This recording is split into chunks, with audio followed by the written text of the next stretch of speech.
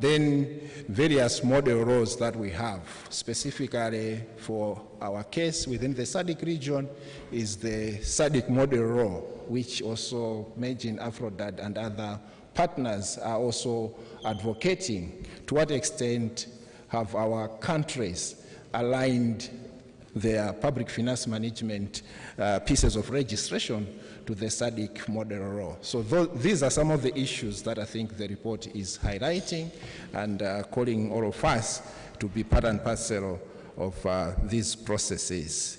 Thank you so much once again. I don't know if we could have some quick reactions of people that probably have issues of what Afshin and Mary have presented in terms of clarity or just comments. I can give some 5-10 minutes for that discussion, and then we can move to the next item on the agenda. Any quick reactions or comments on the presentation?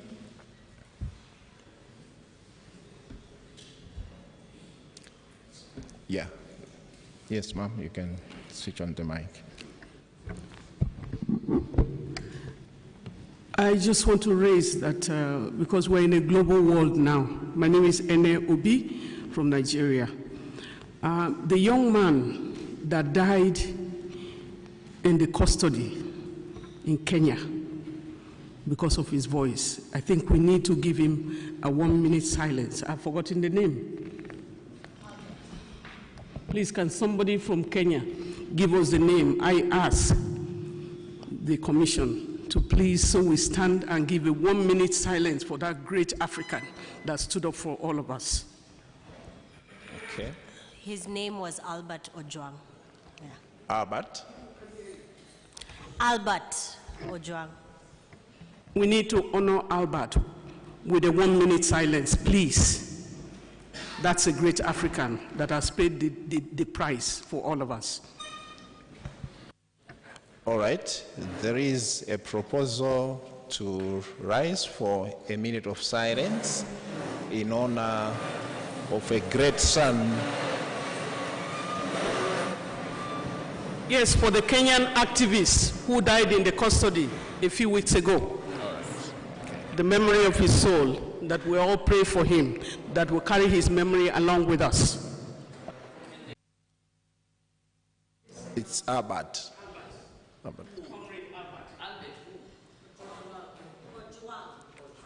Okay.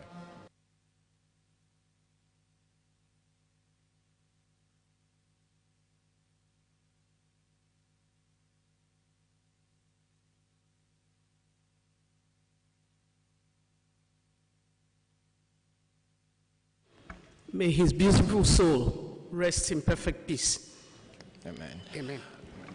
Amandra. Amandra. Thank you. Thank you, ma'am, for that observation. Thank you. Any other intervention?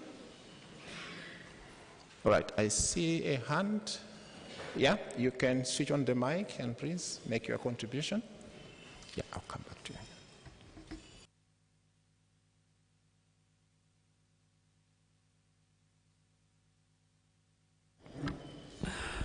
Thank you very much for the contributions. My name is Joanne Jingamba from For Equality. I just wanted to ask, it's more of a question as well as a comment on something that was said about parliamentary oversight. I understand that members of parliament are for the people. They're supposed to represent the people, right? But how do they provide oversight for the grant that or for the loan that we acquire when they're actually the ones that are benefiting from that? Thank you. Thank you very much. At some point, I would invite Honorable Shabalala to share her experience as a former member of parliament on oversight. But just to expound on what you said, yes, our democracy is representative, where we entrust our responsibility to the honorable members that we elect into various positions. And the thinking is they are doing that on our behalf. In fact, every time the loan authorization bill is laid in Parliament, the language that the Minister of Finance will use is the Minister of Finance would like to borrow on behalf of the people of Malawi. That's the language that is used. So to what extent are the people of Malawi that are said to be on their behalf consulted on these processes? So that's the discussion that we are talking about on issues of oversight. So not trying to put you on the spot, ma'am, would you share your experience in terms of oversight functions of members of parliament in as far as debt contraction issues is concerned? Honorable Shabalala.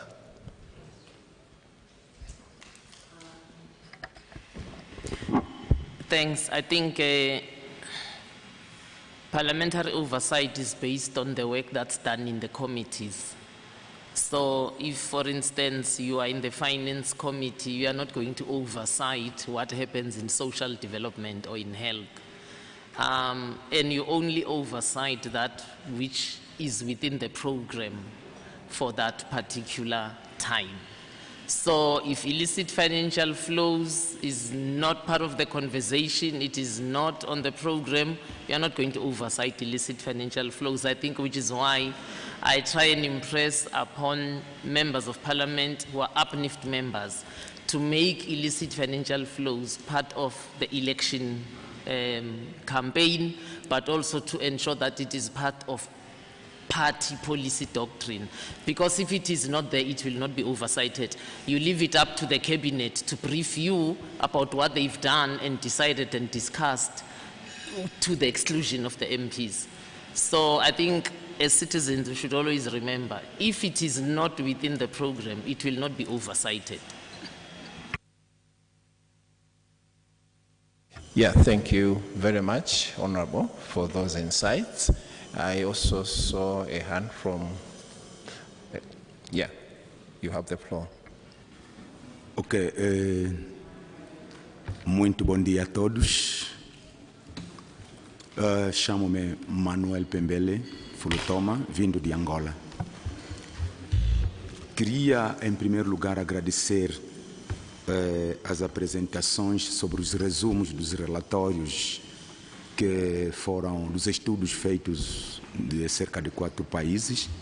Diria eu que este é o caminho para nós podermos conter e também podermos trazer um sistema participativo no que diz respeito à gestão de dívida nos países africanos.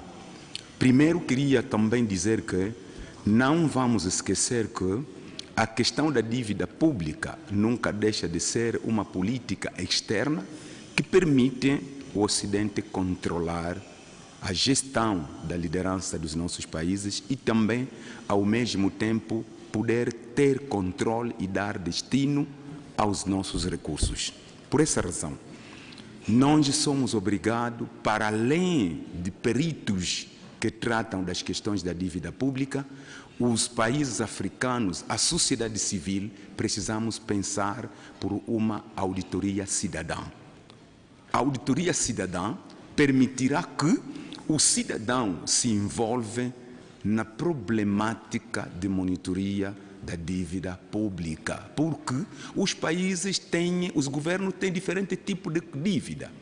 Há dívida que eles contratam a nível externo e há dívidas internas, há dívidas odiosas. Por exemplo, caso concreto, Angola tem montão de dívida. Primeira dívida é com a China, em 1985, que parte da dívida partidária para depois a dívida governamental. É um problema muito sério. Hoje, a FMI não é o credor maior de Angola. O credor maior de Angola é a China. com cerca de 80 mil milhões de dólares, e nesse preciso momento a China está a reter certos sectores. O que nós precisamos? Primeiro, como tribunal e como também um grupo que estamos aqui, partilhar essas experiências. Como é que deve ser? Nós somos dos países que falamos português. Se Malawi pegar no seu relatório, e mesmo se não pode traduzir aqui, enviar para Angola, trabalhamos um pouco no resumo e partilhar para Angola. Angola pega o que dele, manda em Malawi. Nós vamos conseguir todos nos envolver na luta contra a dívida de África, que continua a comprometer a geração vindoura. Deixa-vos dizer, a dívida não nos afeta tanto nós que estamos aqui com 50 e 60 anos. Nós já somos salvos da dívida. Nós também somos gatunos. Deixa-vos dizer isso. Nós somos fruto de gatunismos. Estamos aqui a falar, mas cada um de nós onde está a trabalhar sabe o que ele está a fazer. Mas não levemos esta nossa postura para a geração vindoura. Coitado de jovens que estão nas escolas hoje. Então trabalhemos unidos na troca de informações. A língua não seja barreira. Porque vimos que muitas vezes quando o francofone fala, você dá conta que outros não prestam atenção. E isto é feio. Como é que nós vamos criar uma África unida, onde a língua é o primeiro elemento da barreira para a união? Enquanto que os problemas, os credores não procuram da língua. Ele dá dívida para os lusófonos, dá dívida para os anglófonos, dá dívida para os francófonos. É a mesma pessoa que nos mexe com a dívida, mas nós, na gestão da dívida, nos separamos por causa de língua e territórios. Desculpa, tudo dá um pouco de raiva, mas temos que nos gerir porque somos pilares para trazer mudanças. Obrigado. Thank you very much. I really like the anger in you. I think he's speaking to the issue of popularization of such reports. How best do we also translate into different languages so that even countries that did not participate in the study can learn and benefit from what the report is saying. So I hope Afshin and Mary are taking note of that and will act accordingly. I'm not sure. Okay, we still have more hands. Secretariat, give me an indication when it is ready. Please give me an indication so that when we are done with this round of plenary, we can break and then come back for the next discussions. Yeah, I recognize Mavuto and then Donex.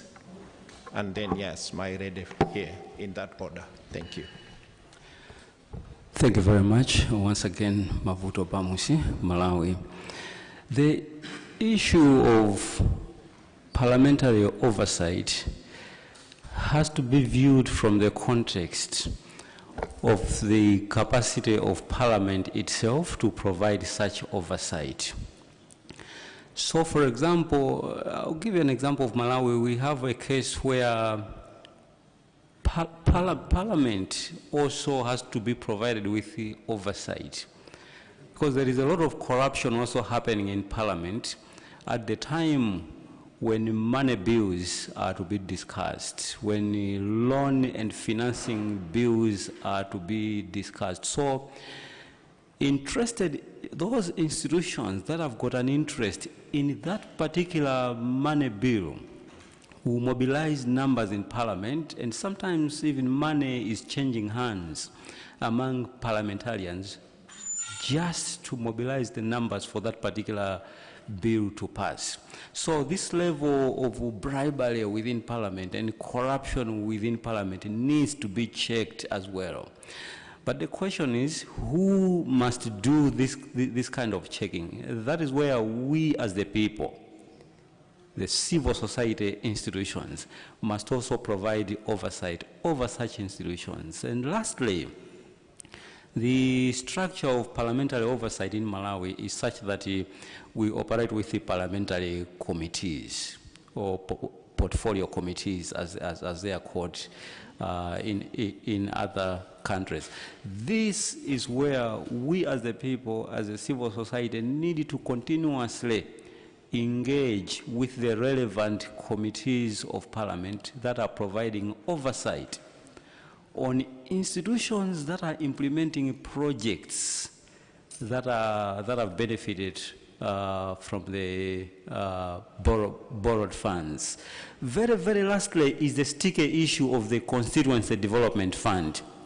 And you know as much as I do that the CDF, the Constituency Development Fund, has now turned into a kind of a bribe, some pocket money to be provided to parliamentarians, such that at the end of the day, the executive would like to assure MPs that they are going to increase the money allocated to the CDF, and then in return, the MPs will also agree that they are going to pass any money bills that will come from the executive. So these are some of the things that are contributing to the rise in terms of our public debts. So the civil society, we the people gathered in here, must renew our efforts and energies to check on the abuse of parliamentary powers.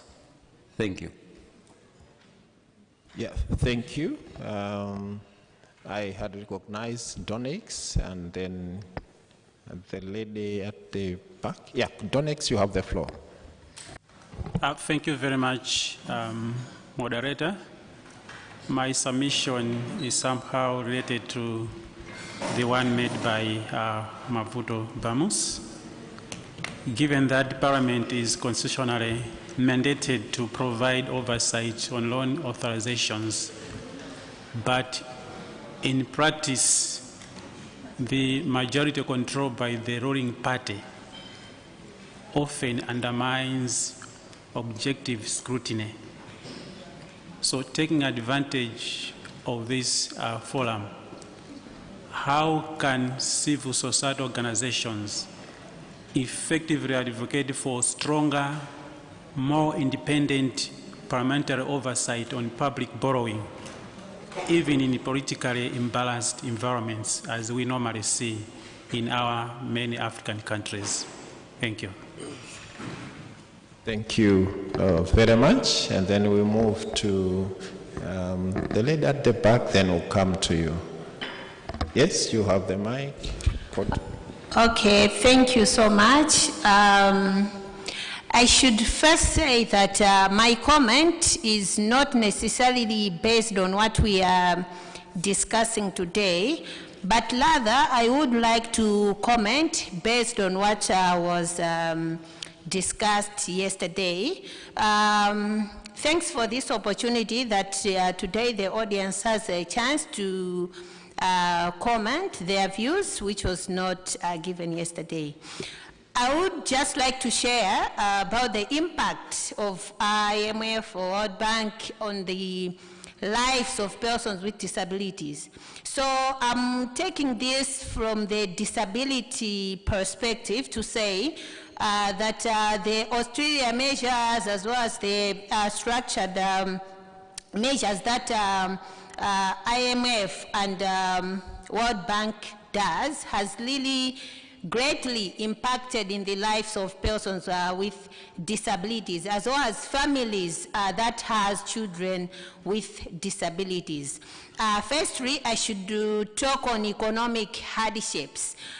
We heard the witnesses yesterday that others had to survive by selling vegetables, others have to survive by the scholarship and whatnot. So for persons with disabilities, this has really greatly impacted their lives. Looking at the educational background, we already have the existing inequalities among and vulnerabilities between persons with and those without disabilities. So for a person with a disability who is actually educated and having the valid papers to be employed, you find that most of them are not employed, because the employers, they say it is very expensive to employ a person with a disability disability, because you have, for instance, to employ a person who has hearing disabilities, you should also employ a sign language interpreter for that person. If you are to employ a person who has physical disabilities, you also have to employ an assistant to be pushing, let's say, the wheelchair. And the same with those with visual impairment, you have to employ a guiding person. So they say it is very expensive to employ somebody who has a disability, making it hard for that person to survive. If a person is surviving on selling vegetables, let's look at a person who has a disability and does not have a wheelchair and has mobility challenges. How do we expect that person to make ends meet or to find the basic needs for themselves? We look at also the inaccessible disability-friendly specific services, such as rehabilitation. The cut-off that are done in the health sector are really putting more challenges on persons with disabilities, because nowadays they cannot access the rehabilitation services. We also look at the inaccessible purchasing of the assistive devices, such as wheelchairs. To purchase a wheelchair is 1 million plus. To purchase hearing aids, it's 950,000 for 1 year. And if you are to have 2 hearing aids, we are talking about close to 2 million. So for a parent who is not working, or if a person with disability who is not working, how do we expect them to be able to purchase the assistive devices?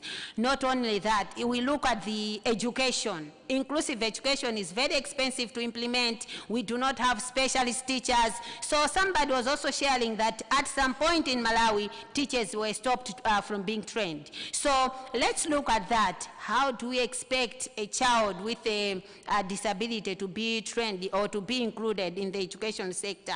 We have specialist teachers, yes, they are not adequate, and they do not have the capacity to handle learners with disabilities, because one might be specialized, let's say, in learning difficulties or hearing impairment or visual impairment, and then when the government is deploying teachers, who only deploy a special teacher who is specialized in one area and being expected to be handling all learners. Are we really serious or sure that this child or the other children with disabilities will be able to learn? So IMF has really negatively affected us, people with the disabilities, as well as our families. Somebody mentioned about unpaid job. It is very hard to care for somebody with a disability. It means that if you are to look after your own child, you cannot be able to go for farming or to go to work, because you are busy taking care of your child. And if your child does not have a wheelchair,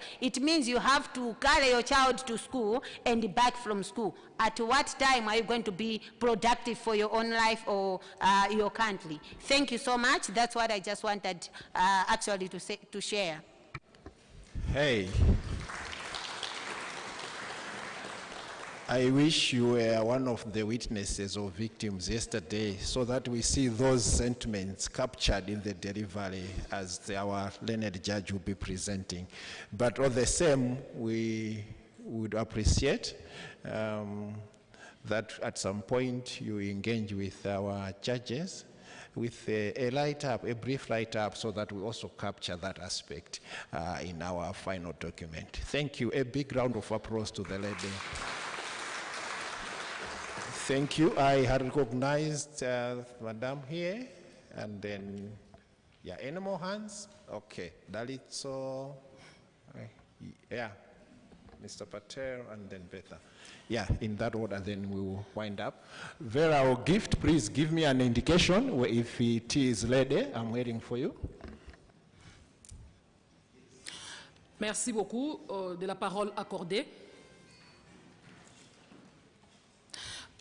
Je suis d'accord ici qu'on accorde de la place au Parlement dans ce processus que nous avons commencé. Mais je reste toutefois sceptique, j'ai peur. Parce que nos parlementaires, ou soit nos commissions parlementaires, sont souvent en mèche avec le gouvernant. Et je rentre directement dans mon pays, la République démocratique du Congo.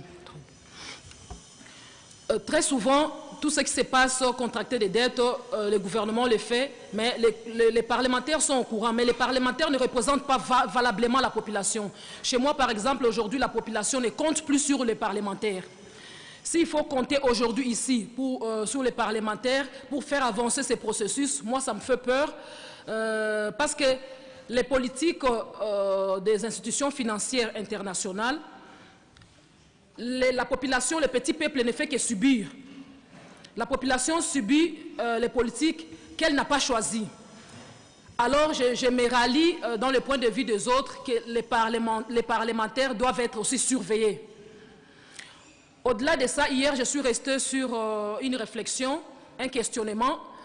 La démarche amorcée ici, à mon avis, il fallait en amont associer les gouvernants. Parce que ce sont les gouvernants qui contractent ces dettes et nous autres, on n'est pas au courant. Aujourd'hui, nous pouvons amorcer ces processus et arriver peut-être à un certain niveau. On risque de ne pas avoir des résultats attendus qui vont soulager le peuple. Est-ce ne pensez-vous pas qu'en amont, il fallait également associer nos dirigeants africains, nos gouvernants, parce qu'on ne sait jamais, peut-être il y a également des agendas cachés lorsqu'ils contractent ces dettes. Merci. Thank you. Let's go to Betha and then Mr. Patel, then we'll end up with Daliso. Thank you. Yeah, thank you, the moderator. So the question around how would we build a robust civil society organization for much stronger and more independent oversight, debt oversight. It's very critical in these discussions. Why? I think from where Medjin has been sitting and all other civil society organizations, we see prevailing spaces that have come out. One such is the OGP initiative, where there are some initiatives around open parliament, engaging the parliamentary committees to make sure that they provide the much needed scrutiny. And also to just amplify that since this study was carried out by Afrodad and through our debt justice campaign, strides have been made that we see scrutiny in parliament. However, it's more or less like sugar-coated in a way. Why? Because up until when civil society organizations will be able to go into a negotiating table where we can understand the terms and references of the creditors to Malawi, it's up until parliamentarians have access to these terms and conditions, it's when we were going to provide, or they were going to provide the much needed oversight. So the issue here is that at the negotiation table, it remains the executive, the technical arm of government, which is ministry, aside the oversight function and the parliamentary committees.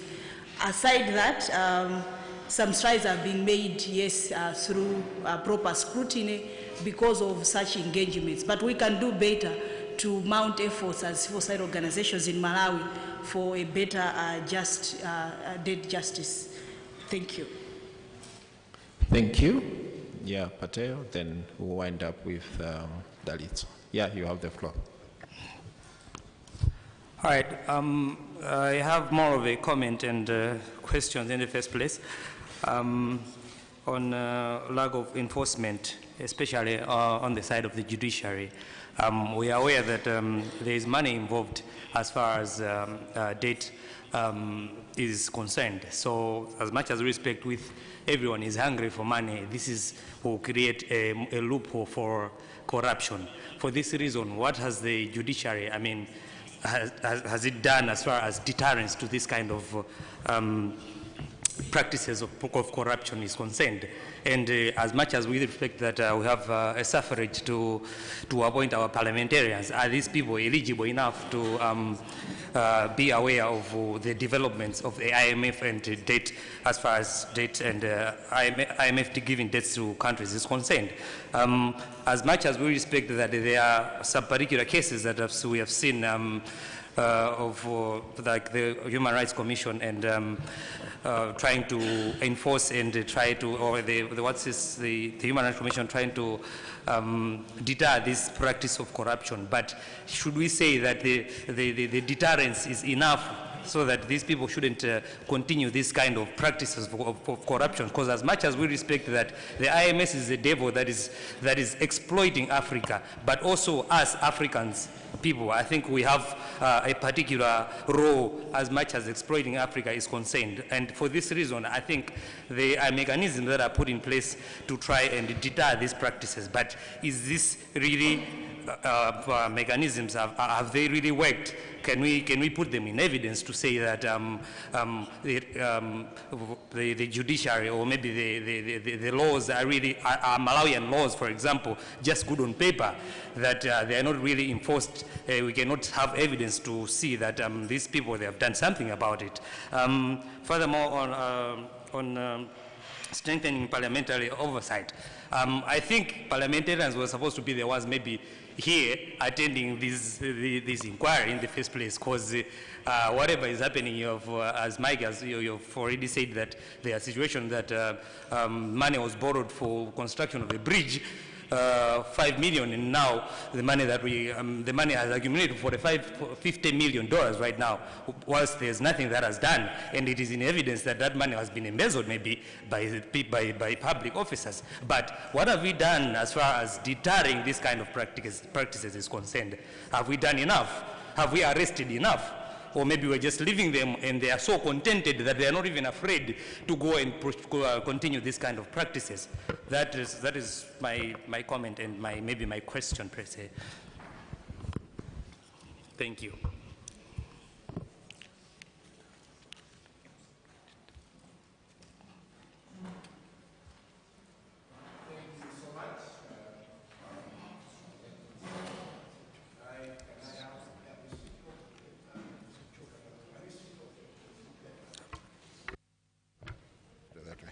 Thank you. Dalitso, you have the floor. Thank you very much. My name is Dalitso Kubalasa from Malawi. I think I will pick it up from my colleague who just spoken. The question of have we done enough? What more should we do? I think that's a very critical maybe point to start from. As we regroup, we are definitely regrouping with the tribunal. We've come full circle. We heard of all those stories of where we started with the Jubilee 2000 campaign, and where we are now. We're hearing of how bad the debt stress, the public debt stress levels are as we speak, how unsustainable they are. So definitely there is more for us to be done. And I want to appreciate from yesterday, today, our advocates yesterday. I think there's one aspect that is very unique, and perhaps as we seek to do more, the aspect of working and collaborating even more with the judiciary. What we saw with our advocates from Kenya and the others, the judge will be making a determination, I think is something that should really inspire us even more to collaborate, connect, and build even more blocks as we push this narrative of creating a better Africa or better countries to come. Now, having said that, I wanted to, the study that has just been launched. I think this is something that is helping us, or that should help us even more to sharpen the narrative, to sharpen the quest for evidence-based policy engagement, policy influencing. And I want to implore on our colleagues, I think Afrodad and the others, we are launching a study. I think there's a synthesis report. At the minimum, I think let's share that so that we maximize, the popularizing of the issues, the findings. It would have been nice, or it can really be nice to share these. They might be drafts, but these are very, very critical, pieces of arsenal that should help us to already, engage as we speak, because time is not on our side. We are already in the thick of things. The crisis is already very, very unsustainable levels, very dangerous levels. So every opportunity that we can get, even now, as we speak, there's another engagement that our colleagues are supposed to have been a part of that, but I know the Minister of Finance and the other gatekeepers are already meeting. These are platforms that we should already be utilizing. So I just wanted to implore that I heard my sister, she was saying the report will be made available on the website in the coming weeks, months, but time is not on our side. So it would be nice if we can already have a QR code, maybe we can already access them as we're speaking now, as we're winding up on such a very important tribunal or platform like we are doing. Otherwise, let's indeed connect, let's bridge and bond. We need everybody we can lay our hands on as we make a case, as we engage with the policy influencing that needs to happen. The legislature, obviously, policy oversight by Parliament is very critical. The judiciary, we are seeing, I think we need to do a lot more of that in Malawi. I know as Megin, we have our own judge on the board who is very, very passionate about these issues. I think we need to perhaps do a little more in working with the judiciary, like our colleagues from Kenya, our colleagues from Cameroon are already doing, so that we push forward this narrative to get a better Malawi or a better Kenya, a better Africa going forward. I just thought I needed to add that to the conversations. Otherwise, this is quite inspiring. We've come full circle, and I think we need back to the basics, and we need to be even more diligent than ever before, because what is being faced, what is facing us in terms of the debt and everything else, the impunity and all of that, the corruption, I think we need to be even better organized than ever before as civil society, working together with everybody else with a collective responsibility. Thank you. Thank you very much for all those comments and discussions. I hope Afshin and Mary have taken note, especially on the sharing of the report. But I'm reliably informed the report is laid there, and it was supposed to be brought here, printed copies, but they had a small challenge, but I think it is laid, it can be shared. Yeah, thank you. And just one comment on the issue of judiciary and probably some efforts that we've been doing as an institution alongside with other partners. We've tried to engage judiciary to bring them on board on these issues, especially through the public interest litigation processes. But then we are not there yet, but we are trying. After that, Megin, Zimcode, and other partners have been engaging judiciary from that perspective through the public interest litigation processes. But we have a very big room to improve and make sure we bring them on board in as far as these issues are concerned. I was about to cross, but I'm seeing a persistent hand from John, and then, mine is not a long one. It's just to share a piece of information in terms of judiciary engagement. Last year, judiciary signed a memorandum with civil society through a youth and society organization, where it has committed itself to work more and open up to civil society, but also to public. So that's a huge opportunity for us in Malawi. The Chief Justice himself signed on behalf of the judiciary. So that's what I wanted to check, that at least we have an opportunity now that the judiciary is opening up in terms of judicial accountability. So it's something that we need to take advantage of. Thank you, John, for that information. Very useful. Yes, we'll finish with you, Madam. All right.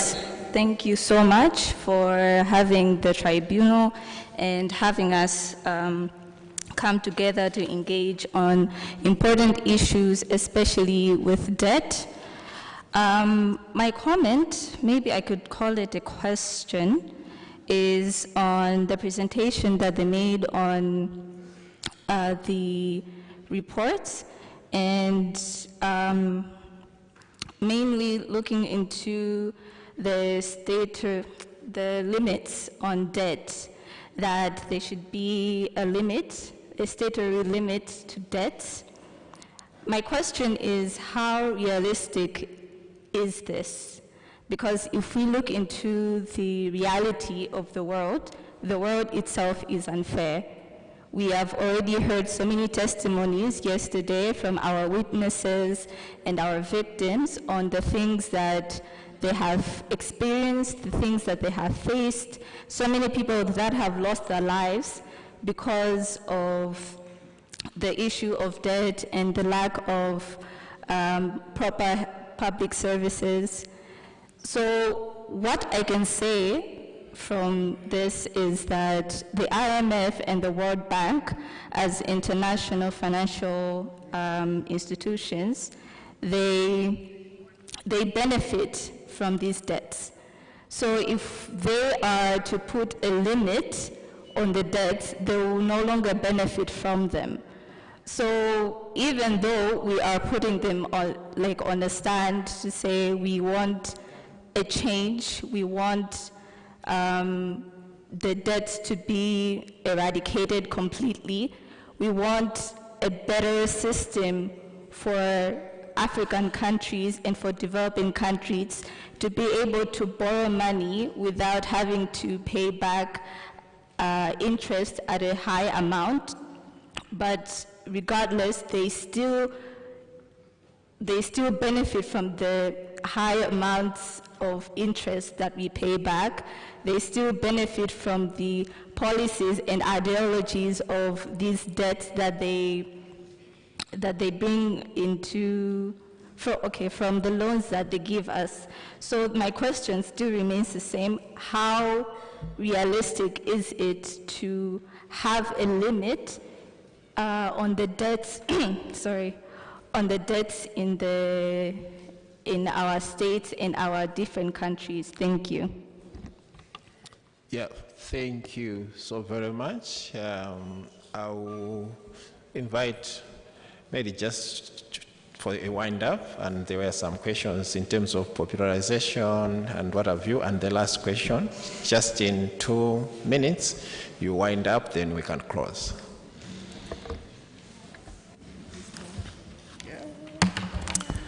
Hello. Thank you once more for having me and for the questions that you've raised. I think I'll tackle the question on debt ceilings. I know, there's been some concern that it might not necessarily be realistic to have debt ceilings. Will they be adhered to? Now, I think what might be worth highlighting is that there are other jurisdictions on the continent that do have debt ceilings. So these may be, it may be a specific figure. So, you cannot borrow beyond 10 trillion Kenya shillings, just for example. Others are pegged to the GDP. So you can only have debt that is beyond a certain percentage of GDP. There have been mixed experiences. And I think the two sort of negative ones that come to mind is, one, you find where there have been debt ceilings in some countries, what happens is that they realize that it's hard to exercise fiscal discipline and to adhere to those ceilings. And so what happens is that they repeal those debt ceilings in their legislation so that they are sort of free from the shackles. Other experiences are Parliament may continue to amend the legislation that introduces the debt ceiling by continually increasing the ceiling every year, every other year, etc. So we do acknowledge that there are challenges. And you find that governments find different ways of circumventing those ceilings. But I think it is crucial in the first place to have them, because once you start from the position of there being a legislative safeguard, you have something to benchmark against. You cannot, as a government, willy-nilly continue to incur debt. Why? Because even if it comes to amending legislation, there will have to be some sort of accountability. There will be some procedure that you will have to go through to allow you to take on increasing amounts of debt. So I think, despite the fact that there are various instances when the ceilings are circumvented, it is useful just to have them in the first place, because it provides a starting point for members of the public, for civil society, to hold government to account. So, for example, in my country, in Kenya, we have public participation, right? Whether that's effective or not is a different question, but we have the very opportunity to start, at least, to question, to challenge. And so where there's no debt ceiling, then what opportunity are you going to have to say, okay, this is too much debt, right? But where there's a ceiling, you have somewhere to start with and say, look, we said that we do not want to go beyond this, and if you're changing legislation, why are you doing so? So that's my comment on that. With respect to the issue of publicizing, I think these are the kind of forums where we should be able to talk openly, and have been able to talk openly about all matters pertaining to debt. And I think the work of civil society cannot be overemphasized, because they do help with capacity, with building awareness and mobilizing members of the public. And in that specific role, then I think it allows, like we said, we the people to come together, to understand what the issues are, to make noise, to hold our MPs to our account. If we look at the Kenyan example, Finance Bill 24, I think that is a fantastic illustration or highlight of the fact that, one, people, if well equipped with the knowledge and understanding of what decisions at those levels in Parliament mean, if we the people can understand, then we can have a say. So I'd say let the Kenyan example be something to inspire. I mean, I could go on for a very long time talking about how it was a movement that really had the whole country involved. We're talking about different generations. We started with the youth, then the Gen Zs, then the millennials, and then going on, and we ultimately had the whole country rallying together. So, like I said, civil society plays a critical role in highlighting what the issues are, in educating members of the public, and I mean, just based on the witness statements that were made yesterday by the Malawians in the room, it goes to show that these are concepts that can be engaged with, and we can build capacity, we can fight for what we know is right. So I think as a starting point, we do the studies, then we publicize, we share. Nowadays, there's increased internet penetration. Share the studies, have a read through, engage with your CSOs that are present. And of course, I know Mejan is looking to use those reports to engage people in government. So those would be my comments. Thank you. I don't know if Afshin has. Yeah. Yes, Afshin. Right, thank you very much, Mike and Mary, for addressing those comments, and thank you all for your engagement with the studies. My apologies, I did miss some comments and questions because of an urgent issue, but I will address the ones that I did hear while I was in the room. The first is on, first I'll just mention the issue of translation to different languages. Yes, we do intend to translate the reports to different languages. So usually we do French, Portuguese, and English. So each of those studies will slowly be translated to those 3 languages, especially the synthesis report, since it is a summary of the comparative analysis coming out from all of the studies. Then the issue of, I think Pembele gave us a very good example of Mozambique and Angola. He stressed for us how important it is to have minimum terms and conditions, citing Mozambique and Angola as examples. And he's rightly pointed out that the process of loan contraction is different for different loans, which is what makes it so important to have those model loan contract, those minimum terms and conditions, and proper debt management frameworks in place. Then parliamentary oversight, I am learning from Honorable Shabalala, and I can't remember who commented also, I think Mavuto, on how it works in practice within the parliamentary committees. So on the issue of corruption and bribery within the parliament, again, very real risk.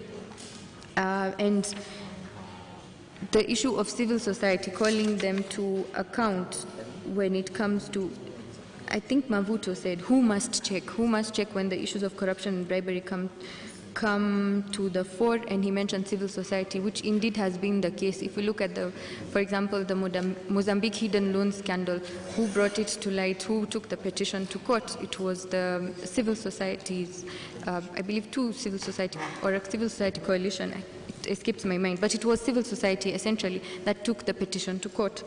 Then yeah, that's one thing on the aspect of checking on abuse of parliamentary powers.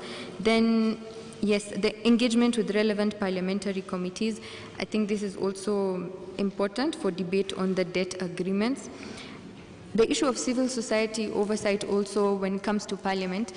When we went to Ethiopia, the civil society there told us they're fighting for a seat in parliament, just 1 seat to represent civil society. That's one way in which civil society can voice their concerns about debt management in the country. And another thing to note is that while we were conducting these studies, we also noticed that civil society involvement tends to be very limited, or just as a tick box exercise.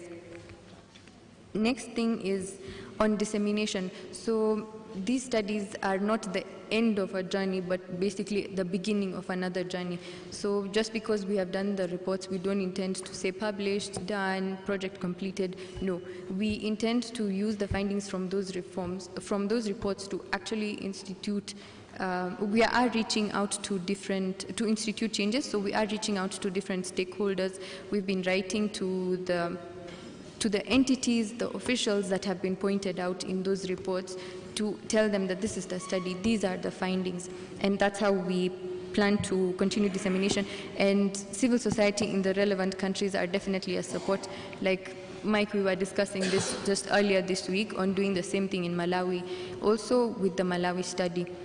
My apologies, I did miss the rest of the comments because of something urgent that needed to be addressed, but in case you'd like to have a discussion, we can definitely do so over tea break. Once again, thank you so much for your engagement. We truly appreciate it. Thank you very much, Afshin. We were about to break, but I will give a chance to Honorable Shabalala as we break. Thank you. It's going to sound a bit controversial, but it's the truth. We cannot oversight parliamentary corruption with the current parliamentary systems in our countries. That's just a fact. And actually not even in our countries only, just globally.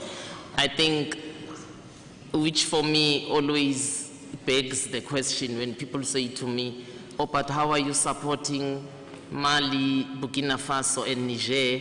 It's military coups. And I'm just like, I rather deal with a military coup, and I know it's a military coup, than deal with a form of democracy that makes me believe my voice is heard when actually it's a dictatorship.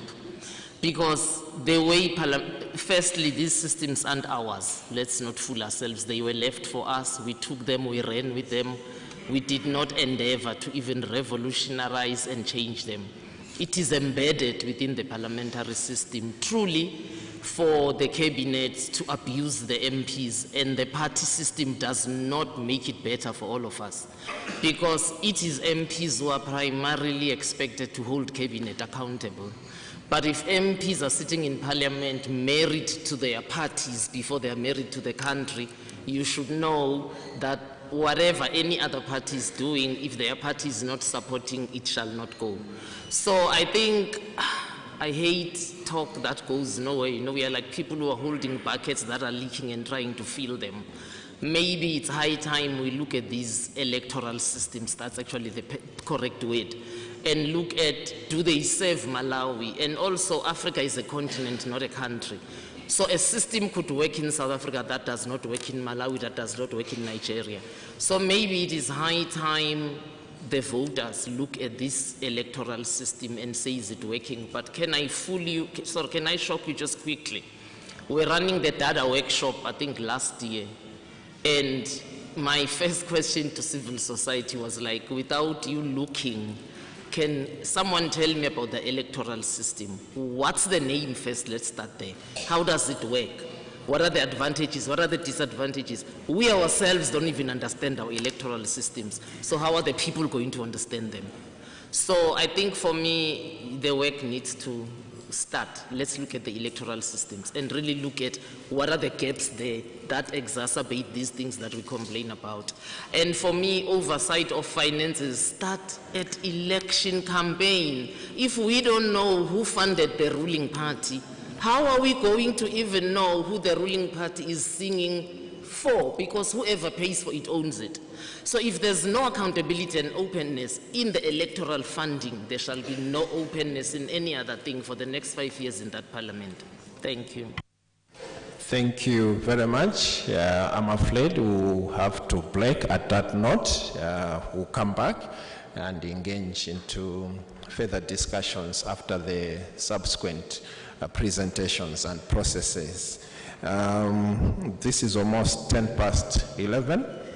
We should break for refreshments. They are still served by the poolside. Let's get back here by 11:30.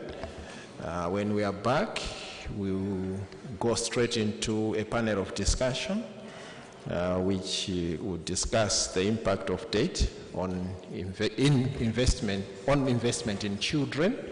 And then after that, we'll get into another discussion on how best we can profile issues of public debt in as far as making debt an electoral agenda.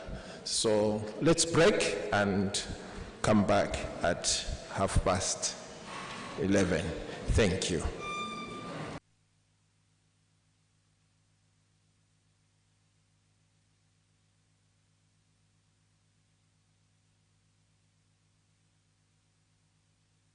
Okay, I'm told the refreshments are just within this corridor, not by the poolside. Just this big corridor, not by the poolside. Thank you.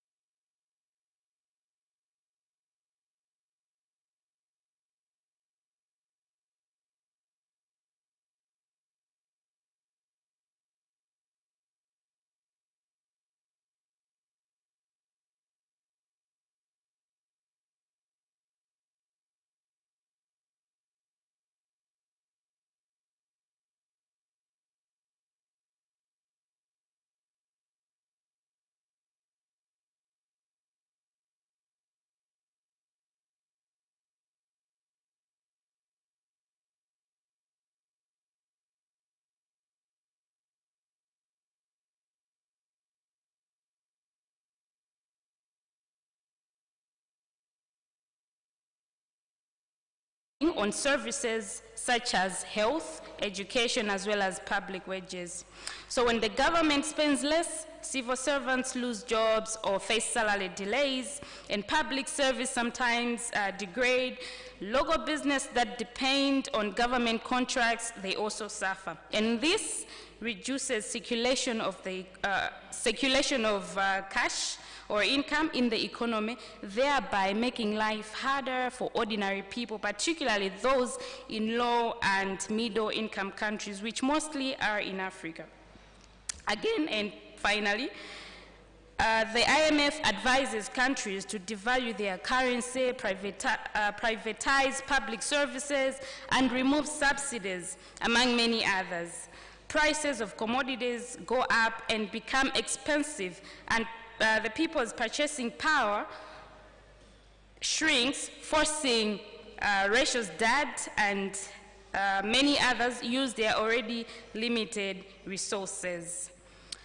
So these are just a few of the many prescriptions that these institutions prescribe and make life of an ordinary citizen very hard. So we are not economists, but we know how we all got here. And yes, when parents like Rachel's dad cannot afford to pay school fees for their children, it is IMF and World Bank's problem. So we are here today to speak for ourselves, and with me here are young advocates, and I will allow them to introduce themselves, starting from my immediate left. Thank you. Good afternoon, everybody. Good afternoon, everybody. Exactly, that's the energy that we need to have this afternoon. So my name is Victoria Blessings Kanamba. I'm the former Speaker of Mwanza Children's Parliament from 2016 to 2021.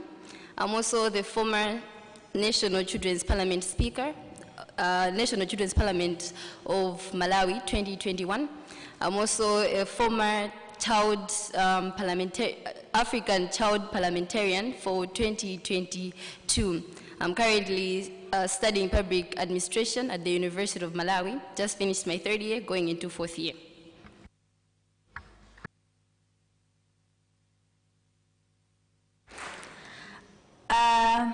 Hello? Hello? I know that most of you know me, but I will introduce myself. My name is Rachel Yankonglue. I'm from Zimba South, which is in the northern part of Malawi. I am the Speaker from Zimba South Children's Parliament and the former Deputy Speaker for 2021 National Children's Parliament. And I have been newly selected to pursue Bachelor's of Arts in Economics at the University of Malawi.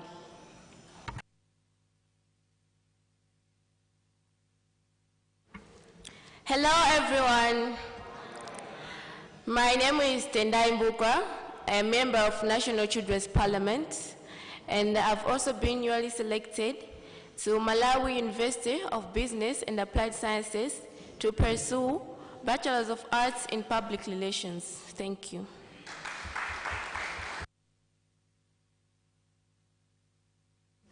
Hello, everyone. My name is Whited Shima from Zimba South, Malawi. I'm 17 years old. I'm a newly selected student to pursue Bachelor of Science in Agribusiness Management at Luana, and I'm also a member of Malawi National Children's Parliament. Thank you. Ladies and gentlemen, another round of applause for our young emerging leaders. Thank you very much. So I will start with you, Whited. Can you explain in your own words, what do you think debt is all about? What does debt mean to you? When you hear about debt, what exactly comes into your mind first? Thank you, Madam Moderator, for giving me this opportunity to explain how I understand in my own ways what debt is all about. So, in my own understanding, debt is a total amount of money owned by a person, company, or a country. This is when you borrow money from someone like bank or a person with the promise to pay it back later. Usually, the borrower also agrees to repay with extra money on it, which is also called interest. For example, example of debt loans, a country borrowing from institutions, World Bank and the IMF. It can also be called unpaid bills, which all loans are what create debt. So that's all how I understand about debt. Thank you very much, Whitehead, and I quote, it can also be called unpaid bills. Moving on to Tendai, do you think it's fair when governments spend more money paying debt, paying these unpaid bills, than on things like schools or hospitals? Do you think it's fair? Thank you, Madam Moderator. It's not really that fair because if the government spent more money on paying debts than on social services like schools and hospitals, the children's rights will be infringed because there will be no quality education and also there will be no quality of accessible to health because more money is allocated to more, instead of being allocated to social services like schools, there will be no more money. And which is also contrary to the African Charter on the Rights and Welfare of the Child, which states that every child has the right to quality education as well as health. Thank you, Madam Moderator. Thank you very much, Tendai. So instead of our schools purchasing books and other learning materials, we are busy paying unpaid bills. Thank you very much. Moving on to ratio. Why do you think poor families suffer more than rich families when money is tight because of debt? Thank you so much, Madam Moderator, for the wonderful question. When the governments, like the African governments, have got huge external debts, and when the money is tight in different countries, the poor will suffer the more than the rich. This is why I'm saying this. With great concern, the poor highly depend on public social services. So because of austerity measures, the government reduces spending on those public social services. It means it is violating the rights of the poor from accessing proper social services. For example, in education. When we talk about education, we go to the government schools. Let us compare the government schools and private schools. We will see that in the government schools, it's where the problem of lacking books, the problem of lacking enough teachers, schools in bad states, it's common in government schools. So the rich, in most cases, they send their students to, they send their children to private schools. For example, let us have an investigation if all the ministers of the children to the ministers or the children to the rich people, do they attend government schools or where do they go? In Malawi, for example, many of these children are attending schools like Karibu Academy, Maranatha Academy, while the poor families are attending to the schools. For example, there is in Komach Primary School, which is in very bad state, and the poor are suffering than the rich. Again, in healthy services, the poor are the ones who are suffering, going to the hospitals that do not have proper facilities, the hospitals that do not have X-ray machines, the hospitals that do not have medicine. While the rich are getting their medical attention at private hospitals, and some of the rich people, they don't even attend their medical attention from inside the country. They would send their children or their families outside the country to attend good medical attention. We have seen many instances where people are marching in our roads just to raise funds so that someone from a poor family can have a good medical attention, let's say in India. Why? Because our countries are failing to provide good medical attention at the government hospitals. So when we talked about devaluation, it is the country that suffers, and it is the poor who are suffering. When the prices of goods are high, who do you think will suffer? The poor. Many of the poor families in my country, for example, Malawi, they depend on hand-to-mouth businesses. So they will hustle just to get food. They will hustle just to get 15,000 kwacha for lentils. They will hustle just to get a single pair of shoes. While the rich, they are working, and many of the rich people are the ones who are involved in these corrupt practices when the debts are in or when the country owes loan. So whatever we are doing, whatever the external debts that we are owing, it is not the rich who suffer, but it is the masses of voiceless Africans who are struggling with poverty on the ground who are suffering. It is not for the government officials who suffer, but it is the voiceless Africans who do not have quality medical attention, who do not have quality protection when it comes to security. It is the masses of women who are suffering from the rural areas, traveling to just access medical attention. It is the farmers, the smallholder farmers in our villages who are suffering to buy a single bag of fertilizer. So when the African countries are owing huge debts, it is the poor who suffer than the rich. Thank you.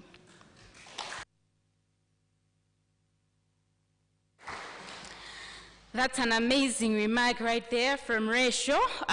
Just to echo a little bit, that it is the poor that suffer more than the rich. Why? Because the poor have to use their already limited resources to cater for expenses in institutions that have been privatized. And by the way, for us to privatize these institutions, it's always a prescription from WorldBank as well as IMF. I remember in Malawi some years ago, we used to have free schools, free medical attention, but because IMF and World Bank came in and some of these institutions were privatized, these prescriptions now forced poor Malawians to be using their already limited resources. So yes, it is IMF and World Bank's problem.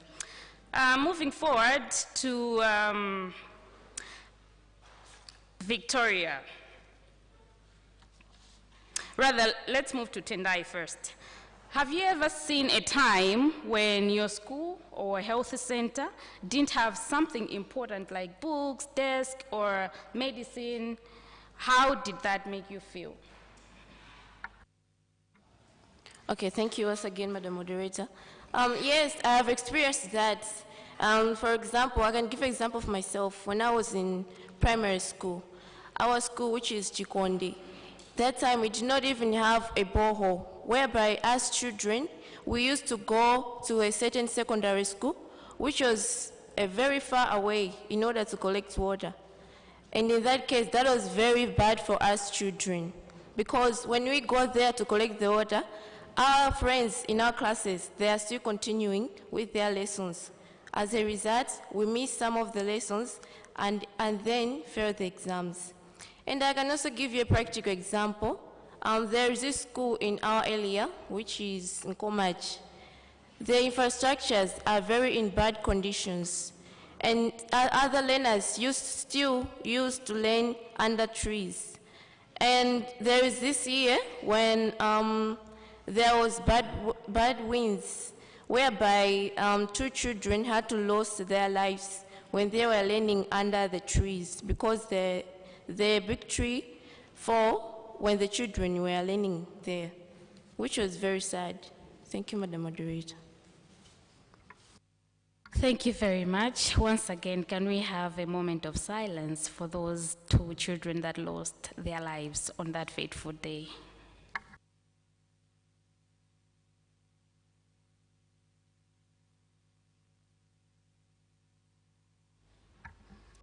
Thank you very much. So moving on to Whitehead.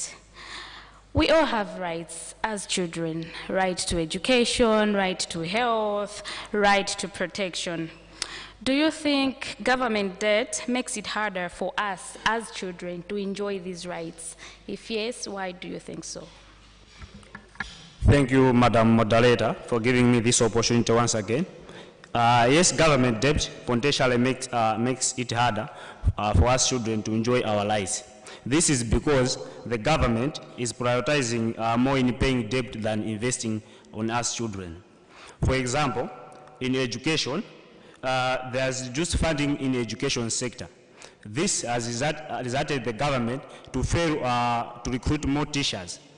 For example, here in Malawi, we have a qualified pupil teacher ratio, which is 1 to 60 per class. But if we can have a clear look here in Malawi, in most cases, one class, a teacher used to teach children up to 140 to 120 learners, which is not good. This bears witness that education here in Malawi is very poor. Let me also go to health sector. There is increase of out-pocket expenses for families, making health care less affordable.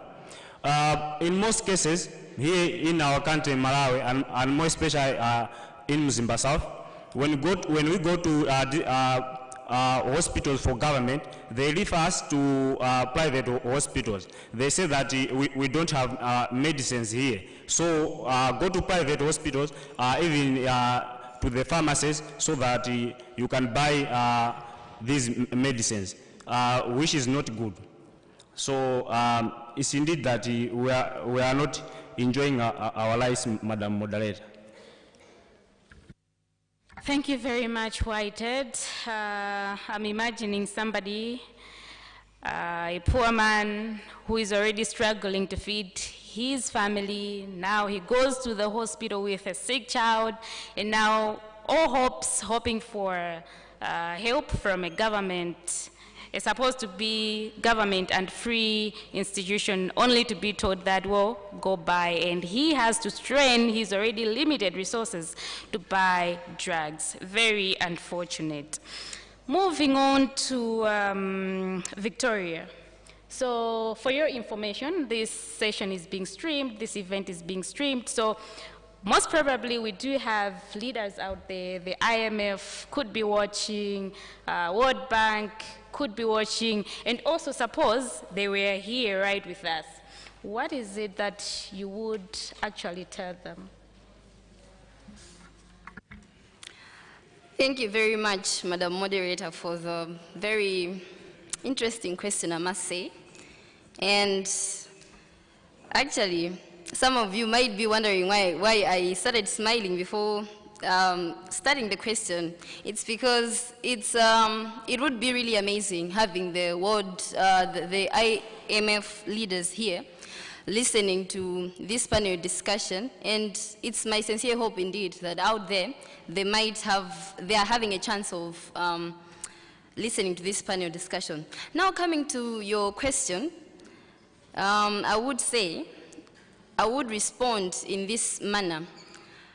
I would not really have so much to tell the IMF leaders, but rather I would just love and appreciate having some, posing some questions and some reflections into their minds, since they are the ones that sit at the top of the implementation and the disbursement of these loans. I would love them to imagine in their heads as parents, to say that as a parent, when you have more than one child, when you have, for example, 2 or 3 children, it's wise to actually treat them equal. In terms of resources, you would give them equally. If you're giving them slices of bread, for example, you would give each one, for example, 2 pieces each. So, from my understanding as a young person, I would also love to also see the same happening with the African countries like Malawi, having that equal share of the resources that are there. Why am I saying this? When we look at the loans that are dispersed, most of the times, we, the African countries, we get higher interest rates, as already pointed out yesterday. whilst our friends from the global north, they're getting lesser interest rates. I mean, how fair is that? I would want and love to understand from their perspective, how fair is it? And looking at the situation, actually, we are more disadvantaged because we are economies that are struggling, that are growing, unlike them that are already grown. I mean, how equal is that? How are we really enjoying the so-called human rights that all of us ought to be enjoying? Nobody ought to take those rights, but in this case, due to these loans, due to these huge interests, we are always being put at a disadvantage, constantly widening the inequality gap that seems not to be closed. And at the same time, I would love to understand from their perspective. I would love to also just share with them that it would be really amazing and nice that African countries get to be freed from these debts, from these sharks that constantly are at our necks, instead of us focusing on the basic needs that us as young people, as children, ought to have. We are being snatched off. We would love that they focus on giving us that freedom. For example, giving us, as Malawi, for example, forgiving us our debts, and other African countries forgiving us our debts, so that we can focus on the nitty-gritty little things that really would take us to the freedom that we want, where we get to be developed, where we get to be children who would enjoy education freely, access healthy services freely. Those are the things that I would really love to converse with them. And if they're indeed out there listening to this conversation, it would be really interesting that they would reflect on these things. Great, one more. Imagine Madame there. She is the CEO of WorldBank, and you just want to tell her one sentence, one phrase, facing her. What would be that sentence, that one sentence, that one phrase? Quite interesting. I'm a person with so many words. That's quite interesting. One thing I would just say is I want to enjoy my rights freely, just like a young person, just like a child in the global south, in the global north.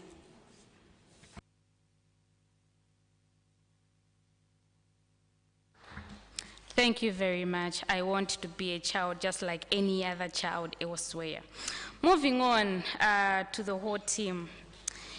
Imagine debt was cancelled today. Yesterday there were amazing suggestions. Let debt be cancelled, or let's just do away with this IMF or World Bank. But then now, imagining that debt was cancelled today, what would be the first thing that you would want the government of Malawi and governments across Africa to do, particularly for children? The first things. Yeah, I can start with Whitehead, and then we move. Thank you, Madam Moderator, for giving me this opportunity again to answer the question which you have asked. First of all, I can request the governments of Africa that they should prioritize investing in children, because we are leaders of today and leaders of tomorrow. So if they are going to prioritize on children interest like education, that means we will be educated, and automatically the future of the Africa will be great. That's it. Thank you, Madam Moderator. And what I can ask the government is that they should increase fundings for schools in order to improve infrastructures, as well as providing more and accessible resources such as the books for children, and also teacher training to enhance quality education. Thank you. From me, I would love the African governments to increase funding to social protection services that encompasses a lot of issues that affect children. Issues to talk about children marriages, issues about child labor, issues about poverty, food security. So I would like African government to take a look at that, because recently we have experienced an increase in the percentage of children who are dropping out of school because of teenage pregnancies, because of early marriages. So I would love the African government to take a look and increase allocation of those resources towards social protection services. Yes. For me, I would say more resources ought to be allocated to the healthy sector, because as a child, if I'm not healthy, if my mind is starved of the necessary nutrients that it needs for me to grow, I don't think I would be productive. I don't think my intelligence would be properly harnessed.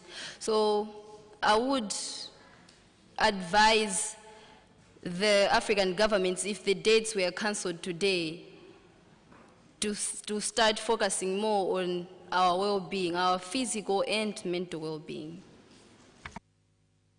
Thank you very much. The final question, I want to first pose it to the audience by the show of hands. Before now the children reflect on that one, I want to pose it to the audience by the show of hands.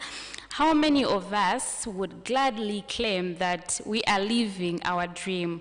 When we were children, we had different dreams, beautiful dreams. How many of us, by a show of hands, we can say that I am living my dream? Wow. Not even a single hand? Sorry? Myself? No, I don't have my hand up. Yeah, so this is a reflection of the current situation that we are in. So back to you, esteemed panelists. What is your dream for your children, and what is it that you would want each one of us, including NGOs, the government, and every stakeholder that is involved, to do to ensure that all our dreams, or the dreams of children in Malawi and across Africa, should actually materialize? So I can also start with you, Victoria, and then we move to Whitehead. Thank you very much, Madam Moderator. One thing that I would recommend, looking at how the dates affect us as children of Africa, specifically, for example, as Malawi, one thing that I would recommend that should be done by different stakeholders, as you've already pointed out, is that the resources that we have, or even at all we are compelled to enter into debts, the money and the resources that we get should be allocated to the prioritized areas. By this I mean that when we look at the IMF debts and their conditions, most of the times they force us to focus on other things that are not really the basic needs that we want, or the things that would help us move out of our difficult situations. For example, if these resources are there, we need to focus on the main areas. For example, as Africa, we are moving with the Agenda 2063, of which Malawi also adopted the same. And if you look at the Malawi 2063 agenda, it's youth-centric. So if we are being deprived of resources through these debts and everything, at the end of the day, I feel like we miss the whole essence of setting priorities. So when we set priorities, I'm appealing to the government, to the different stakeholders that ensures children's rights that are fulfilled, that the focus should be allocating resources to the priorities like the 2063 agenda that will ensure children enjoy their rights, and we're going to be free by the time we reach 2063, that we're going to have a place that is productive for us and not be busy repaying debts that we did not even understand or were not even there when they were being taken. Maybe before Rachel you come in, thank you, Victoria, for that. Imagining you're seeing a child, or even yourself, and you feel like you're being deprived of your rights as a child. What's the dream like? How do you dream of that particular child? What's the future like? What's the future that you envision for that particular child and yourself?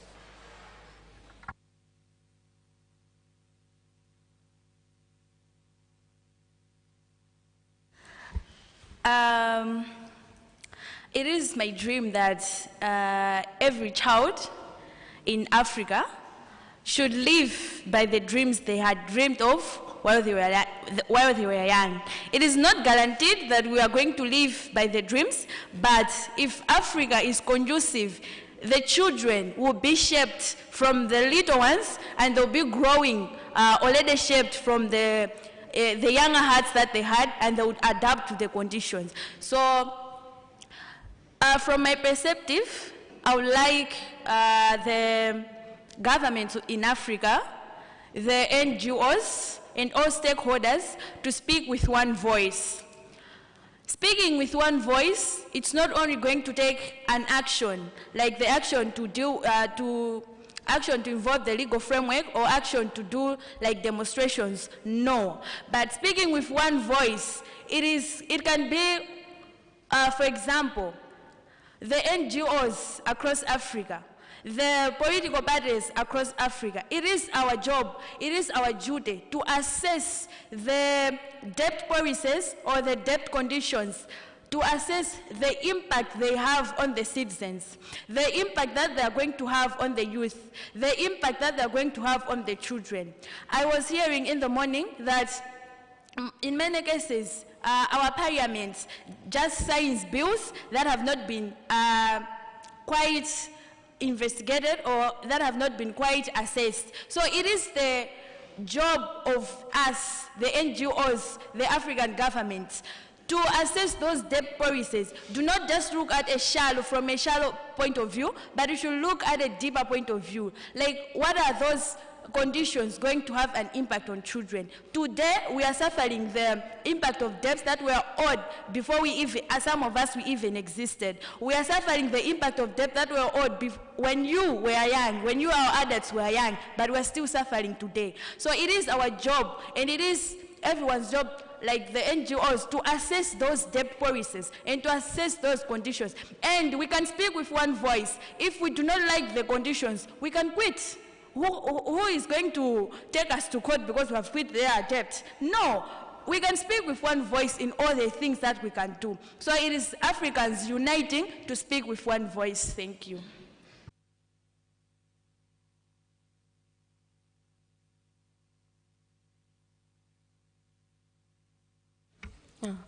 Thank you, Madam Moderator. My recommendation is that the government officials should be held accountable, and there should also be transparency. For example, they have taken a loan for a certain project like irrigation, and then after some time there's nothing to be heard from the project, which means that corruption has been done there. So the government officials, they should be held accountable on how they are allocating the funds which they took from the debts of the IMF. Thank you. Thank you, Madam Moderator. My dream is that in the near future, we should have a self-reliant Africa.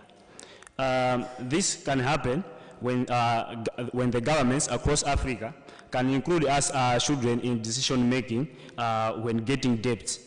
If this, they should do this because those debts which our countries are getting now, they are going to affect us in the future, and possibly we will be the ones refunding those monies. So the government should include us in decision making when they are getting debts, and they should also invest in us children.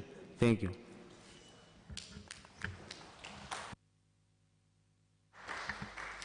Thank you very much. So, in summary, a self-reliant Africa is possible. And to each one of us, it is possible to say no where necessary. Somebody said in a jokingly way to say that no is also a statement. So, we can say no to prescriptions that we feel that they are a disadvantage to African countries. And with that, thank you very much for being a part of this important child-led discussion. And today we did not speak as future leaders, but we spoke as the children that are currently facing the impacts of debts in Malawi as well as across Africa. So debt isn't just about the numbers or the money, it's about children missing school, children dropping out of school, families going without food, lives which would have been saved if they had proper medical attention and proper medical supplies. So we believe that children should be at the center of decisions about our country and our future. We ask our leaders to listen, to act with justice, and to put children first, not last, when making choices about money and debt. So investing in children is not a favor. They are not doing us any favor. It is a responsibility and a strategic move for the economy in the future. So let's make this a beginning of a new conversation where children are held and change is possible. Thank you. Merci beaucoup. Asante sana. Tatenda. Shukrani sana. Ziko mwambili.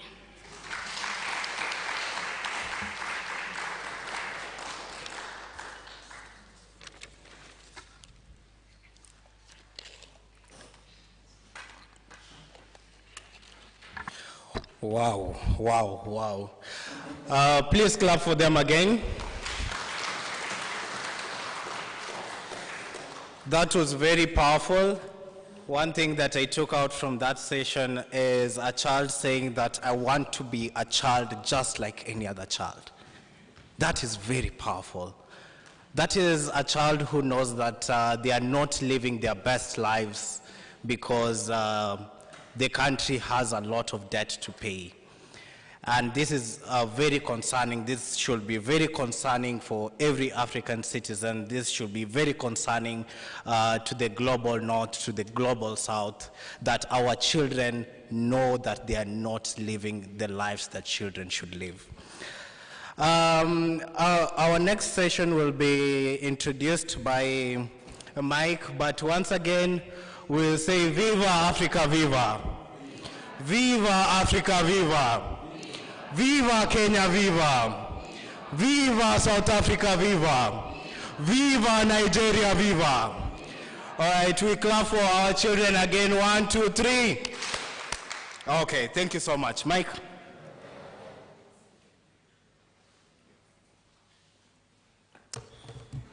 Thank you very much. The next session, I'm looking at the time. We might not do justice if we do it now. It's a very important conversation, just as we have had with our children, touching on a very important issues to do with debt and elections. So I propose we break for lunch now. It's already to 1. So we can break for lunch now and convene at 1:30 so that we partake that discussion. Is that a fair proposal? Yes, Madam, you wanted to say something.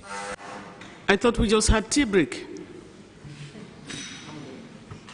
I thought we just had tea break. Oh, okay. All right, there's that we can proceed for the next 40 minutes or 1 hour, and then we break for lunch because we are just coming from tea break. Can I have consensus? Yeah, that hand, can you? Yes, this hand, just want to comment on what my fellow children were speaking. Excuse me, we would want to agree first whether we proceed or we break for lunch, then we can pose a way forward. We proceed. Great. Majority are of the view that we proceed with the next panel of discussion that will center around issues of elections and public debt. My sister will take plenary after the next panel. We'll combine the plenary with the panel that is coming. Apologies for that. So, ushering us into this panel of discussion will be Dalitso Kubalasa. He's going to be the anchor of the panel of discussion. So let me invite Dalitso to the podium. A big round of applause as Dalitso is walking to the plant. So the panelists for this panel are Mr. Mavuto Bamusi. I don't think I need to introduce Mavuto as well. So Mavuto Bamus, a round of applause as he walks to the front. And Mr. Napio from the National Initiative for Civic Education in Malawi. Mr. Napio. And this is a Pan-African discussion. It's not just for Malawi. We would also want to hear experiences from other African countries. For that reason, let me invite Madam Obi from Nigeria. A big round of applause for Madam Obi from Nigeria.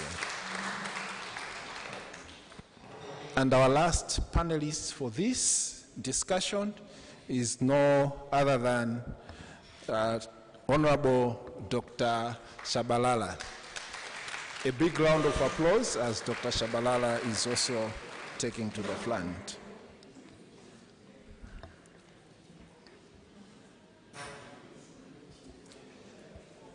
Thank you so very much.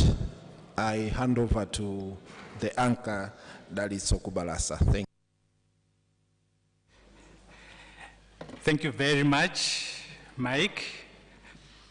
Can I respectfully ask you to give my panel another big round of applause? You agree with me, we have very rich experience on this table. And can I implore on you that you actively participate? Let's make the most of this panel discussion because the issues are so pertinent, as you heard what we've been discussing since yesterday until today. Debt is at the center of our livelihood, of our life. Welcome, my panel. I was given the liberty of giving a name for this discussion, panel discussion. I didn't discuss with anybody, so I'm proposing that this is the name. The title of the panel discussion that I coined was Ballots, Borrowing, and the Future, Making Public Debt a People's Agenda. So I'm told we've been given 60 minutes, 1 hour, and I would want as much as possible for us to make the most of these 60 minutes. And I'm intending to give the 40 minutes to the discussions, and then maybe we'll see how it goes, and then we can have the rest for some interactive conversations. But to start us off, I think like we've heard since yesterday, like we know, because we know public debt, I'm not speaking to strangers, we are already there converted. Africa's debt is rising, and the public debt in our countries has been rising. For Malawi, we just heard yesterday, I think from the chief economist, from the Minister of Finance, who was talking about the public debt being in the ranges of 86% of GDP, but I know it could be more. We should be hitting 90% of GDP. That's very, very scary. Sustainable debt, they talk of 60% of GDP. Looking at the various statistics, I hear my honorable here will confirm about South Africa, but I think it should be in the ranges of 75% and above of GDP. Nigeria, I think should also confirm, I think over 55% and above. Kenya, 69.9% or thereabout. I hear Sudan, 252% of GDP or thereabout. You know what that means. Botswana, I think they were talking of 31% of GDP or thereabout, but it's rising. The point is Africa's debt is rising, but ironically,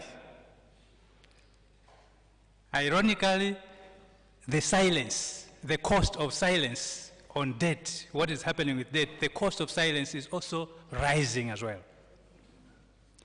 Now, despite the growing risks of unsustainable borrowing, debt rarely features prominently on electoral agendas across the continent. I know for sure in Malawi, I can confidently say debt rarely features on the political agendas, the electoral agendas in Malawi. I can confirm that. My panel will confirm, I think, for the rest, for the continent. So that's the irony that this panel wants to debunk or wants to unpack so that maybe we can do something about that, because there are consequences and implications for that. Debt is treated as a technical issue. Debt is treated as a technical issue that is best left to post-election crises and international financiers. Well, debt, who am I to talk about debt? Maybe let's leave it to the IMF. Let's leave it to the World Bank. Let's leave it to the donors and whatever. Not even Parliament sometimes is comfortable talking about debt. So this is still part of the irony, and this is still part of why maybe it's not being made as an agenda. But this public debt is a people's issue. It affects every classroom. We've heard from our witnesses. It affects every hospital. We've heard of what happens. We know. It affects every jobless youth, everyone looking for a job or a livelihood. Debt is affecting all of us. So this panel discussion, in these 60 minutes, we would want to focus on public debt. How do we make it to be at the center of the electoral agenda? So we would want, with this rich panel, rich of experience, we would want to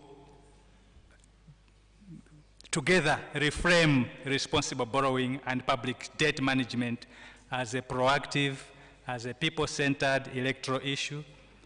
One that political parties, citizens, oversight institutions, you name them, they can no longer afford to ignore. Here in Malawi, we're going to the polls on the 16th of September. How do we make public debt an electoral agenda from today going forward until we vote? I don't know which other country is going next in the elections in the region, but you know them. So let's make public debt to be at the center of the electoral agenda. So I coined some 4 objectives for this session, and my panelists take note of these objectives, because I think as you are making your own contributions, you'll be touching on these. So the first one is, we would want this session to help us unpack why debt and borrowing should be a part of a national election discourse and manifestos. We hear a lot of manifestos, but immediately after the elections, nobody knows or hears or is interested to trace what is happening to those manifestos. So we would want to unpack why debt and borrowing should be a part of the election discourse and manifestos. The second one, quickly, we would want to demystify the economic and governance implications of public debt in simple and relatable language. I think we've been hearing all of that. So that will be touched upon because that's at the center of making this an agenda. And then we would want to spotlight practical African-born approaches to debt transparency, fiscal responsibility, and citizen oversight. We don't want this silence because we are seeing the cost of silence increasing every day, and we can no longer afford just to keep quiet. So we would want to spotlight practical approaches to debt transparency, to fiscal responsibility. Whoever is responsible for the public debt, we want that. We want to be seeing that. And finally, the citizen oversight. You and I, we have a responsibility. If we keep quiet, we will suffer in silence. Finally, I would want us to generate a call to action or some guiding principles that can be adapted as we move forward out of this tribunal, out of this meeting. Maybe we could have some civic campaigns. That's why we have, I'm glad we have the National Initiative for Civic Education. We have all of us. How can we adapt this call to action for the civic campaigns or even policy dialogues, meaningful policy dialogues across African contexts? So that's the panel discussion. That's the session that we have. I will now keep quiet because I would want now to focus now on my panelists. I don't know who would want to go first, but I would want us now to see our panelists share something, you know, from their vast experience about managing debt while delivering on electoral promises. Is it possible? Maybe we start with you, Mr. Bamusi. Thank you very much. First of all, let me address fellow Malawians that are gathered in here. And I'll ask you a question. How many of you have registered to vote? Could you raise your hands? Thank you. Quite a good number. And how many of you are ready to wake up in the morning, queue at 6 o'clock, to cast your vote? All right, so some hands have gotten lost. There are, my one issue that I want to point out right now, just for a minute, is the issues of apathy. And that let not the absence of debt issues on this particular campaign be the reason why you are not going to vote. And that, too, is my expectation from this panel discussion, in that I think we should be looking forward to a general election on 16 September, which is going to address the pertinent issues which the moderator has highlighted. Sadly, very sadly, in many of our African politics, elections is just a way of removing one set of thieves and replacing it with another set of thieves.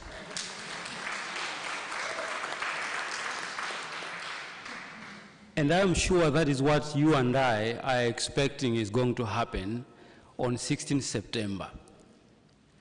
That in Malawi, and indeed in any other African country, elections should not be a way of replacing one band of borrowers and then replace it with another band of borrowers that simply borrow without a good thought for that reason. Thank you for now. Thank you very much. Voter apathy, obsession with removing a set of thieves, nothing about doing something about the debt. Let's come to you, ma'am. Your observations, insights? is it possible to manage debt while delivering on electoral promises? But you can touch on that and any insights that you want to start with.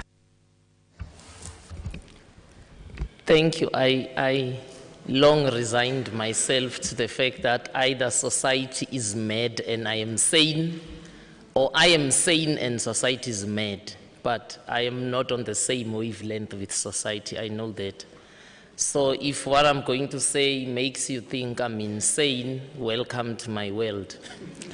I don't know, can you be a surgeon and avoid operating on people? Is the question I'm asking. Can you be a nurse and avoid injecting people? If we go and we adopt neoliberalism as an economic system, and then we sit here instead of having lunch, and we want to deliberate if we can avoid debt within a neoliberal system, that's like sitting here and deliberating about a nurse who wants to spend her 60-year career in nursing not having injected a single individual. I'm not sure if that's possible. Because it is embedded within a neoliberal economy that you will live on debt. Because as I said yesterday, neoliberalism says any government, I mean, because of international racism, it becomes worse for African governments. But neoliberalism works the same in the world. Any government is nothing but a post office between the voters and capital. It is not governments that run the show, it is capital. In South Africa, we actually coined a very nice name for it. We call it white monopoly capital. And the Chinese have joined, so I think we should say white/China. Because those are the people who pay for the election campaign.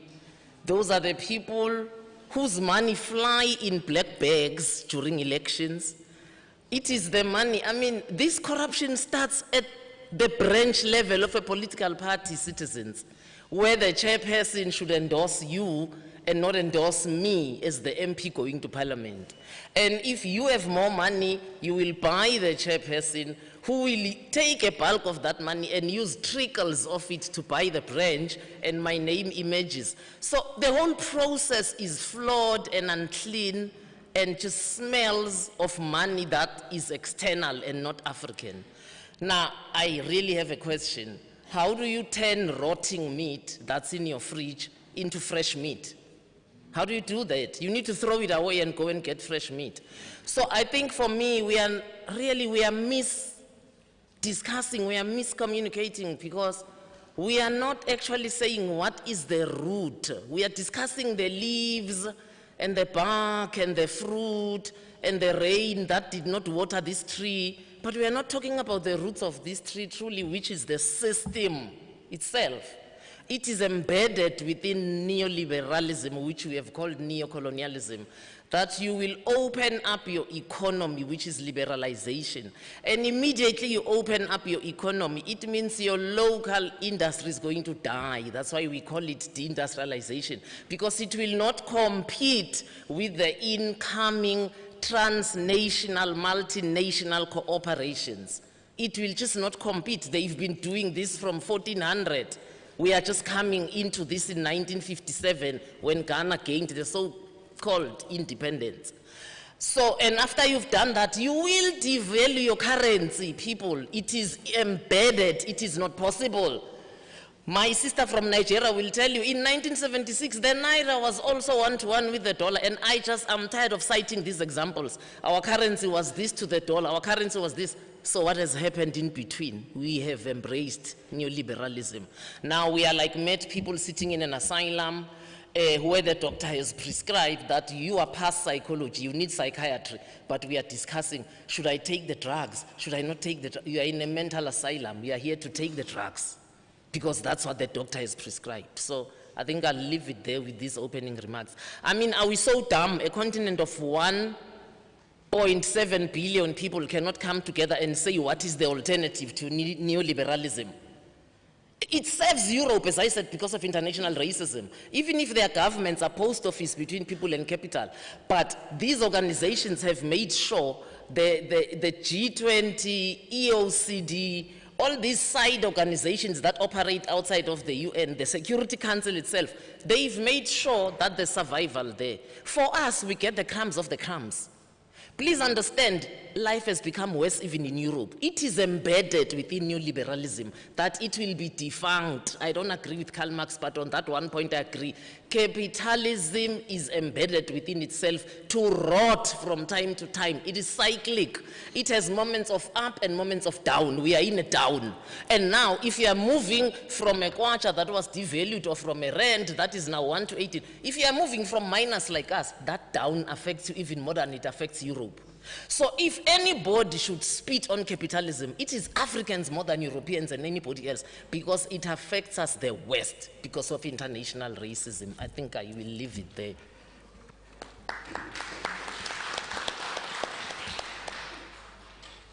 Thank you very much. Before I go to Ma'am here in Nigeria, I would want us to, maybe let me give you another minute to, we are talking about the elections, where we give the mandate to these people who should govern, because not all of us can be managing and directing the affairs of our governments. That's why we go into the elections. Yes, we are miscommunicating. Yes, we are not talking about the roots and the problems. Now, in the context of these elections, what should we be saying as we are giving the mandate to these people? Is there anything that you can say to that as your starting point, as your starting post, or you want to think about that as I give Ma'am for her own opening remarks? No, it's not that I have nothing to say. It's if after I've said this, I'll be able to leave Lilongwe tomorrow for Johannesburg. It's not that I have nothing to say. I have a lot to say. The concern is, will I leave Lilongwe tomorrow? If I was Malawian, for instance, you guys moved. You were the first African country to move your capital to Jerusalem. Now, are you going to ask for transparency?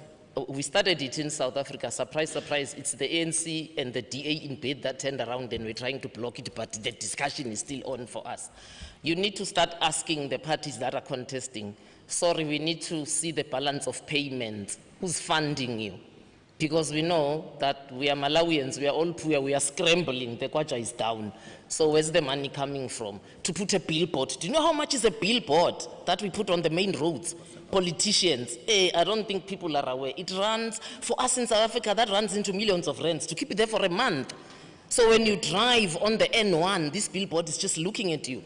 So I think for me, that would be the immediate tangible thing. Can we know who are the funders? Because after elections, it is the funders who will dictate the program. So make them transparent, please. Let's know them so we know who's controlling us. Thank you very much, Ma'am. Capitalists are the ones in charge, and those are the drivers of the neoliberalist agenda. Thank you. Let's move to you. What would you want to start with as we are unpacking our conversation? Thank you very much, moderator, and it's been really great to be here in an intergenerational environment. This is a Pan-African meeting. And so when I woke up this morning, all I could think about is Rachel, who spoke yesterday. Because in 2007, Rachel was not born. Am I right? Because she's 17. And I was in a meeting on debt audit in Nairobi, Kenya, when the issue of Malawian debt was mentioned, the fact sheet, and I'm happy that a Malawian raised it this morning, the 5 million, which was borrowed by Malawi. That fact sheet was developed, delivered in that meeting, and the issue was Malawi borrowed 5 million to build a bridge. What bridge is it? Do the citizens know? What bridge is it? Because politicians can build bridges where there is no river. And so what is the manner in which debts are taken that needs to be questioned. How much did they give? And who was it given to? And what was it given for? In that 5 million, as at the time that this issue was being discussed in 2007, already the debt had been sold to another. You know, you borrow and then they sell the debt to another. It was sold to another private entity for $15 million. As at the time we were in that meeting, the organization now had sued the Malawian government for $55 million. Ladies and gentlemen, like I said yesterday, they came in quietly to your country to negotiate and enslave you right there. They're no longer moving out. And so this is 2025. Has that debt been paid? How much is it now? If in 2007, the debt was $55 million. I'm just bringing us how important it is for each and every one of you who is seated today on the cost of silence, why you are doing nothing. And that's why for me, coming into the meeting this morning, I said, we are Pan-Africanists. What have we said about the young man who was killed in the jail, in Kenyan jail? He is a Pan-Africanist. The voices, we are now a global village. Whatever happens in Kenya, so my heart goes out to Kenyans. We watch everything. Whatever is happening in Kenya, we are catching it in Nigeria. They are catching it in Malawi. In all of it, what are our voices? You all have embassies in your countries. Did you protest to the Kenyan, embassy about the murder, cold murder, you will say? Because how can somebody die in your protection? They must be sued. There must be a fight. And so when my heart goes up back to Rachel, I am thinking, what did we do between 2007 and now to have protected her? And so by another 40 years, Rachel is going to be 57. What will she have seen? And so the cost of silence is very, very expensive. So the first thing that I think, even when you want to engage the politicians, the first thing that you do is to understand and have your evidence. Do you even understand the debts now? Do you have the current debts in details? What debt has been taken by the Malawian government, and what is it for? And then understand where. So we must gauge her future before she was born. So what do you think will happen to those who have not been born? And I just want to, say the cost of silence, the issue of corruption. Corruption is a very, very serious thing. And what is happening to the young people in Africa, the youth board today? Africans, many Africans, at least from Nigeria, if you commit suicide, it's a taboo. So nobody will go for suicide. But many of our young people, because of lack of job, because of frustration, what the debt has done, what the lack of provision of social services, what it has done, many African young people are committing suicide. And I also take that whatever decisions that we are taking in election, I'm also, in the 2023 general election in Nigeria, I was the convener of the Nigerian Civil Society Situation Room. So I led the civil society in Nigeria to that election. With all of the things that we did, only about 27% of the population went to the polls eventually, which means the lack of trust in government, like my colleague said. You are taking from one thief to the other, so you don't know who to vote for again. The best thing, you just stay out of the poll. But your vote must be made to count.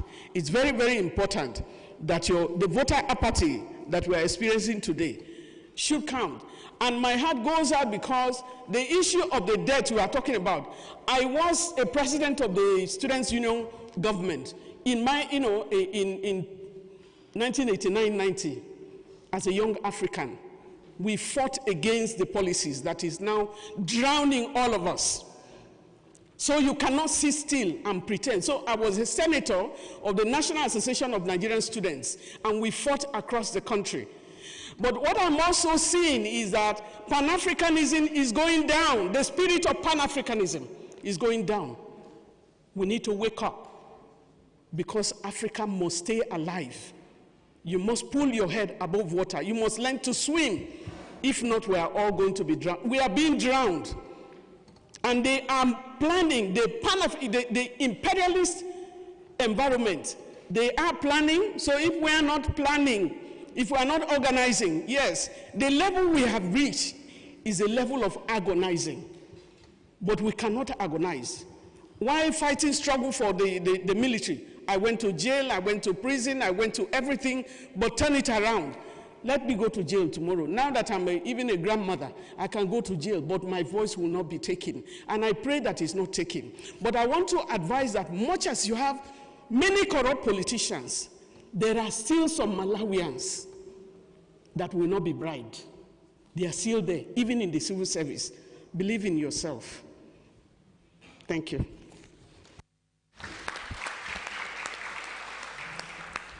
There you have it.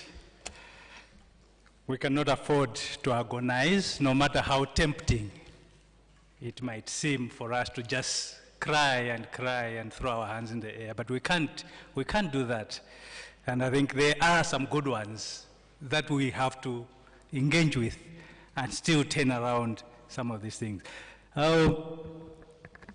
My brother, what would be your starting perspectives as we engage in this conversation in the panel?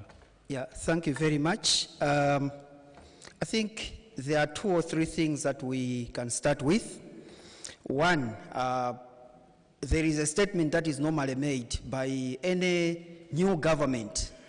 They will say that we have inherited a bankrupt government. That's a very common statement that we hear after elections. Secondly, I think we need to ask ourselves, why do we find ourselves in such a situation of debt?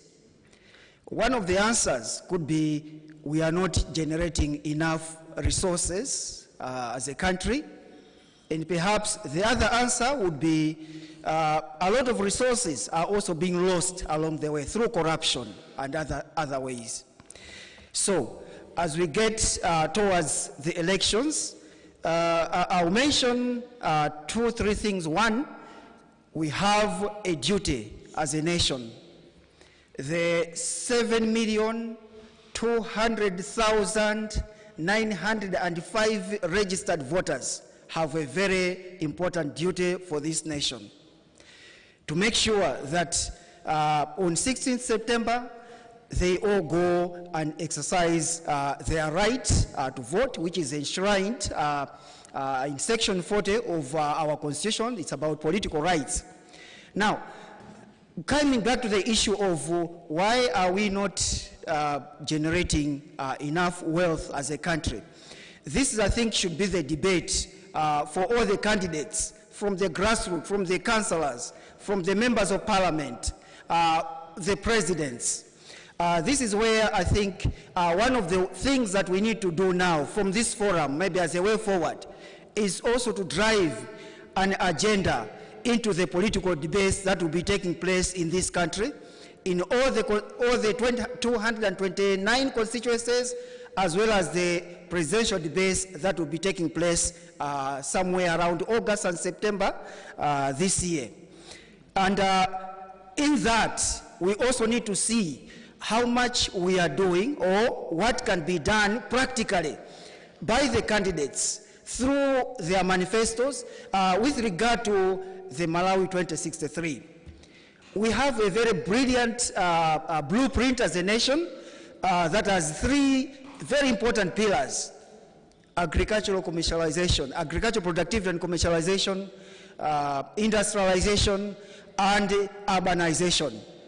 If we are really serious and take that agenda from a practical angle, from right now as we are discussing, as the candidates are gearing up to start campaigning, we know they have already unofficially started campaigning, we need as Malawians to mobilize ourselves and see how best we can question them, how best we can put them on the spot so that we see that we have a different kind of dialogue with regard to what practical steps can be taken to make sure that the issue of debt is tackled in a practical way by ensuring that our productivity levels are enhanced as a nation. Let me stop there for the time being. Thank you very much. We have a duty as voters. We have a duty as citizens. These manifestos, we need to follow them, we need to unpack them, and we need to hold them accountable. We heard Africa needs to rise up, Africa needs to wake up, or else we'll drown completely. And these capitalists, they don't have any sympathy. They would rather you be quiet, you be silent, you drown, and then they move on and make profits and make bonuses. Back to you. You started with this issue of the voter apathy and the obsession with removing sets of thieves.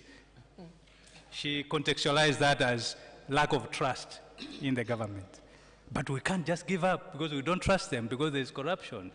How do you want to come back having heard the different sets of perspective and arguments, after which we will need to have the call for action as we go forward?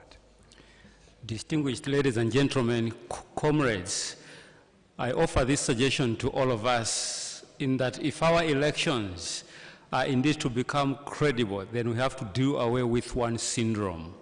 And this syndrome is known as politics of the belly.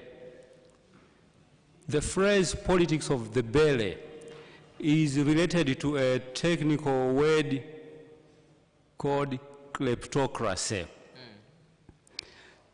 Kleptocracy is where thieves, like I said earlier on, are masquerading as leaders, as political leaders.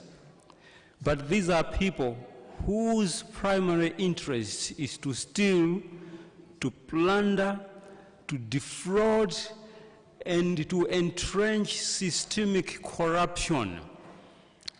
And sadly, by borrowing more and more money, much of the debts that are accumulating are simply financing projects running on corruption. Borrowing money to construct a road that will not even last 3 years. In a matter of time, that road develops potholes. They borrow money to construct a school or classroom blocks which will not last 2 years. Within 2 rainy seasons, the classroom blocks have collapsed. We had a situation, a case in Zomba, and some of you will remember, fellow Malawians in here, of a classroom block that collapsed on children in Zomba. That is pathetic. And some of these projects are benefiting from money on which there is borrowing on our shoulders. The debt burden is getting higher and higher, but only to benefit projects that are shorter. So for an election that is coming, this is the time for us to say no to kleptocracy, to say no to politics of the belly, and say no to this syndrome, which also happened in Kenya, known as it's our turn to eat. So why should every election be the turn of another group to eat? So the syndrome of tribal politics, putting people in positions, in political positions, simply because they belong to a particular tribe, is something which we must do away in this coming election, and indeed in future elections. A simple question that I have to all of us and to international African colleagues that are familiar with Malawi is, do you know how many presidential candidates have collected nomination papers by last night? Did you know? How many people, how many presidential candidates have collected nomination papers? The answer is 11 by last night. And I'm sure that more are going to come. So we're going to have a ballot paper with so many individuals that are looking for their turn to eat. And I hope that amongst these 11, we don't have potential thieves that are looking for opportunities to borrow more, on the domestic market. Because remember, there is also this incidence of domestic borrowing, and domestic debt is something which is biting Malawians so much as foreign debt. So when it comes to debt cancellation, it is problematic to achieve debt cancellation on domestic debt, because the rich banks that I mentioned yesterday will not agree to have the debts cancelled. The wealthy and rich people that go to the central bank, to the Reserve Bank of Malawi, to borrow money, to lend money to the government through treasury bills, bonds, and so on and so forth, will not agree for their money, for that particular debt to be cancelled. So this is a kind of cartel.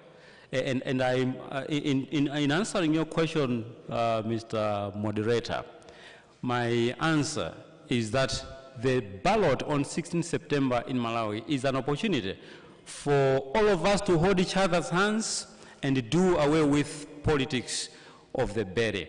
There are going to be an increased number of MPs sitting in Malawi Parliament for the first time. And you know, let me remind each other, the number of seats in Malawi Parliament has now risen from how many? You are right. From 193 to what number? Now it's 229 MPs. I pray and I hope that we're not going to have 229 thieves sitting in Malawi Parliament. Thank you.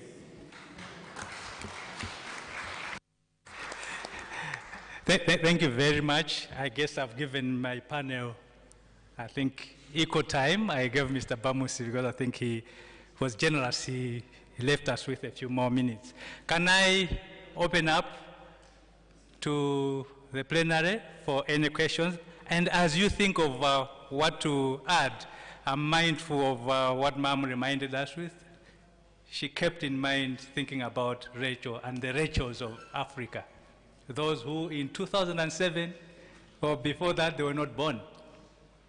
And some of them will be voting for the very first time, and they are in a majority. And this debt, would it be wrong to say it's the youth burden? The debt burden is a youth burden. Would it be wrong? What do we do about that? How should we make it a campaign issue going forward? Can I get your, by show of hands, 1, 2, 3. Okay, so we'll start from here. 1, 2, 3, 4, and 5. Straight to the point so that we can have as many as we can, and then we'll get our panelists to respond to them. Yes, sir. All right, my name is Austin Mumba from Malawi, representing Christian Youth Association. I have a question to Dr. Shabalala there. In Malawi, we have a law which mandates political parties to disclose their source of funding. That's the Political Parties Act. But what we have seen is non-compliance. If you engage a particular general secretary of a certain political party today, their source of funding, they will say, is a well-wisher. We have seen parties assuming the lens of power, particularly bloc, with no vehicle at all to help them during their campaign. But upon assuming the reins of power, you see an influx of vehicles along the roads in Malawi. So there was a question. This is the only time that we have that can pin those guys, because they're sort of flexibility as we near the general election. Is there any modality that we can borrow maybe from SAS perspective that we can corner these maybe so that they can disclose at least to reduce the plunder on public resources? Another one, sorry, I'll be very quick. In the spirit of Pan-Africanism, I would like to cite an reflection about Uganda.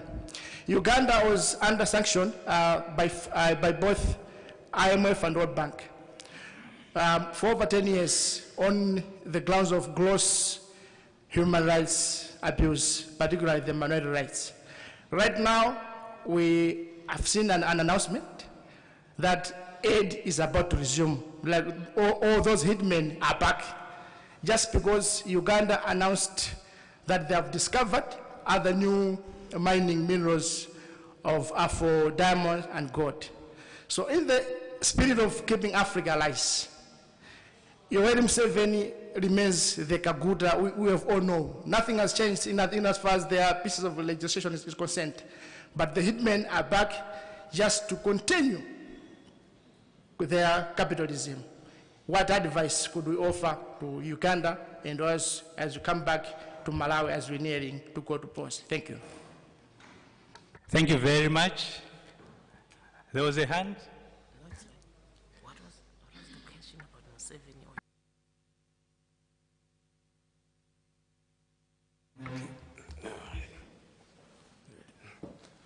Right. Thank you for giving me the chance to speak. I'll just get straight to it. I want to express a similar concern surrounding the notion of disseminating the issues and recommendations that we have been discussing here at the Africa International People's Tribunal. And specifically, as a Malawian, I would like to contextualize my view. And due to the upcoming elections on the 16th of September, alongside the election campaigns that are coming at us at full steam ahead, major issues like this that are being discussed here are usually overlooked, and the issues that usually gain traction are usually the promises and hopes that they give to the people, to specific people, constituencies, and areas. In fact, just like you have said, the same bridges and all that, they never come to become built just because of built on these fake promises. And my input here is more of a plea for the need of reassurance on how these matters will be spoken about on one of the most widely broadcasted stages in the political scene. I say mostly broadcasted because of the traction that the campaign processes usually receives. So please, I ask that the panel members and to those of us with the social capital to do so, to reassure us that we are not just pouring water into an empty bucket with a hole in it. Please, whilst enlightening us on how these issues will be addressed on the political stage, can you please enlighten us on how all of these will be done? Thank you. My name is Chibatso Bamusi, and thank you. Thank you very much. Yes, there was a hand, and then behind you, and then the final one there for this round. Yes, sir. Thank you. I'm a Portuguese speaking, sorry. Em primeiro lugar, gostaria de agradecer os nossos panelistas, em especial o nosso moderador. A questão fundamental que eu quero tocar é quando fala sobre a questão se a dívida é para os jovens ou não. Eu, na minha opinião, concordo que os mais sofredores são os jovens. Primeiro, eles têm um passado curto e um futuro longo. Todo o erro que se cometa a curto prazo, o impacto é para o longo prazo. Os jovens vão sofrer problemas causados pelas pessoas que nem estarão em vida, mortos. Queria dizer o seguinte: a dívida em si, os governos africanos, em cada época, para manter o seu poder no lugar e conseguir ter dinheiro, eles mexem com as leis. E nós aqui estamos a falar sobre cancelamento de dívida. Por que não tratemos o problema de cancelamento das leis? Mantemos as leis africanas naturais e normal, como elas foram concebidas, e não permitir atualização de leis, porque as leis atualizadas é que levam eles em cada ano continuar no mesmo lugar. Em Angola, a lei sobre endividamento público não pode passar 60% do produto bruto interno. Mas chega um dado momento, eles criam outra lei dizer que aquela lei era figurativo e não convinculativo. A lei é a mesma, mas mudaram um termo. Já não é vinculativo, mas é figurativo. Veja as coisas. Por que não fizemos as campanhas em manter as leis africanas, as constituições africanas, como elas foram concebidas? Quantos países africanos, que nós em Angola estamos na 5ª legislação, quer dizer, 5 em 5, 10 em 10, primeiras eleições em 1992. Ficaram lá em governação mais de 40 anos, muita geração que não conhece as eleições e chegam praticamente de 92 a 2012. É um problema sério. Esses jovens não sabem praticamente nada e são comovidos por simplesmente uma cerveja. Por que não cancelamos os contratos de importação de cerveja, que na verdade que reduz a mente dos jovens? Veja os nossos jovens como vestem, veja os nossos jovens como bebem, veja os nossos jovens como se engravidam, veja os nossos jovens como estão acesso a VIH-Sida. Que país que nós temos? Que África que nós temos? A minha proposta é, por favor, vamos trabalhar nas campanhas que levam as árvores a vestir e as pessoas ficarem em nudez. Compram tanta material de campanha para fazer vestir as árvores. E as pessoas ficam com nudez. Por que não levemos uma campanha dessa? Cancelar as novas leis, manter as antigas, e o material da campanha não pode ser vestida nas árvores, mas é que vão nas pessoas. Muito obrigado.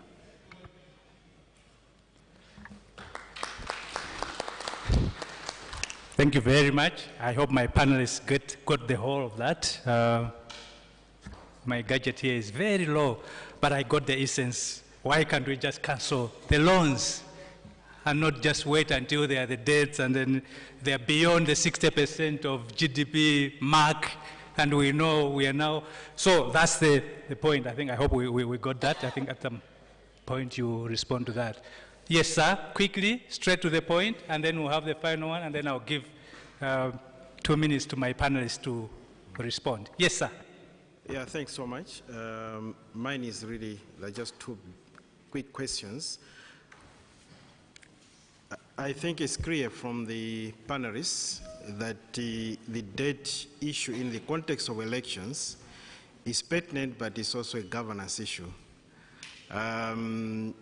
I just want to ask the panel if politicians were to be here,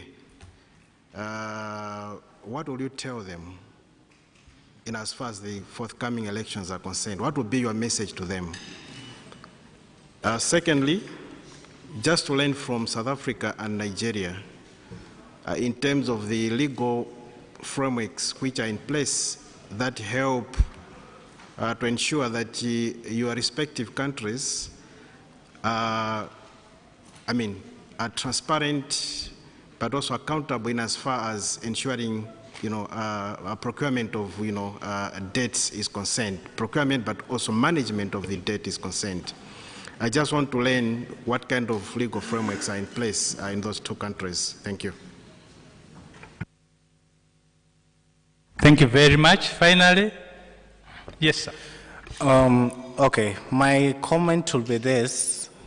For us to reduce our debt when considering elections and the leaders who are coming, the elections that are forthcoming in most African countries, let us first look at the presidents and the public officials that were there. How did they use their money? How did they use the loans that they borrowed? One, if we normalize prosecuting the people who have the tendency of borrowing loans and those loans do not serve the people of their country, then we will have a scenario where it acts as a deterrence to the other governments that are coming in place, so that they know that if they borrow money and they don't use it correctly, or there is any money missing, then they will be prosecuted as soon as they leave office, and they will go to, or those, whatever they did with that money, their properties will be sold so that the country gets the money that they stole from the people. When that happens, when we have that culture as a continent, then we'll have a deterrent for anyone who wants to run for office, not to see office as a place where it's my turn to eat the public money. It's my turn to borrow money and say we are going to eat it. Thank you. Thank you very much for the brilliant questions and comments. My panelist has taken note of all of them, beginning with this one. How can we send a message as a deterrent? We need to go after them, get them prosecuted with our tribunals and follow through so that the message is sent. That's the first one. You comment on that. There was an issue of the debt contraction and debt management. How is it being done? What more can we share? Part of the shared learning. What is working? Maybe what is not working? I think you could touch on that.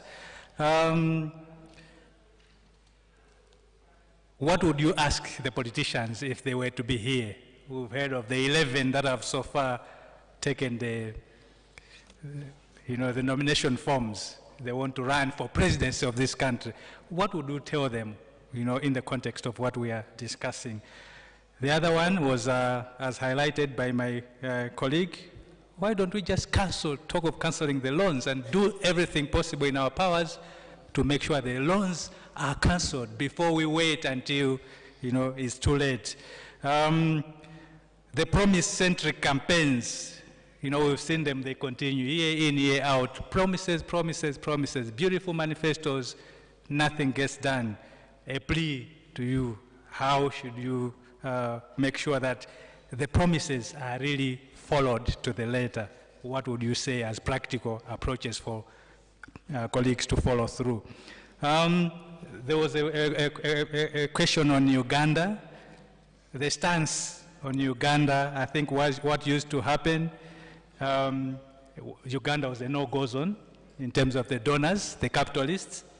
But suddenly, because there was a recent discovery of minerals, suddenly all the capitalists are flocking there. Suddenly it's a go zone from a no-go zone. I think that was, something that they wanted you to comment on in the context of the Pan-Africanism. Social funding versus non-compliance. The poor we see them, they were very poor before they get into the office. Then suddenly, they are trillionaires because they got into the office. How could we counter this? And I think there was a specific question to learn from what is happening in South Africa. So I'll just give this to you, whoever feels like taking any. You want to start? Yes, you start, ma'am. Yeah, I think there were two questions from that side and this side that was asking about laws in South Africa that Malawians can use to ensure that there's responsible borrowing. I don't want to be sucked into that, with due respect, because when I do that with you, I'll be trying to tell you that no, the debt situation in South Africa is okay. I mean, we are not counted amongst the countries that are in the red zone in terms of debt defaulting, but we are borrowing too.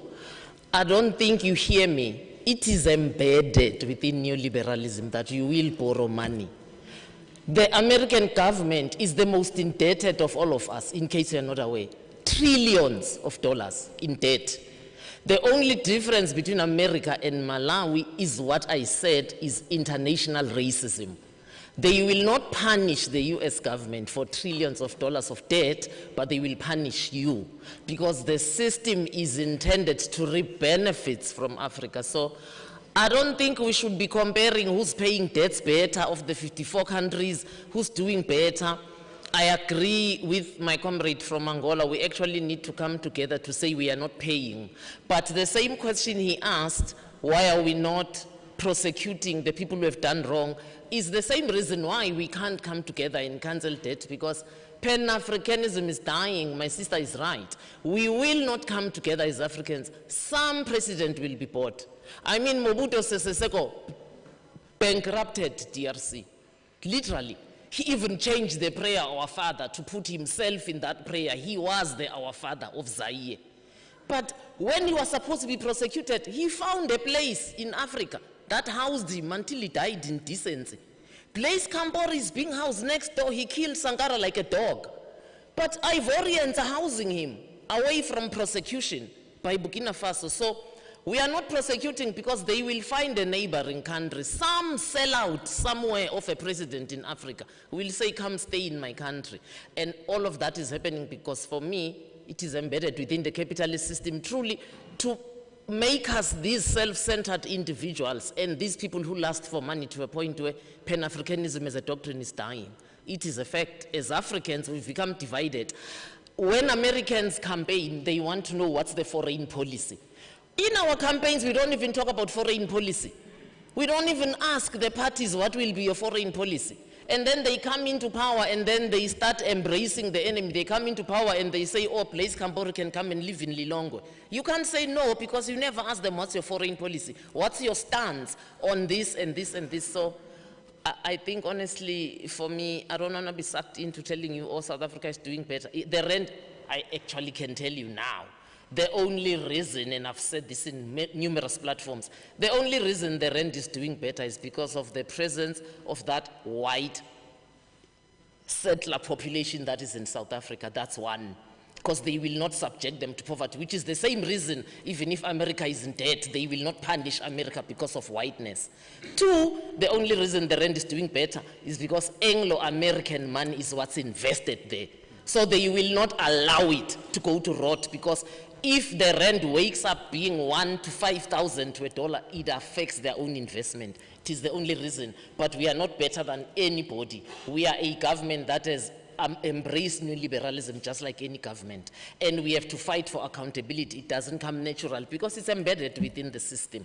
So thanks for the opportunity. Ma'am? Thank you very much. We talk about the leaders. What about ourselves as citizens? Are we going to be leaders someday? If you are given the opportunity to lead, will you be able to hold your head above the water? Are we going to just continue to stay and watch, or you too need to organize and go into politics? Because when you leave it to them and they don't know what to do, the crisis will continue. The issue of unity, I want to just roll out a few points. The issue of unity is very, very important.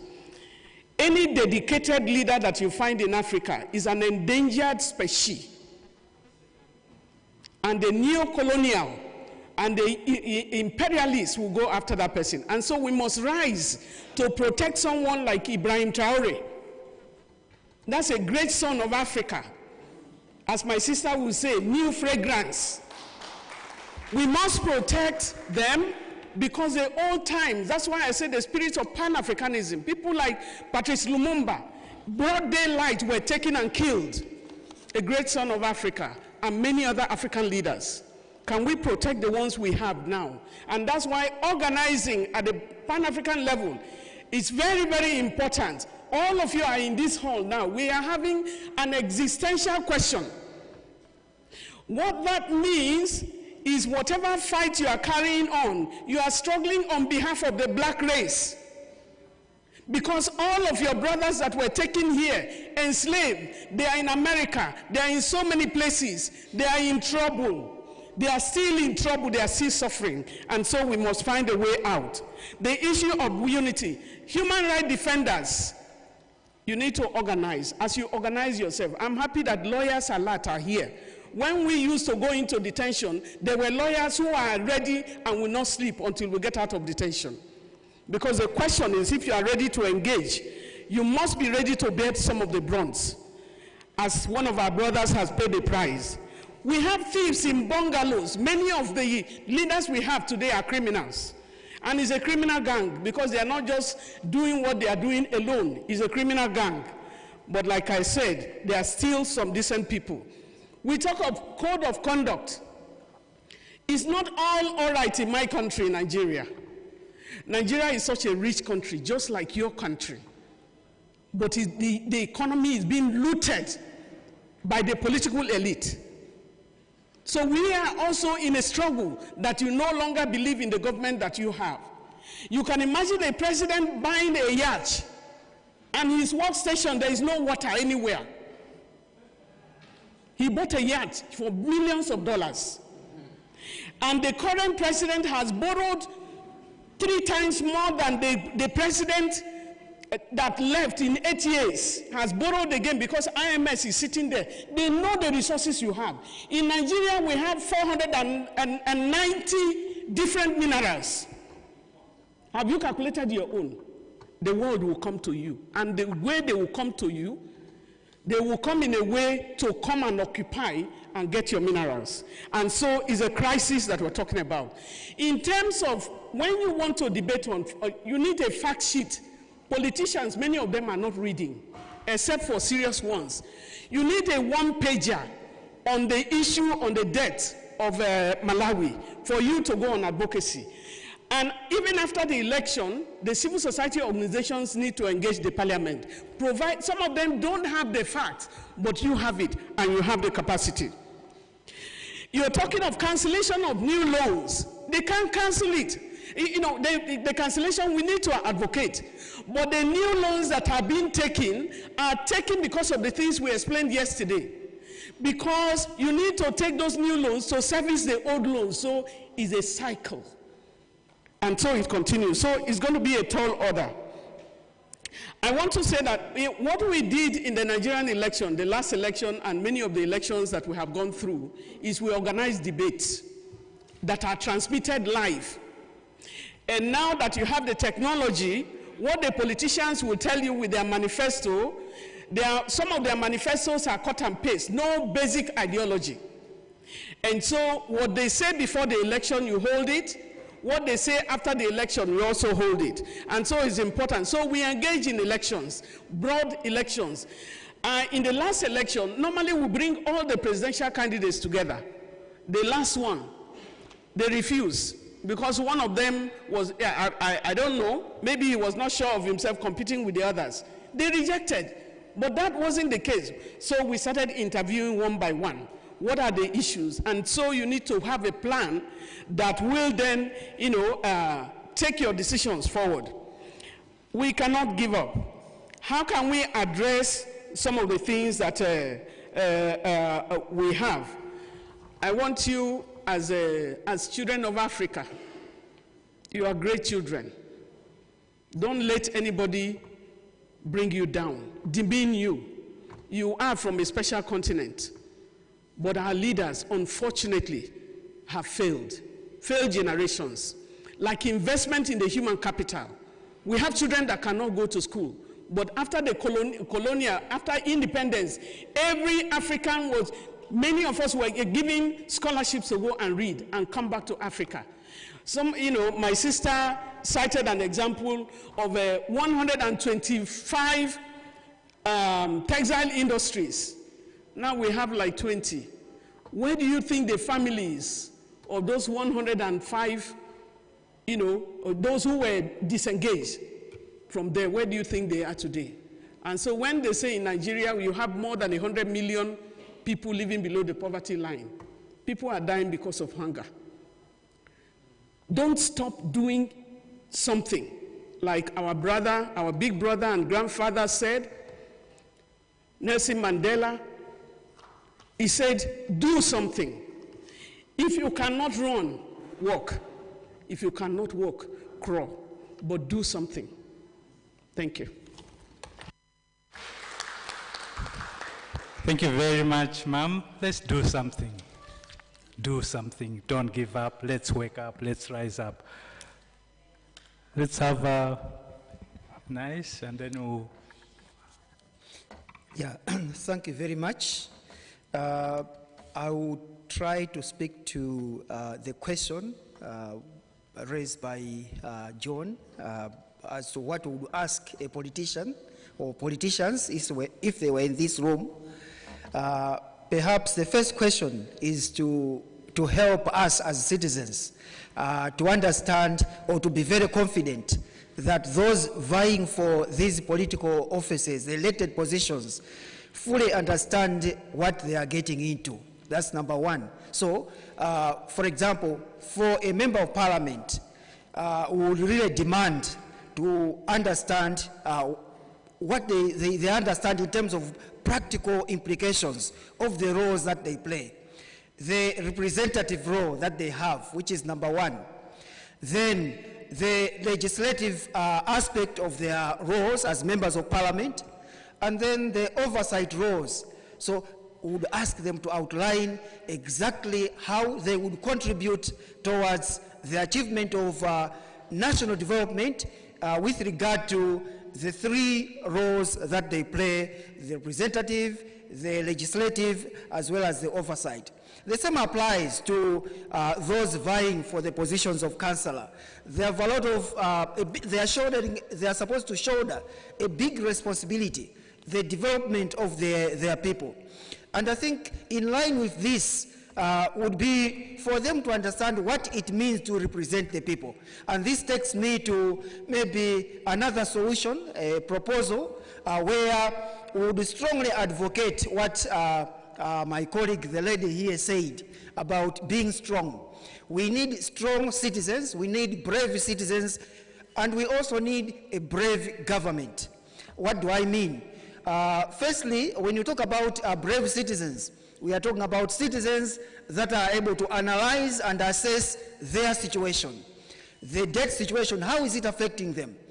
Look at all the areas that are being affected and be able to offer practical solutions, be able to engage those that are getting into these elected offices. And again, on this, it also requires proper orientation for those that are vying for these political offices.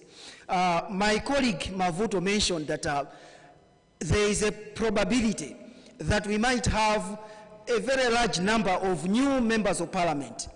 That would be a good starting point for us in order to bring about a new kind of generation of leaders, a new kind of generation of representatives, new generation of lawmakers that can advocate for laws that are friendly to our African environment. I'm glad that people have been mentioned, figures that have been mentioned on the African continent that have embraced principles that have been for the good of their people. There's the Pan-Africanism, people like late Gaddafi, and then the issue of Sankara, and now we have Traore. What can a brave government do to borrow a leaf from what these great sons of Africa are doing or have done? Are we going to continue using the same textbook economics where we are borrowing all the concepts? Can they all work in our African context? This is the question, and this is the direction that we should be taking. And then we are looking at citizens that are also able to offer solutions and also be hopeful that we can change. And this is in line also with the first enabler of our blueprint, the Malawi 2063, which is mindset change. A lot of people out there are frustrated. And when you tell them, when you try to discuss issues of change, or issues of an improved governance, issues of different kind of leadership, they would say it can't work. So there is the issue of mindset change that we have to address as a nation. And I think as organizations, this is one critical agenda that we have to take on with the new leaders, those that are aspiring for political leadership. What do they have on their table, on their agenda, on their objectives with regard to mindset change? Thank you. Thank you very much. Thank you very much. Before we go back to, Mr. Bamusi for his responses, I'm told there's an online question. Can we get that? And then Mr. Bamus will touch on it, and then if maybe the others will also respond and then have responses. Yes. Sorry. Okay. My name is. Do you hear the echo? Should I turn off something?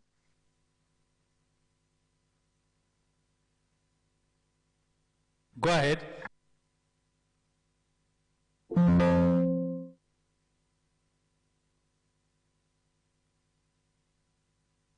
All right. So my name is Nduku Mulomba. I am the host on Kumbukeni and a founding member of the organization Mbongi Ubuntu. Before I continue, can someone give me a thumbs up if you can hear me in the Zoom, please? Just so that I'm not wasting time talking and you cannot hear me. We can hear you.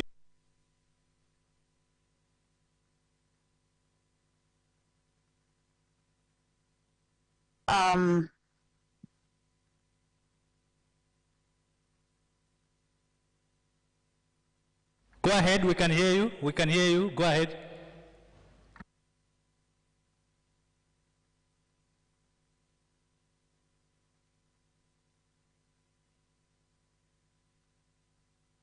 Okay, sorry about that.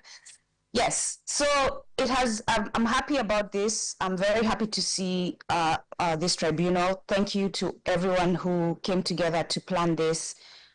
It is much needed. It has been much needed for a long, long time. I agree with a lot of the submissions that were made. I was about to come for Mary until I found out Mary was posing as the devil's advocate. So it's good to know that our sister is not with the IMF and just facilitating the conversation. My question is, can we keep this tribunal and all actions coming from it to the people, make it a people-run movement, as opposed, as Mama Kanisile has mentioned several times, that we cannot submit these observances and arguments and discussions to the neo-colonial and colonial entities intentionally put in place as gatekeepers to keep us from crossing the gate into progress and well-being.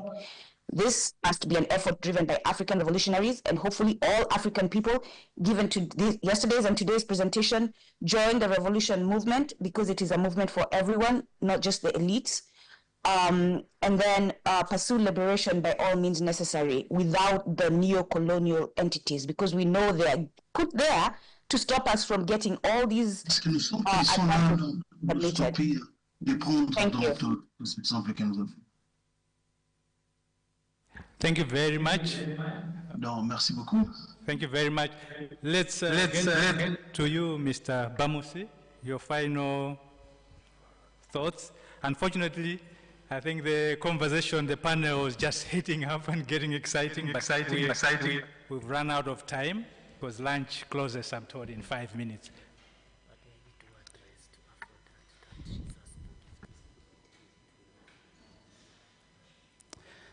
Thank you, and thanks to our colleagues who has just made a contribution online.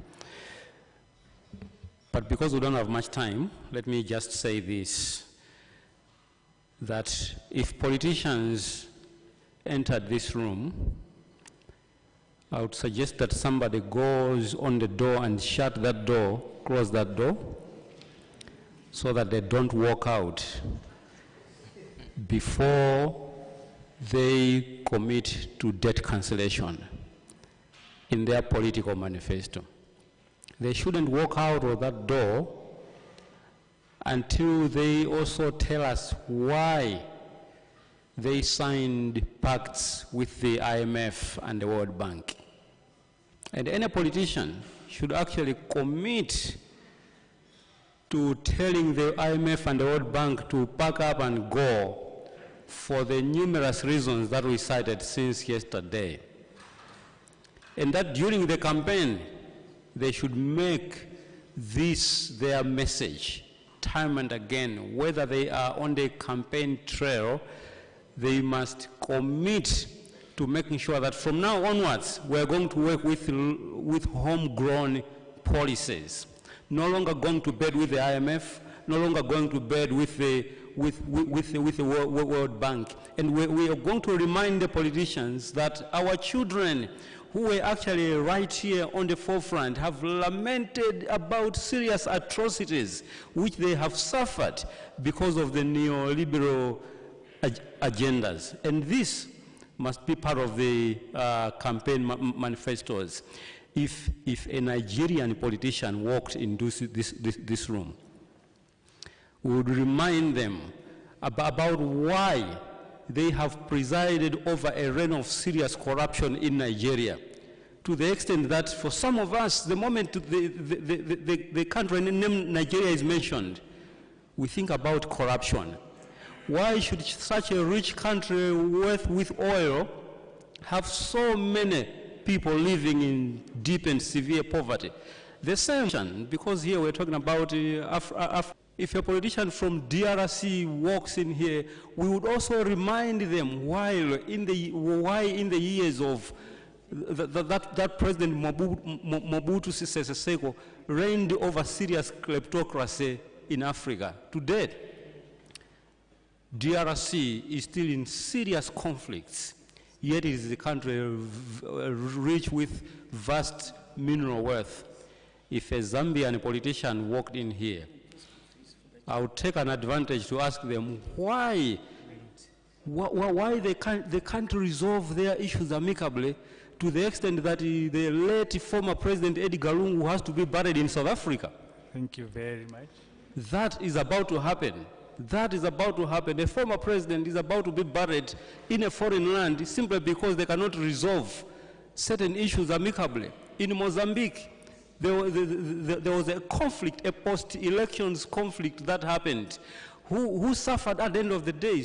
A number of people were killed. Women were on the suffering end. Children were on the suffering end. And poverty continues to deepen, even with the conflict at Cabo Delgado over the discovery of gas deposits. Why should our politicians preside over such reigns of terror? Because of time, I would have gone on and on, even to mention some serious suffering that our colleagues in Angola are going through. Yet another country endowed with rich mineral and oil resources. Why should our countries go out to borrow from the IMF and the World Bank when we have got all these rich mineral wealth? So that if a politician walked in here, they shouldn't walk back out of that door until they make these solid commitments to end any atrocities. Thank you. Thank you very much. I think I will not do justice if I don't give my imams and then my just 10 seconds, final thought, straight to the point, and then in the same way, yeah. I think for me, if Kagame and Museveni walked into this room, I would ask them to stop supporting M23 and leave the Congolese to solve their own problems. And then for Aphrodite, I hope we minuted what came from the online suggestion that we turn this into a movement and not just a once-off tribunal. I hope that that will happen. Thank you, ma'am. Yes, ma'am. Quickly, I just want to say that the kind of tax that we pay, I try to compare notes with my European colleague, how much tax I pay and how much tax he pays.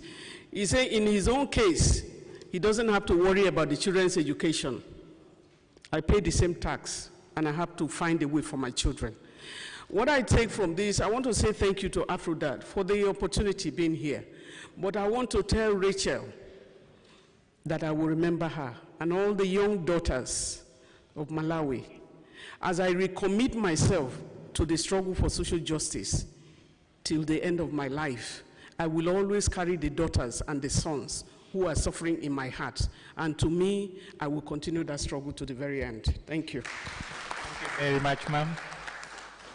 Final 10 seconds. Yeah, thank you very much. I think I said almost everything that I wanted to say with regard to what I would say to a politician, but then finally I would also want to find out from them how they would want to strengthen their representative role.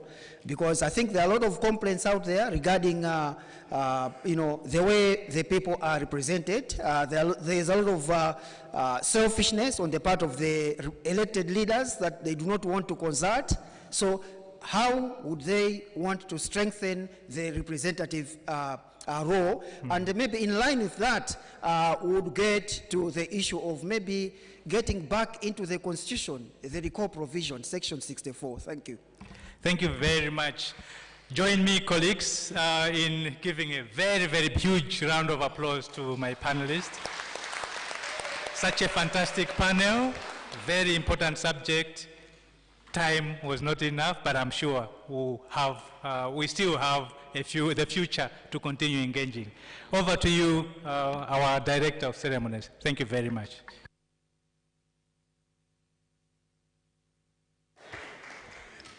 Another big round of applause for our panelists as they walk down to their seats. Thank you so very much. Yeah, one big takeaway is do something. If you can't run, walk.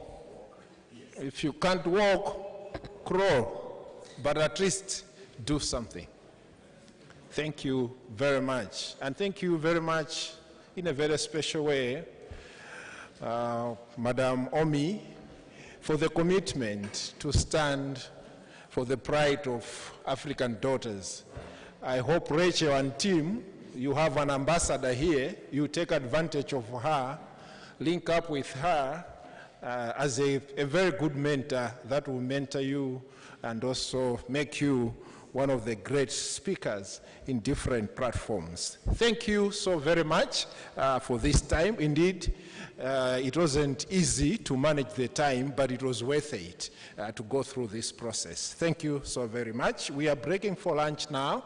Let's get back at 3, because immediately we are in here, we'll preside over the delivery of the judgment of the tribunal, and thereafter there will be a press briefing, press conference. So lunch is served at the very same places we had it yesterday. Let's pass by the desk there for coupons, and let's be punctual and come back here free sharp for the judgment. Thank you. Bon appetit.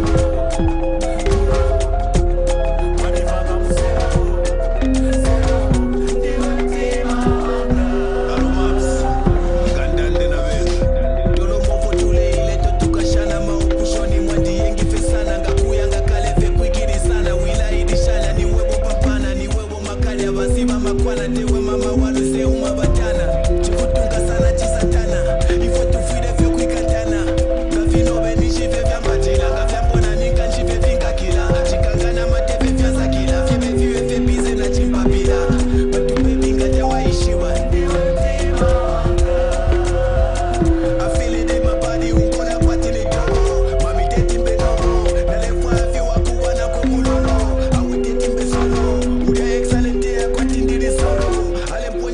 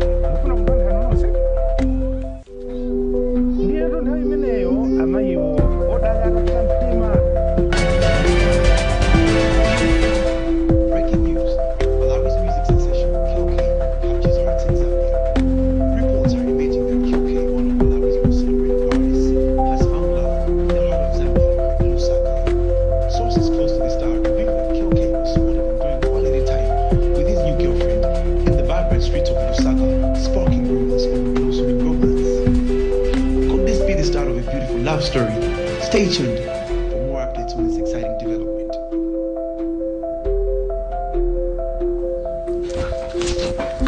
What's this? What the hell is this? What's this I'm seeing and hearing in the news about you having fun with other women in Zambia? What's this? Why are you having fun with people in Zambia whilst I'm suffering, holding you down here? What's this? Explain!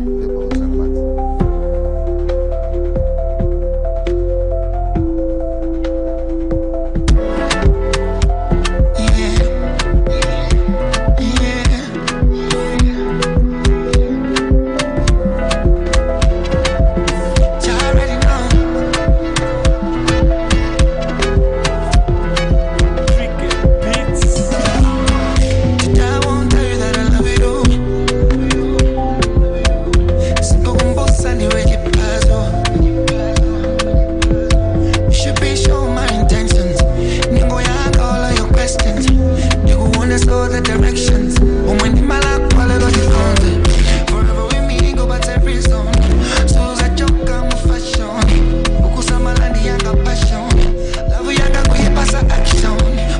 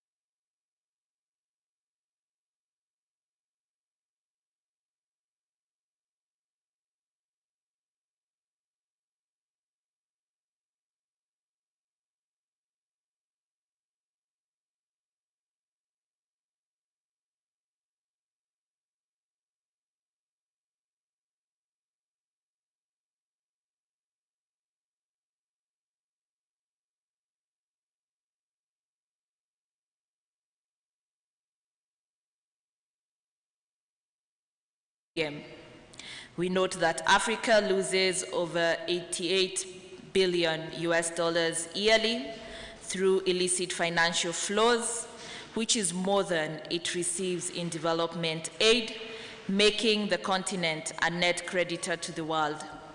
Additionally,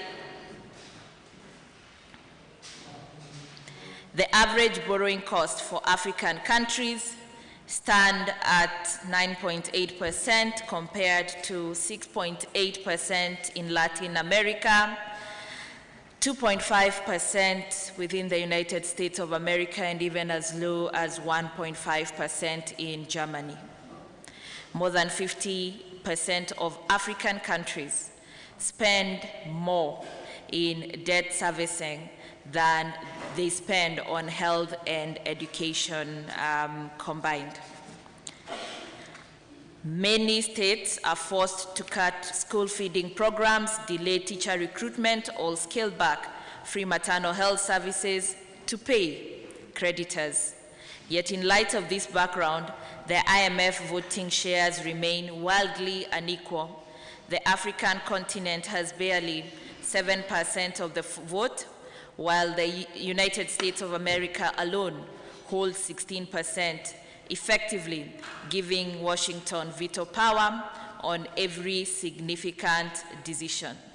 These institutions have created a debt trap, a cycle of borrowing, austerity, and underdevelopment while pretending to offer lifelines. The highly indebted poor countries initiatives, Heavily Indebted Poor Countries Initiative, HIPIC, and the Multilateral Debt Relief Initiative have been marketed as generous gestures, but they seem to have arrived too late. There is no meaningful space within these institutions to hold them accountable. They do not answer to African parliaments, to civil society, or even ordinary people.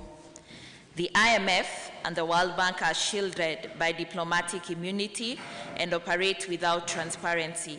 Their policies are often negotiated in elite technocratic spaces without public consultation, legislative oversight, or participatory governance.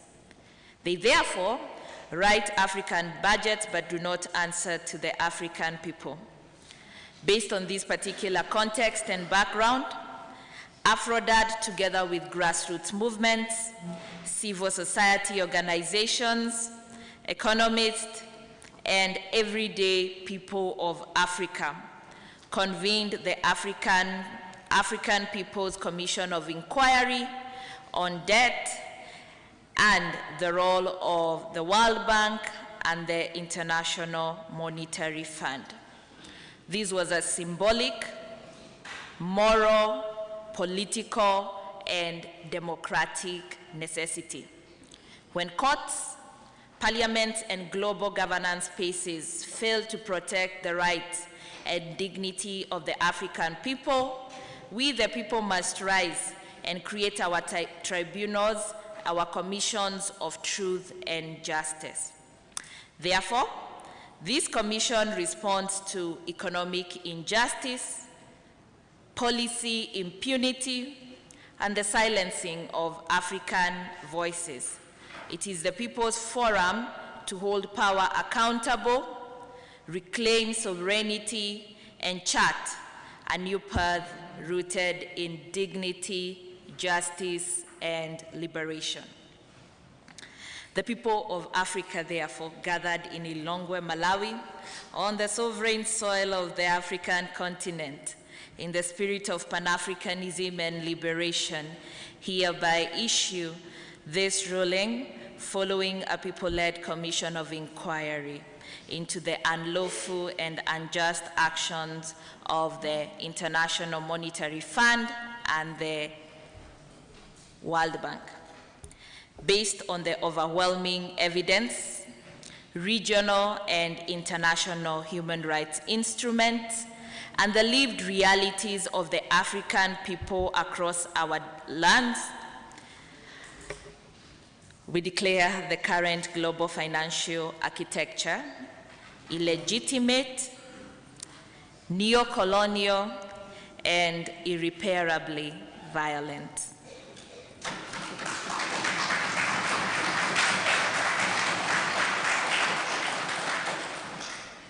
The Commission finds, based on the testimonies of victims, witnesses, and interested parties, especially Manuel from Angola, Madam Ene from Nigeria, Honorable Shabalala from South Africa, Tyrene from Kenya, that the World Bank and the IMF have systematically trapped African nations in cycles of debt and dependency, undermining the right to development, deepening poverty, and compromising sovereign governance.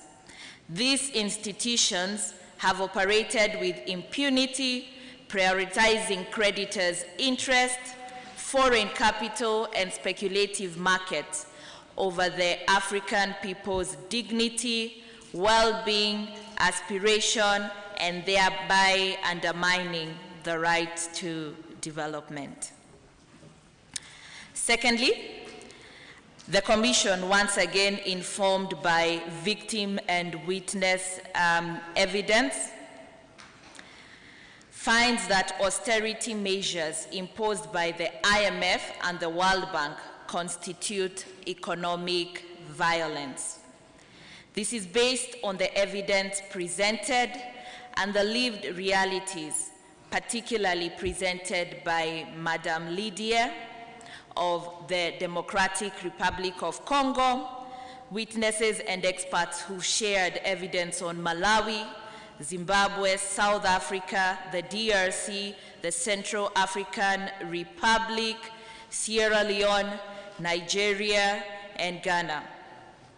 These policies have gutted public health systems, underfunded education, devastated agriculture, and eroded social protection.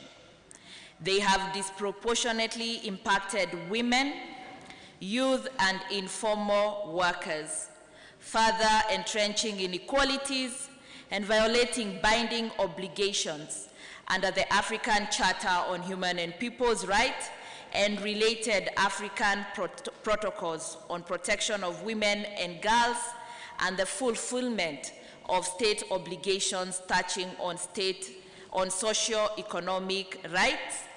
They have also violated the International Covenant on Economic and Socio-Cultural Rights, the Convention on Elimination of All Forms of Discrimination Against Women, national constitution, and legislation.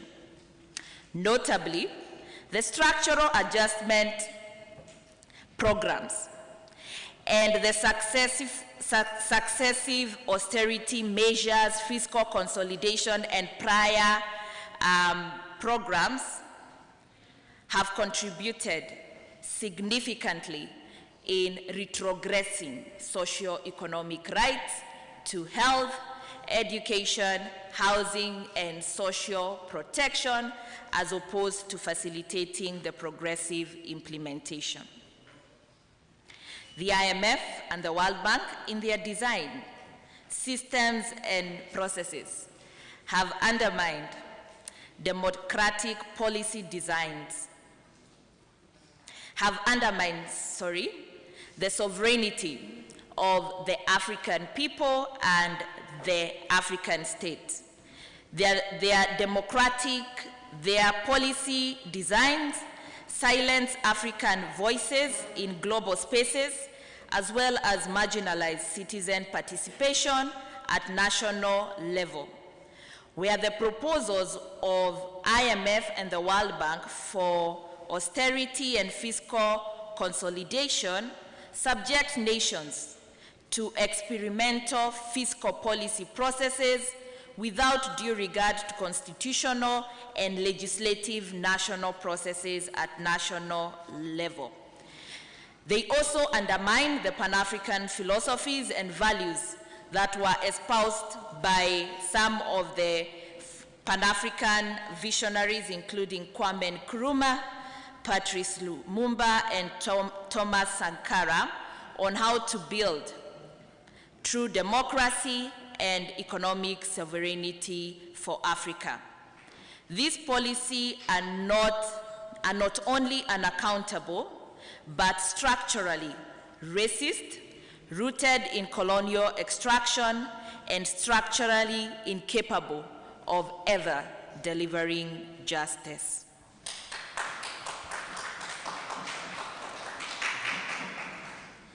The Commission also finds that the IMF and World Bank policies undermine development of states through industrialization.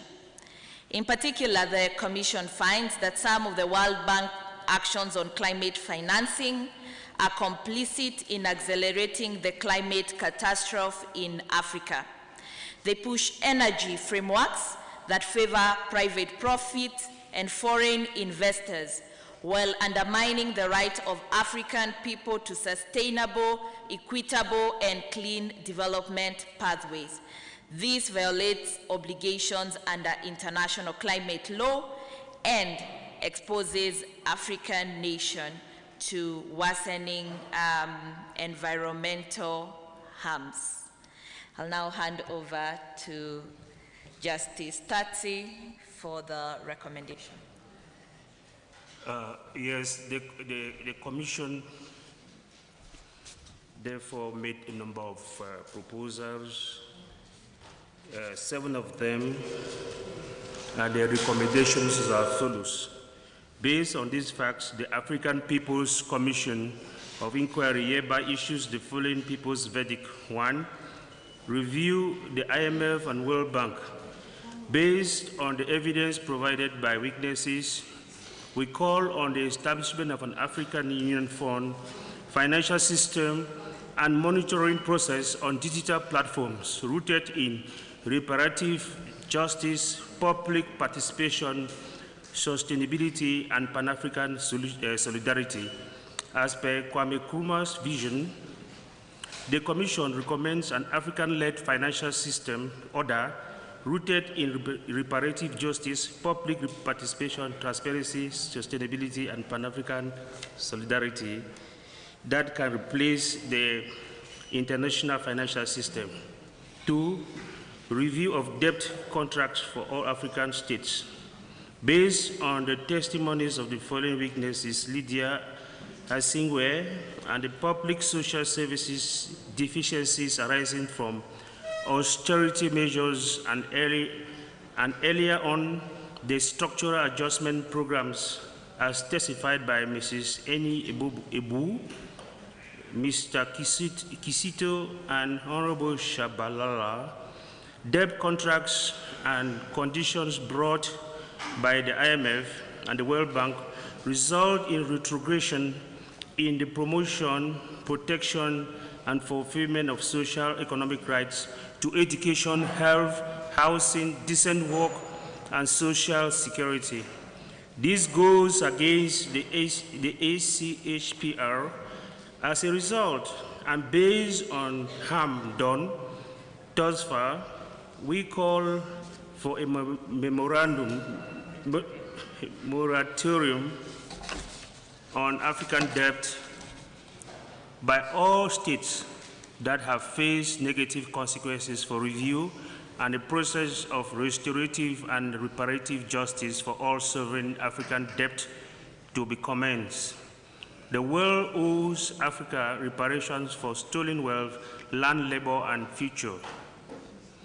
3, total rejection of austerity and neoliberal conditionalities. As per the testimony of the witnesses, judicial and parliamentary oversight are needed in cases where these deficiencies are serious to call the attention of the lenders. We declare all austerity policies null and void. African states must immediately cease implementing IMF/World Bank prescribed fiscal consolidation, deregulation, and privatization measures. These policies are incompatible with African governments' constitutional, social, and human rights obligations and have no legitimacy among African peoples. 4, end illicit financial flows, and reclaim African wealth.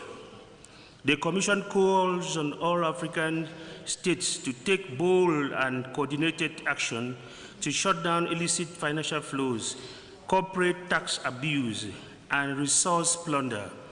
Domestic resource mobilization must be rooted in equity, transparency, and justice, not compliance with external ratings agencies or unresponsive foreign trade regimes with a colonial approach. Instead, we recommend the creation of an African Union credit rating agency.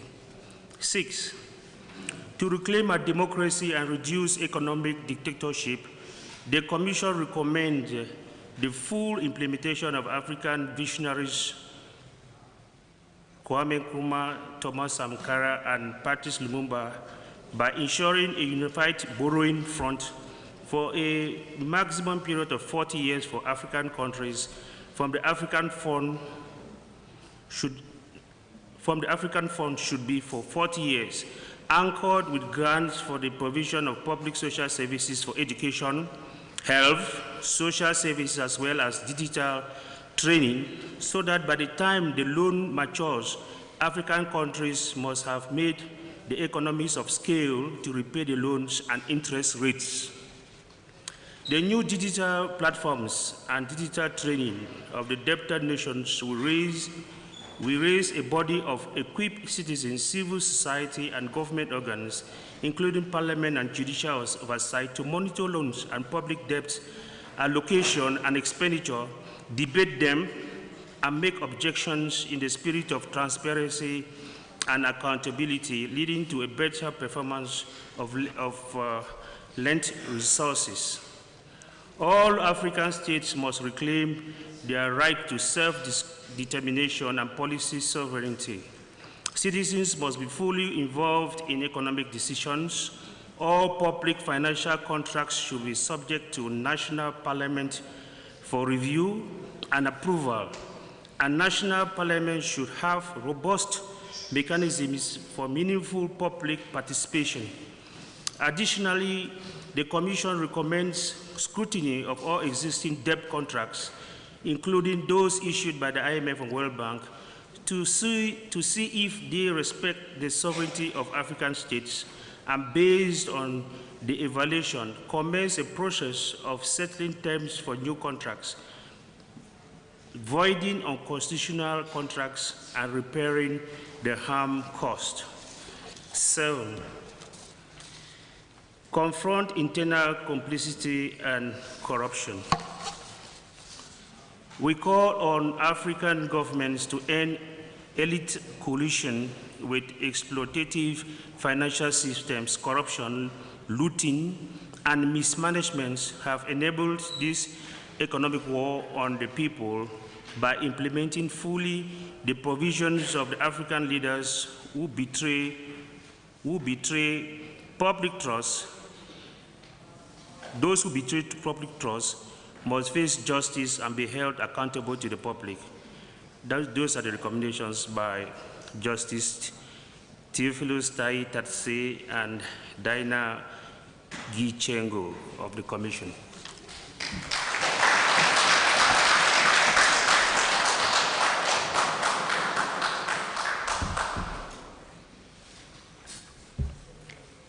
Thank you very much. The Commission is adjourned may we start the work of liberating the continent, therefore.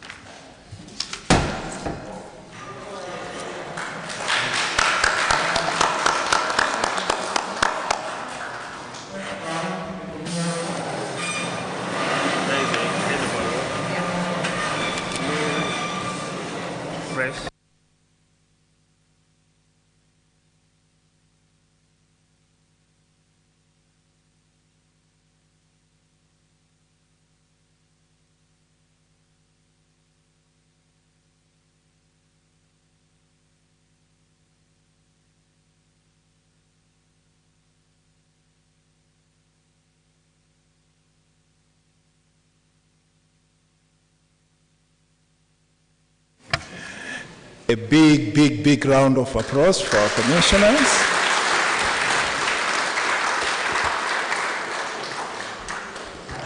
Yeah, we may take our seats.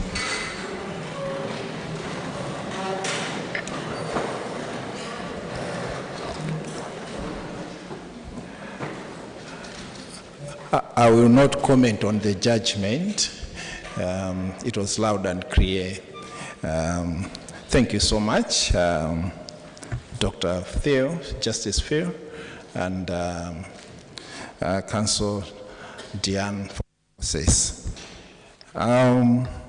We will get into closing formalities, which will have two people to speak as a way of closing, and after that we can conclude, and then there'll be press conference. So after the closing remarks, and there'll be a closing prayer as well, and then we'll get into press conference. And for the press conference, we might release everybody else. Just remain with those that will sit on the press conference, just to make sure that there are no interruptions. So as a way of closing, we'll have two people that are going to speak, as I said. First to speak will be on behalf of AfroDad, and let me go to the podium, Teddy, who will speak on behalf of AfroDad as a way of closing. A big round of a young leader to do the closing remarks.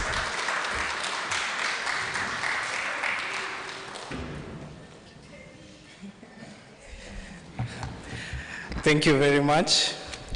I think I'll begin by saying it's a great day for Africa. And that being said, I'll teach you a song in Swahili. The song is Bado Mapambano. It's a struggle song from Kenya that means we do not sleep. It's time to now work. It's time to now fight. Yeah? And it goes like this. Afrika msilale. And you'll say, lale, lale, Afrika msilale. Bado mapambano, mapambano, mapambano. Bado mapambano. Can you do that? Now we start. Afrika msilale. Lale, lale, Afrika msilale. Bado mapambano, mapambano, mapambano. Bado mapambano, mapambano, mapambano. Bado mapambano. Viva Africa, viva! Viva Africa, viva! Viva Kenya, viva! Viva Zimbabwe, viva! Viva South Africa, viva! Viva Nigeria, viva! Viva Congo, viva! Viva Malawi, viva! Viva Africa, viva! Thank you so much. Yeah, I want to thank last thing, I want to teach you how to clap for the people that I will mention. And this is a clap we do in Kenya, or when we are introducing honorables into the podium. It is 1, 2, 3, ya kwanza, ya pili, ya tatu. Thank you, thank you. So, yeah, that will be the trend. I want to thank Majin, our co-host, AfroDad, Satini, and ESCR in absentia. We clap for our partners. Ya kwanza, ya pili, ya tatu. Thank you so much. As you all know, Africa is the rule maker, and as our ED from AfroDad, Jason, said, Now we have to read these 3 documents as our key documents going forward: the Harare Declaration, the Africa Borrowing Charter, the Maputo Declaration. These are very, very powerful documents that everyone in this room should know. I want to thank the Vice Board Chairperson of MEGI. I did not know that a man of God can speak with such conviction in matters debt in Africa. We have to clap for Reverend Innocent. Ya kwanza, ya pili, ya tatu. Yes, I want to thank Dr. Wazi Ligomeka, who introduced us to the chambo fish, which is very delicious, and also mentioned about Malawi's debt situation at around 60 trillion, which is very worrying, but bado mapambano. We will still struggle to liberate the continent of Africa. I want to skip and go to the organization Save the Children. They did a wonderful job. Their presentation here is one that was not only worrying to me as an individual, but should be worrying to everyone in this room and everyone in the continent. The fact that children know that they are not living their best lives because they did not choose to be born in Africa. It is very sad. It is something that as a continent we should work on. But nonetheless, we should clap for them for having the courage to speak on such important matters. So to Save the Children, ya kwanza, ya pili, ya tatu. Thank you so much. And also to the last session that we had here on elections and debt, a very powerful panel that opened our minds about our African leaders, about reparation in Africa. It is something that you should go to our social media pages and rewatch again and again and again.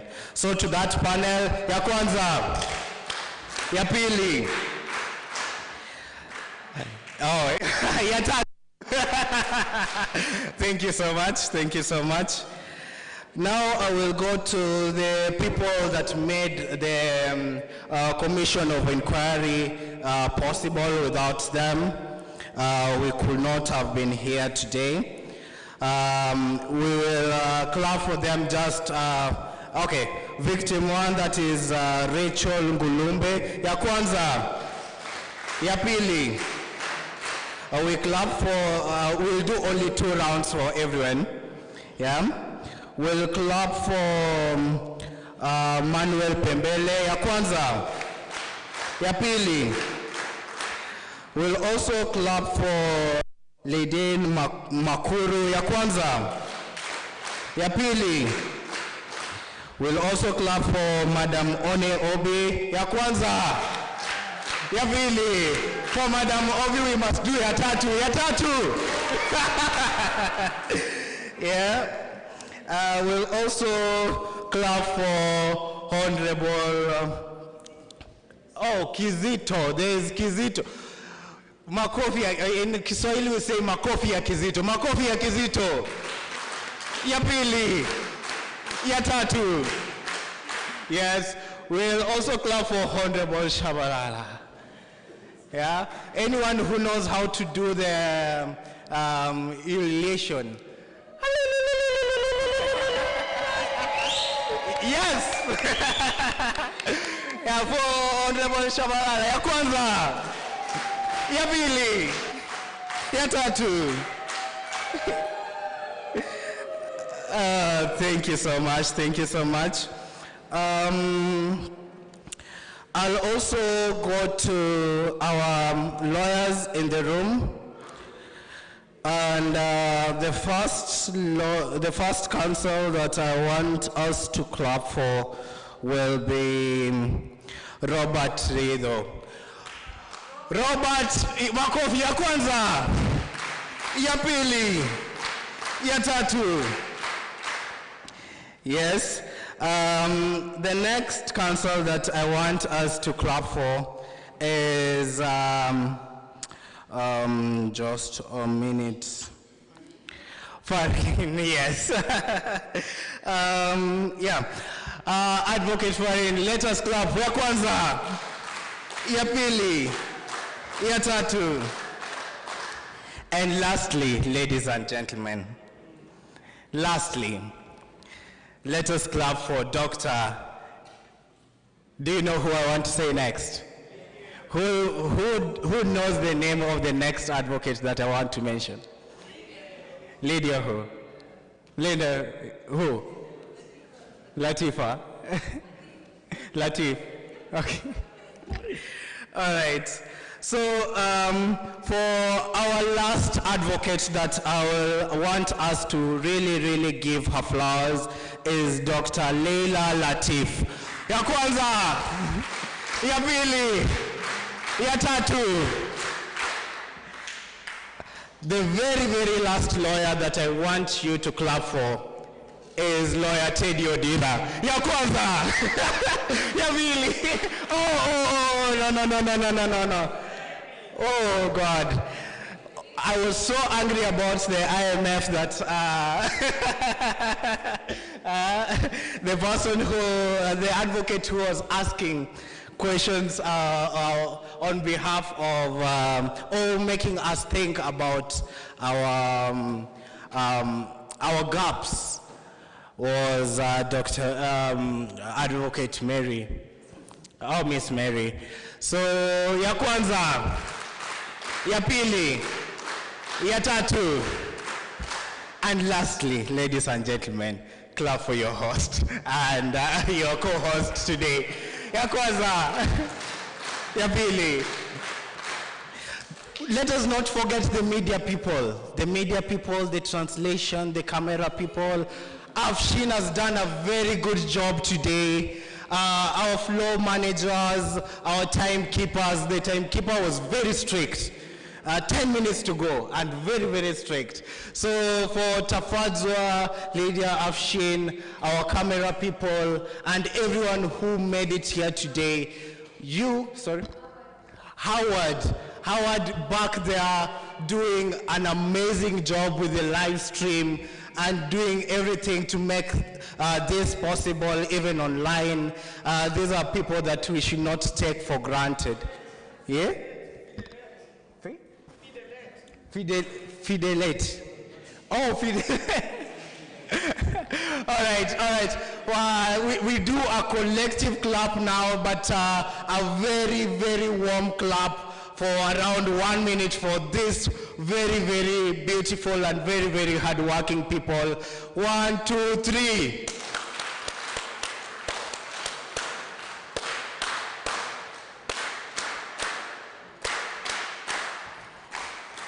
Afrika msilale, lale, Afrika msilale, bado mapambano, bado mapambano,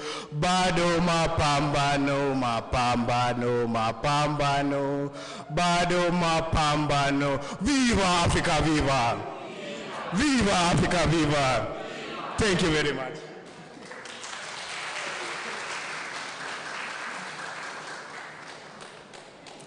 Yeah, that's the energy we need. Thank you so much, young leader Ted, for speaking on behalf of Aflodat, and also putting a close vote of thanks to various people who have made it possible for this event to be what it is now. Allow me, ladies and gentlemen, at this juncture, to invite Reverend Innocent Chikopa, Vice Board Chairperson for the Malawi Economic Justice Network Megin, for a closing remarks. Vice Chair, please.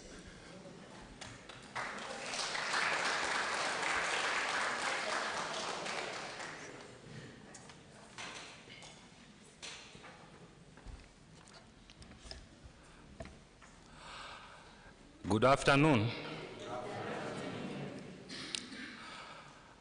What a manner of a roller coaster.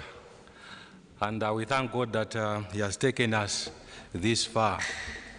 Thank you so very much that we can be here to finish together.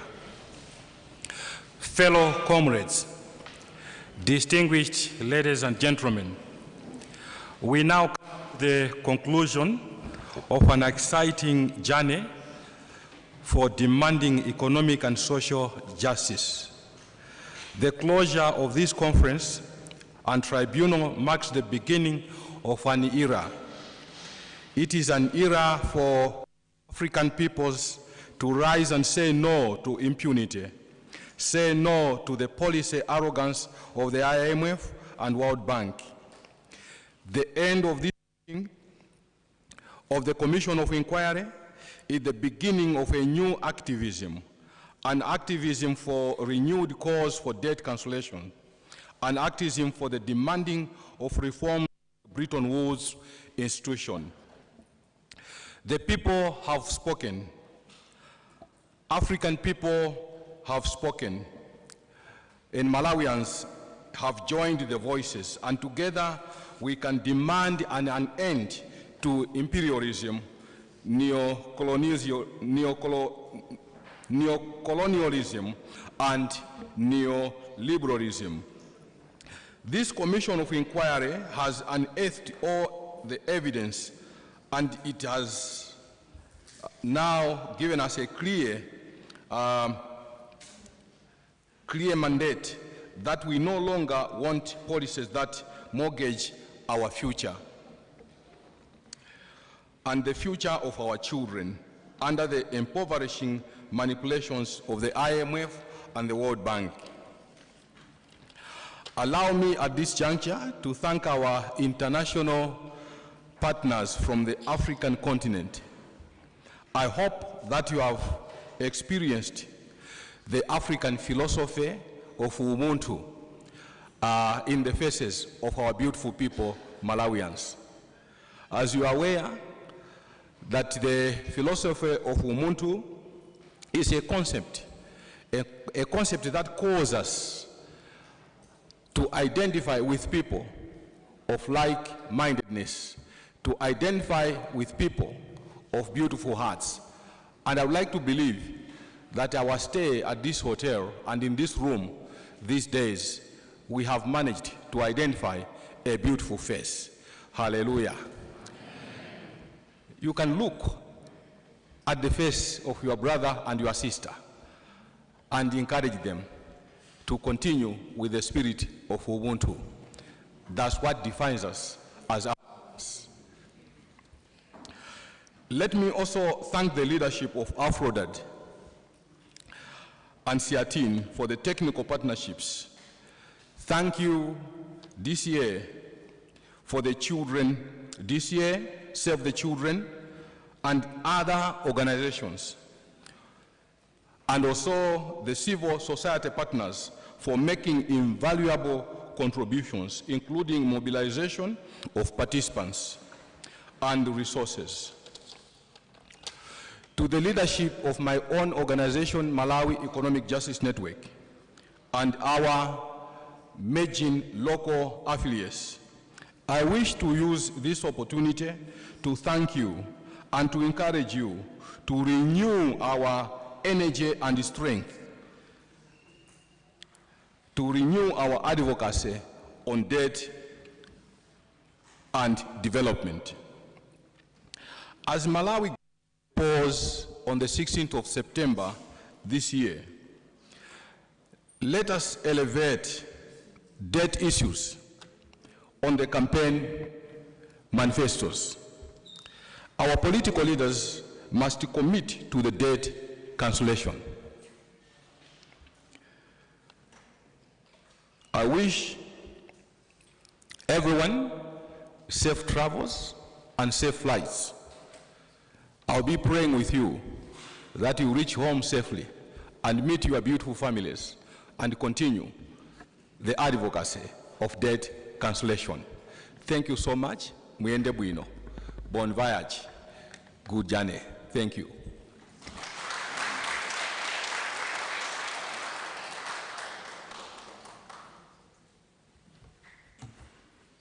Another round of applause for the Vice Board Chair. Thank you so very much. This really marks the end of the Commission. Just also to express our gratitude for making it to the very end. We still have a full hall here. Sometimes on the last day, you only have very few people participating. This really speaks to how significant this discussion was. And I hope and believe, just as others have already said, that this is not the first and last, but it's the beginning of a journey that we have undertaken as Africans to champion this agenda. So thank you so very much. As I said, this really marks the end, and then we're going to have a closing prayer, and after that, we will release everybody else except for the media and the people that are sitting on the press conference. Just to remind those that are sitting on the press conference, we have Madam Diana, Dr. Leila, Honorable Dr. Shabalala, Madam Obi, Mr. Mavuto Bamusi, Afshin, Rachel, and Manuel. So those are the people that are going to sit on the press conference this afternoon. Otherwise, thank you so very much. Let me ask Reverend Raquel Mtima to offer a prayer, and then we will call it a day. Reverend Mtima.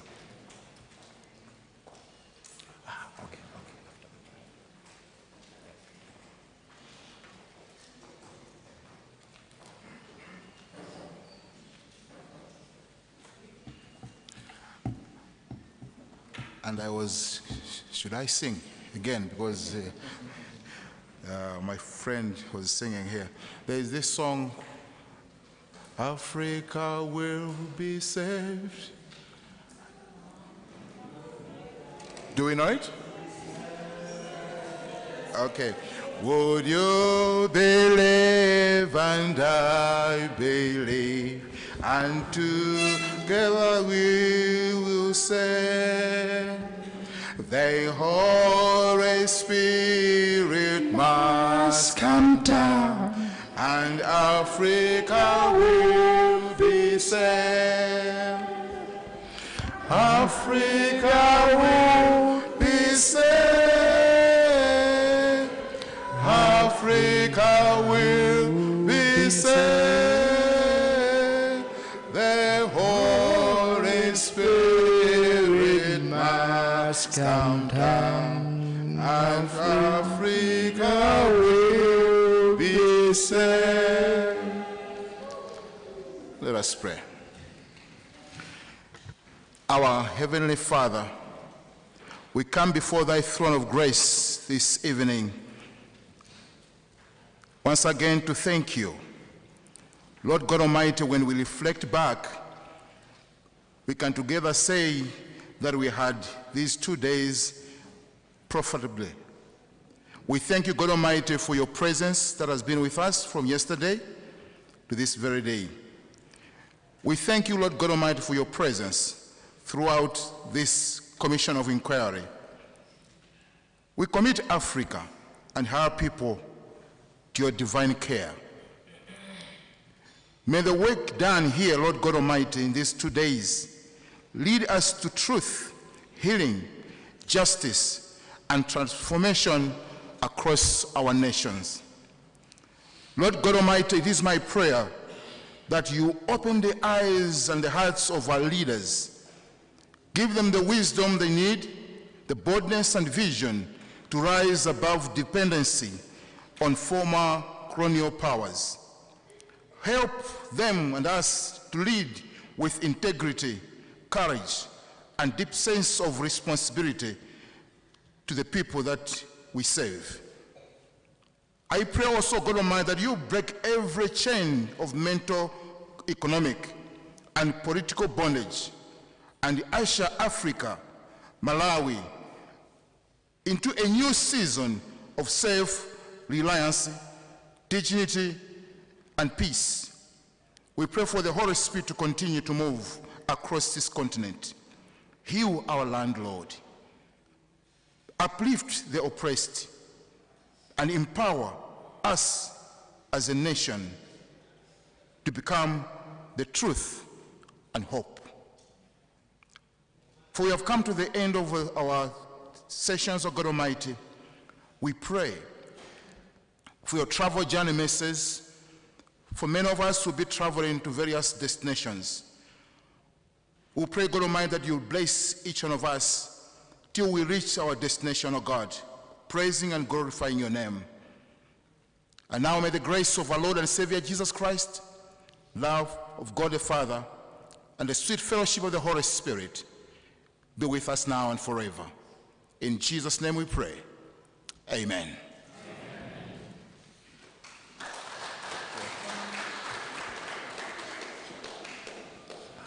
Rorin, you have the last announcement on the evaluation.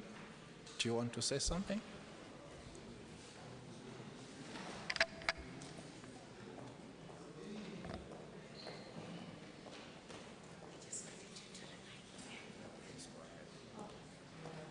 Okay, good afternoon, everyone. I'm here for the evaluation forms, the online evaluation forms that we distributed earlier.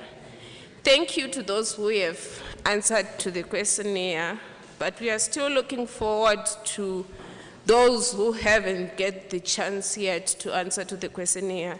It actually helps us to know what to do the next time we'll do our events and help us to improve as well. So please answer the questionnaires for us. Thank you. Thank you. As I announced, then this marks the end. We are released. In terms of the logistics for the local participants, we still pass by the desk at the entrance, but we still have tea and refreshments for the evening within the corridor. So let's partake them. So those to sit on the press conference, please, we'll have a caucus before the press conference. Let's have a caucus in front here so that we share rows respectively. Let's come in front and have a quick caucus so that we share rows. Yeah.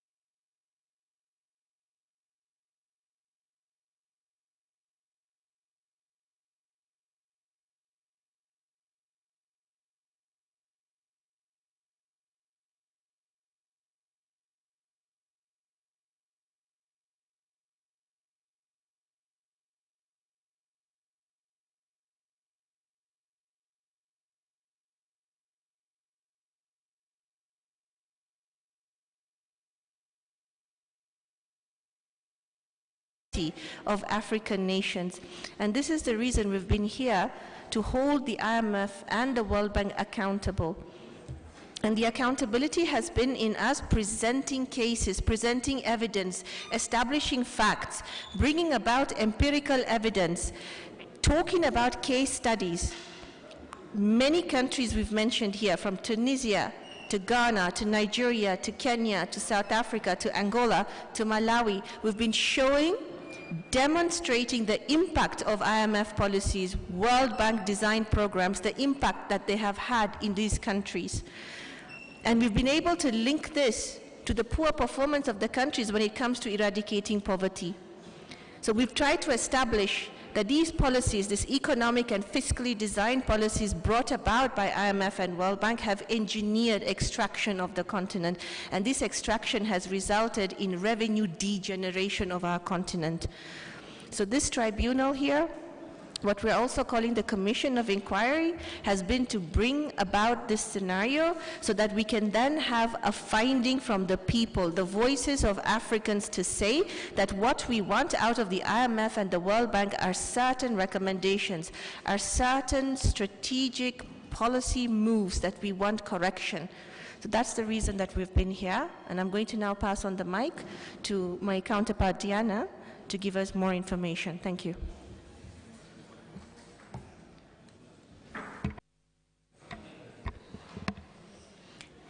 Thank you very much, Dr. Leila. My name is Diana Geshengo, an advocate in Kenya, but I lead the Institute for Social Accountability as the Executive Director and convene Okoa Uchumi Campaign, coalition of citizen and civil society in Kenya who are reeling from the effect of debt.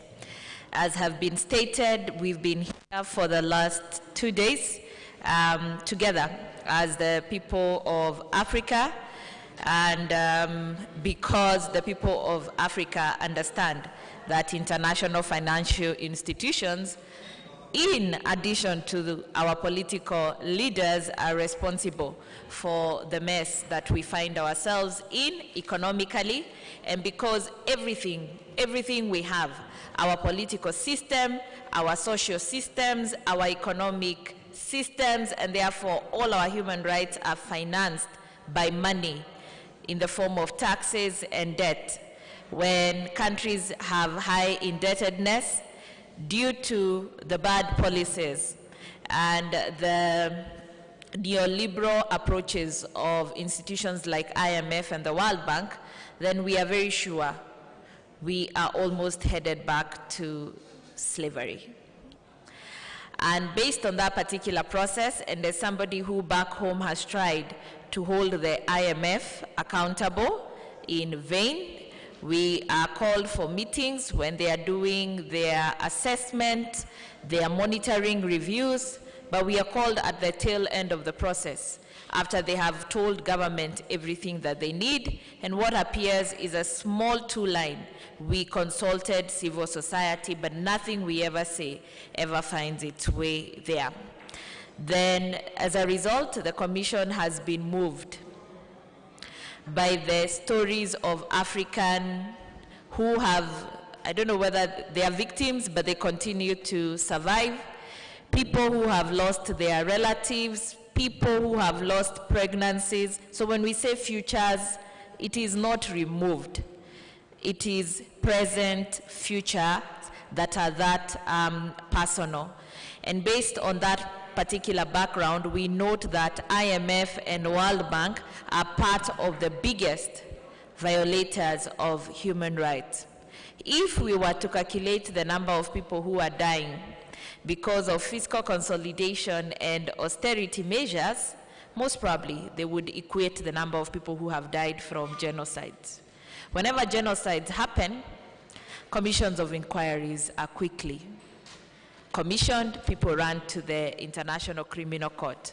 Where do we run to when the IMF and the World Bank met economic violence on the people of Kenya, on the people of Malawi, on the people of Nigeria, on the people of Burkina Faso, and many other all African countries. We have nowhere to run. For that reason, we came for this particular commission of inquiry, and based on what has been submitted in evidence, we've made 4 key findings.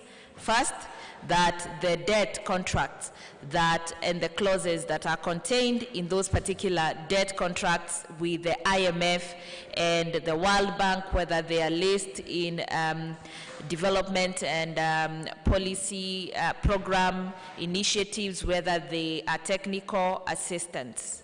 They take away the sovereignty of the African people. They negate the obligation of state to move forward and progress implementation of socio-economic and cultural rights. They kill internal democracy, including fiscal constitutionalism, where for every money that is used, we need to vote on it because they dictate the terms that are to be used. The democracy gets even worse because any decisions, any reforms that are to be made are based on a vote. The entire African continent has 7% of the vote. If you have ever heard of something that is not a democracy, it is an extraction. It is how the World Bank and the IMF is therefore constituted. Then we've also made a finding that they undermine development because everything they have done since the first African state, Ghana, gained its independence is to make sure that there are programs that make us not move forward, not have industries, not strengthen our currency. If anything, they devalue our currency. And this commission of inquiry had people who dared to say that leaders, African bold leaders, who dared go against the IMF, the World Bank, or the global financial institutions were assassinated. That continues to date. It has to stop. I don't think they can assassinate all of us. And so moving forward, we are starting a path of redefining what an African fund would look like, an African financial system would look like, what participation of the people would look like, what if we implemented the Pan-African vision, the Pan-African philosophy, once and for all, and charted our own path, and indeed cease becoming the net creditor of the world. There comes a time when, with all the wealth in Africa, we can actually be the rule makers and be the ones who dictate the terms of the people who have extracted from us for so long. So more courage and strength and action to the people of Africa.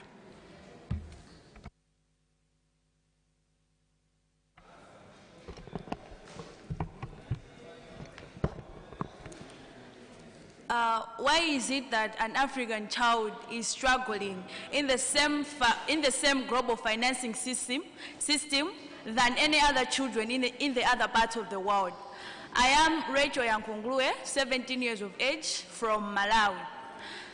It is with a great concern that the debts from International Monetary Fund and World Bank, they are coming in, they are accompanied with unfavorable conditions and policies that, when adopted, they are prioritized at the expense of Africans, and that's centering children. Why is it that Africans are struggling more with poverty while we are having the same debts from the same financing system? Why is it that an African child is failing to access quality education and quality health care while we are living in the same global financing system? This is because the International Monetary Fund and World Bank have had their interest first and not thinking about Africans, and not thinking about the future of African children, and not thinking about the youth of African continent. It is with a great concern that our governments in Africa are being forced to prioritize creditors and to prioritize debt servicing over the important social protection services that the countries have to prioritize. It is with great concern that Africa Vision 2063, it is slowly going down and it is slowly shallowing because our government are failing to finance important services, because our governments are failing to give Africans what they need. It is with great concern that we are seeing leaders, our leaders who are advocating for change, being killed, being detained in prison, while us children are seeing. It is with great concern and sadness that an African child is failing to voice out because of the tools that have been impressed. So these huge external debts are affecting Africans, and not only Africans, they're affecting the child in the soil of Africa.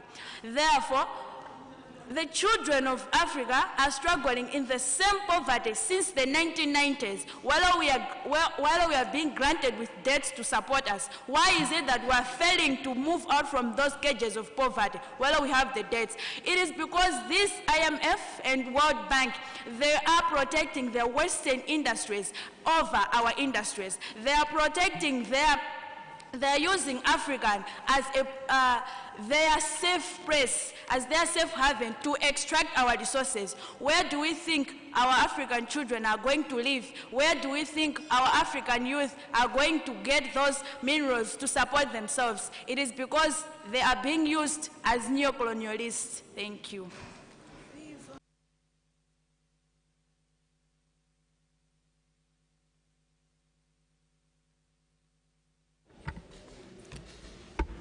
Thank you very much. The findings today of this Commission of Inquiry has been indicated, Africa. And I hope that they can move it on to a proper tribunal with IMF present so that they can exchange, we can face Africa together. They need to answer to Africans.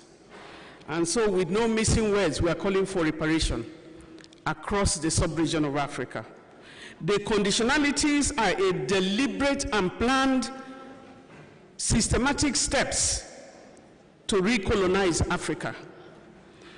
Once Africans were taken from the shores of Africa, able-bodied men and women, young and old, were taken from Africa. Through the continent, from different places, from Tanzania, from all the west coast of Africa, and taken to Europe and America, from Nigeria, is it from Mombasa or whichever corner of Africa, the blacks were taken from our coast. It was not the design for Africans. Many of them died in the seas, being transported and dumped, their bodies thrown overboard.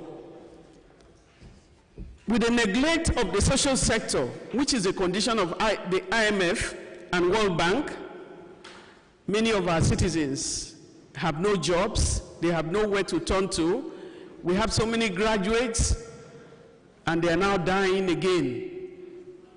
You're hearing the boat capsizing because they are trying to go to Europe to the very beginning. So Africans are dying again. Those who have reached other sides, you find them to different countries, they are being rejected, they are being turned over, except those who qualify, the doctors, nurses, the teachers who are useful to them. You never hear about their migration. But those they don't need, they don't want them. And so Africans, again, find themselves at the receiving end. We're therefore calling that the dignity of Africa has been shredded, finally by the IMF and the World Bank. And so today, we are calling, because they're calling for reparation. The lack of investment in education, for example, is to ensure that the human capital is depleted. It's to weaken the human capital of all African nations, because if you don't educate people, if you are, enriching and building the capacity, investing in the human capital, means your economy has a future. But when you remove that, we have so many students today across different universities in Africa. Those who have gone to even 100 level the first year can't go to the second year. Those who have gone to the second year can't go to the third year because they do not have money to carry on. when you have many of them falling below the poverty line. And so, I want to say well done to Africa. I want to say well done to Aphrodite and all the partners for how they have brought us in here today. I want to commend their effort. Let the effort not be stopped. I want to ask Africa, we also want to demand accountability from the African Union, our leaders in the African Union. You know, there's a lot of corruption in our countries across board, across wherever IMF and the World Bank has walked through. In order to further subjugate, they capture the elite, the political elite, and what we have today. But I do believe that we still have some Africans who are ready to fight. We still have some decent people. Keep your dignity, because for Africa, the future is bright. But again, we have to learn to be able to work together. We have to bring up unity. We're calling for dedicated leaders.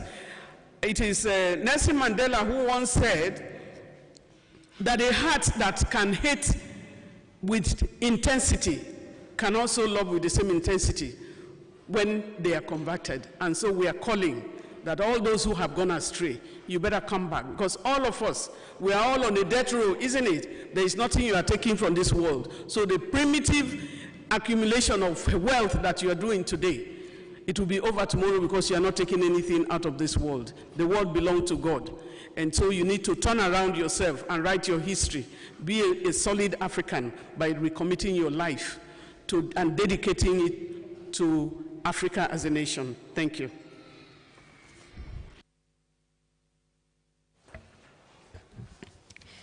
Good evening, ladies and gentlemen. I'll summarize in 3 points what I believe the proceedings over these past 2 days have revealed for us. First is the importance of having this commission of inquiry. Second is the broken global financial architecture, in particular the global debt architecture. And third is the need for strong debt governance. Now, when we look at the importance of the commission of inquiry, because some of the reasons have already been touched on, I'll touch on a few different ones. First, this commission of inquiry was important to delve into the allegations that were alleged against the IMF and the World Bank. Second, it highlights 2 key international legal voids. One is that on a defined international legal forum for adjudication of sovereign debt disputes. So we sought to emulate what such a forum could look like. Second is the international legal void on legislation on sovereign debts. To address this, we have the upcoming Financing for Development process, which is expected to lead to an intergovernmental process that leads to the establishment of a United Nations Framework Convention on Sovereign Debt. And third is legal immunity. We also wanted to see how to navigate the legal immunity that is granted to the IMF and the different branches of the World Bank through their articles of agreement. Now, moving on to my second main point, the global financial architecture, and in particular, the global debt governance, global debt architecture.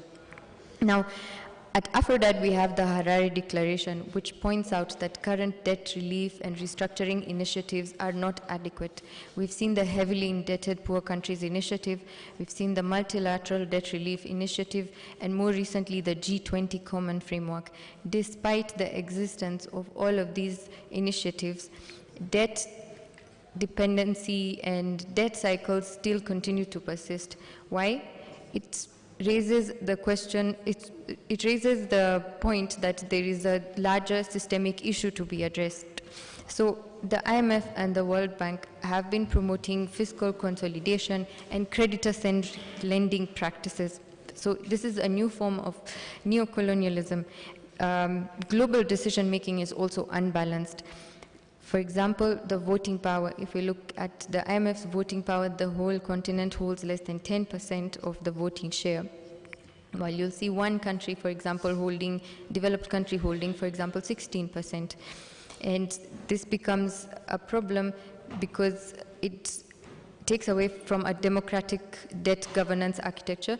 So instead of having one country, one vote, we are allocated voting powers which were set in 1944. Next is human rights and development. So this has an implication on our human rights and development, because as Professor Waris says, rights require resources. If we do not have the resources, we cannot finance our rights, especially socio-economic rights. Finally, I'll connect this to debt governance, especially at national level. So reforming the global debt architecture also trickles down to our national levels. In order to strengthen national legislation, which is also provided for in the Harare Declaration, we looked at 4 different countries' legal frameworks on debt, the legal and institutional frameworks. So we looked at Ethiopia, Chad, Malawi, and Ghana. And we did a comparative analysis highlighting trends such as lack of transparency, accountability which is not enforced, various other provisions which highlight that while we are doing the work even at global level, we need to bring that work down to reforming legal frameworks even at national level. Thank you very much.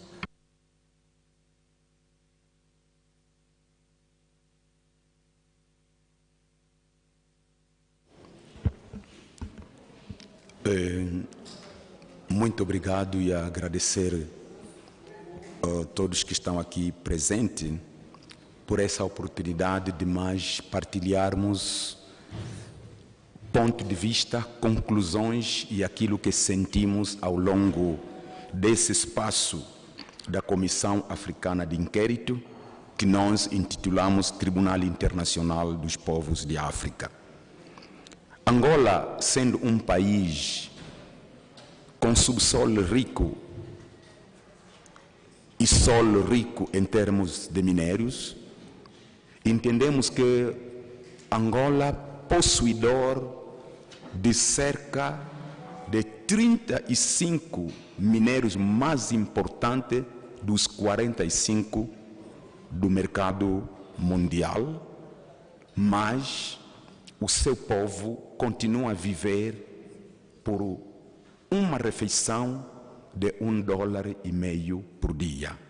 Por essa razão, durante esta sessão, nós entendemos que o nosso foco mais crítico é exatamente nas relações com o Fundo Monetário Internacional, onde nos apercebemos que existe uma questão que podemos chamar de contexto histórico e estrutural.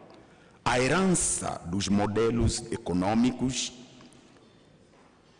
que tratamos que são colonial extrativista em estruturas internas e robustas. Esses desafios foram aproveitados enquanto os países estão nas guerras, obrigados a buscar este financiamento, mas em contrapartida desequilibrou totalmente os interesses dos povos locais. Os acordos do FMI, na verdade, no seu grande condicionalismo, levou vários momentos o desequilíbrio da soberania dos países, isto é, através das altas taxas de juros e sobretaxas, ao mesmo tempo que leva esses países, Angola e outros países da África, pagarem, na verdade, ou priorizar o pagamento dos credores em detrimento daquilo que devia ser as condições sobre direitos econômicos, sociais e culturais do seu povo e encontrando pouca flexibilidade e também pouco entendimento entre o povo e os governantes. Nós encontramos que há um impacto socioeconômico do endividamento muito forte. A redução dos investimentos nas questões de saúde, educação, onde vimos que ao longo desse inquérito entendemos que há escolas que se fecham, há médicos sem função, há hospitais sem equipamento e inclusive mulheres que moram nas portas dos hospitais porque não há medicamento, não há médico. E por outro, médicos formados preferem abrir seus postos médicos e resumir a saúde pública em receitas. É consultada o doente, o paciente, mas é dada a receita, ou é consultado o doente, mas é enviado para os centros médicos privados cujos donos são exatamente os médicos preparados pelo sistema de saúde pública. Isto, na verdade, ficou claro que esta questão nos traz numa visão diferente de nós considerarmos esse espaço do Tribunal Africano para os povos, do Tribunal Internacional dos Povos Africanos como um espaço legítimo para denunciar as injustiças financeiras e estruturais impostas aos países africanos. Os países africanos, inclusive Angola, nos posicionamos a favor de uma reparação econômica internacional e de um novo pacto financeiro global que respeite a soberania dos povos africanos e promova o desenvolvimento inclusivo e sustentável.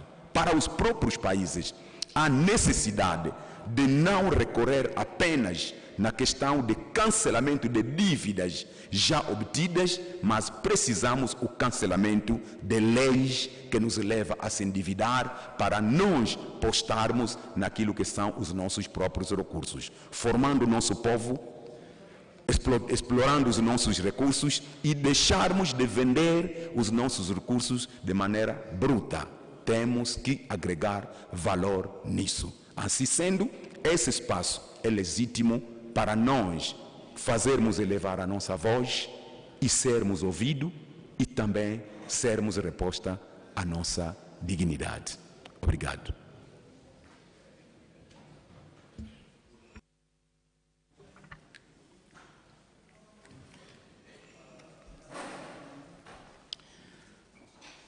My name is Mavuto Bamusi, a civil society activist, economic justice campaigner in Malawi.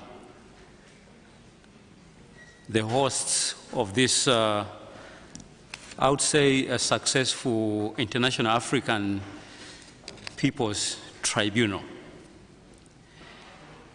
And I say that this has been a successful commission of inquiry because of the few issues that I'm going to talk about which concern Malawi. To begin with, the IMF and the World Bank have been in existence in Malawi for over close to 60 years. Actually, since Malawi got independence in 1964, and then 1965, 1966, the IMF and the World Bank consolidated their foothold in Malawi. But the question which the Malawian people and us as civil society activists ask and continue to ask is, why is underdevelopment perpetuating while these institutions, these Bretton Woods institutions, still cling to have their foothold in Malawi? Why is poverty still deepening and it continues to widen in Malawi? Yet for over 60 years, we have the IMF and the World Bank operating their offices in the capital, Lilongwe. Let me just give you a picture. Currently, as we speak, and if we are to use the income poverty line of $3 a day, then we are talking about 80% of Malawians sliding into poverty immediately. And this is compounded by the high cost of living, which Malawians have experienced for the past 2 to 3 years. And as I speak right now, Malawians are queuing on the pump stations, on the fuel stations, just to get petrol. It can take 1, 2 days, 3 days, sometimes spending the nights on fuel stations. And at the same time, Malawians are literally scrambling for such basic commodities as sugar. And that is the extent of poverty in Malawi. And to a high extent, this has been contributed by the devaluation policies which the IMF has insisted that Malawi should undertake. Again, let me give you a snapshot. In the year 2022, the IMF advised Malawi government to devalue its currency by 25%. And that happened almost as if the IMF is advising Malawi to do that at gunpoint. And then, as if that is not enough, in the year 2023, another devaluation happened. And actually, this is one of the highest rates of devaluation at 44%. And then that is on top of the 22% devaluation of the previous year in 2022. And then in between, Malawians are shouldering what we are calling secret devaluations, hidden devaluations that are happening almost on a month-to-month basis, such that as we speak right now, the cumulative devaluation that Malawians have experienced over the past 3 years alone is slightly over 75%. Now, can you therefore imagine, if you were to stand in the shoes of an ordinary Malawian, the children, some of whom are represented by my side here, Rachel has lamented very pathetic scenarios, very pathetic situations that children are going through. So the degree of child poverty, all this we argue and we observe that they have been impacted upon by the impoverishing policies of the International Monetary Fund and the World Bank. And this is again on the background that in the year 1982-1983, Malawi was forced, literally forced, to embrace structural adjustment programs. A few years down the line, we saw massive privatization of state-owned enterprises. 65 state-owned enterprises were privatized within a space of 10 years, from 1996 to 2006. And guess what? What Malawians were promised that this was going to result into economic efficiency and economic growth did not happen, has not happened to date. What was promised by the World Bank and the IMF, that privatization was going to generate jobs, did not happen and has not happened. As a result, privatization has led to the deindustrialization of our economy. And then, as I sum up, we have the same poor people who are now saddled with a heavy debt burden.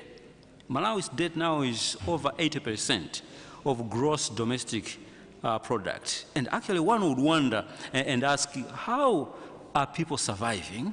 How are Malawians surviving?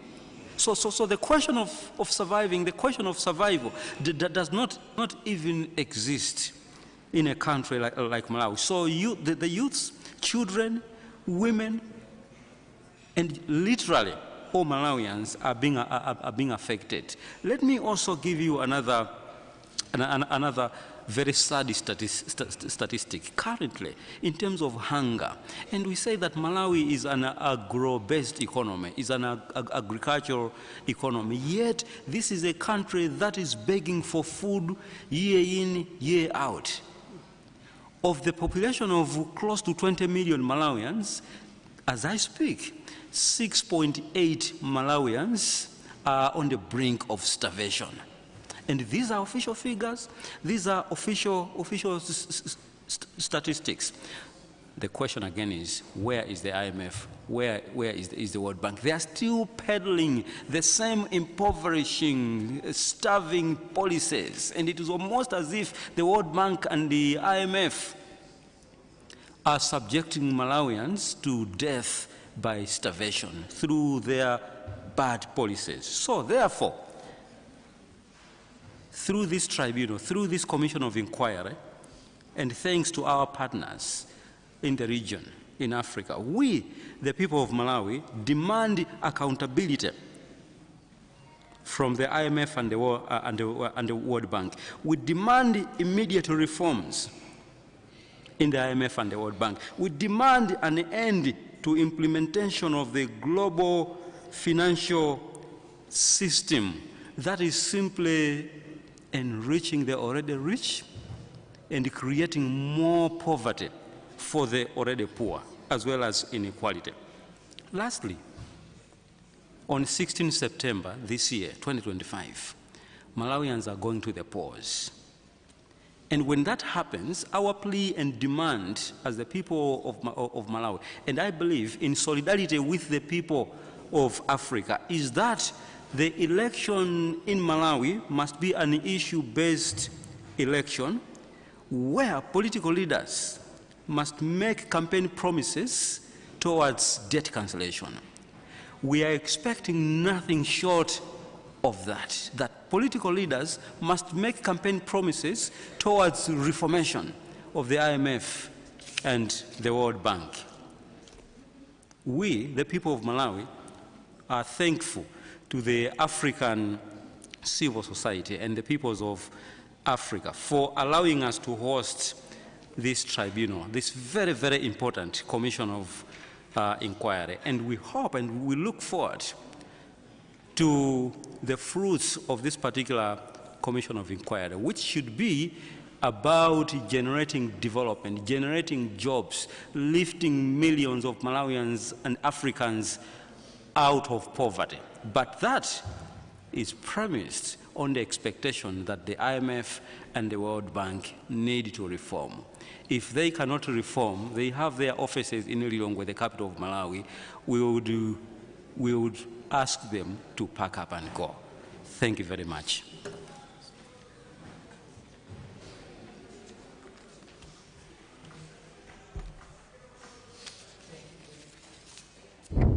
Thank you very much.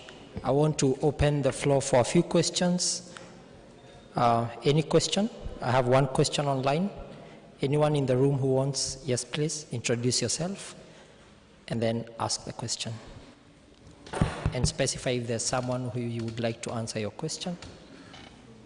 I can go? All right, my name is Kingsley Jasi from Times Group. Talking of reforms, would you be specific on what areas of reforms would you would expect these institutions to do,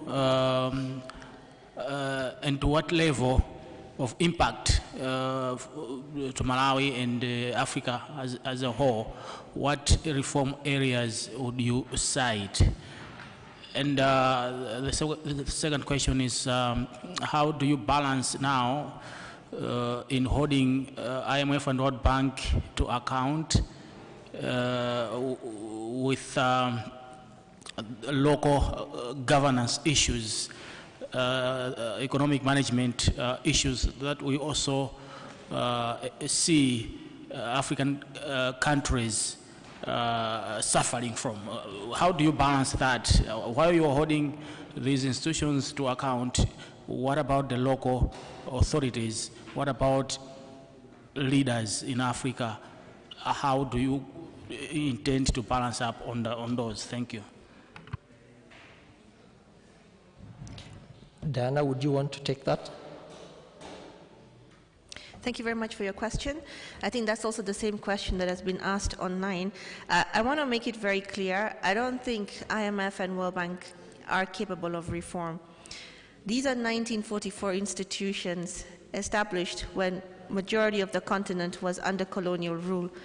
Why do we have these institutions making policies for us? They need to be dismantled, and we've heard Madame Ene also talk about that. They should not exist. We should have them replaced completely with an institution that understands the socio-economic, fiscal governance and cultural concerns and realities of the continent. Okay? So in terms of the alternatives, in terms of thinking about where do we go next from this, replace the IMF and the World Bank, replace it with a credible institution. Some of this work is already taking place. There is, in Nairobi, there has been the House of Fiscal Wisdom that has been established that is looking towards the creation of a commission on financing development. That commission is going to come up with strategic ways in which to build an organization that represents, truly represents, a fiscally legitimate institution that's going to provide credit, and that credit should actually be interest-free. I want to bring to the attention a document that was shared with me by my colleague who lives in Mauritius, Mr. Yash Saurti. He shared with me a recent document whereby the British actually apologized to the Mauritian government, having colonized a specific island of Mauritius for a number of years, the Chagos Island. And in that particular treaty, they have expressly said that we realize the problems that we posed in this particular island because of a colonial domination of the state, and because we are apologetic, we want to now make reparations. That same logic should be applied to IMF and World Bank. So before they're dismantled, let them apologize, and in that apology, let them come up with amends. And those amends, you've heard my panel also speak about this, is to come up with reparations. And the best form of reparation is to write off all debts, completely all debts. There's no moratorium that we want on any debt. Write off those debts, and then we move forward from that. So that's my response to you for now. I also want to bring it to the attention of ourselves here, and also of those online who are listening. There are different alternatives to getting credit without the exorbitant interest rates that we are seeing given to us by the IMF, the World Bank, and other creditors in the form of governments, which I will not mention right now. We need to start thinking about sukuk, which is the Islamic form of financial instruments that are designed as bonds. And these generate enough value for economic activity without interest. And I think that is what has been suffocating the continent, the high interest rates. So that's my response for now. I'll wait for my other panelists to give further responses on the same. Thank you. I just want to bring to us again, I just want to bring to us again that in October 15th, about October 15th, 1996, a deputy director of IMF apologized to Africans that the policies that they introduced on the structural adjustment program and the austerity measure did not work, that it failed. And when African economists were telling them that those policies will not work, because you can't come from somewhere and bring ideas that you have no idea about the roots of that environment. You have no environmental impact, you have no study and all of that, and you introduce this. We knew it would fail.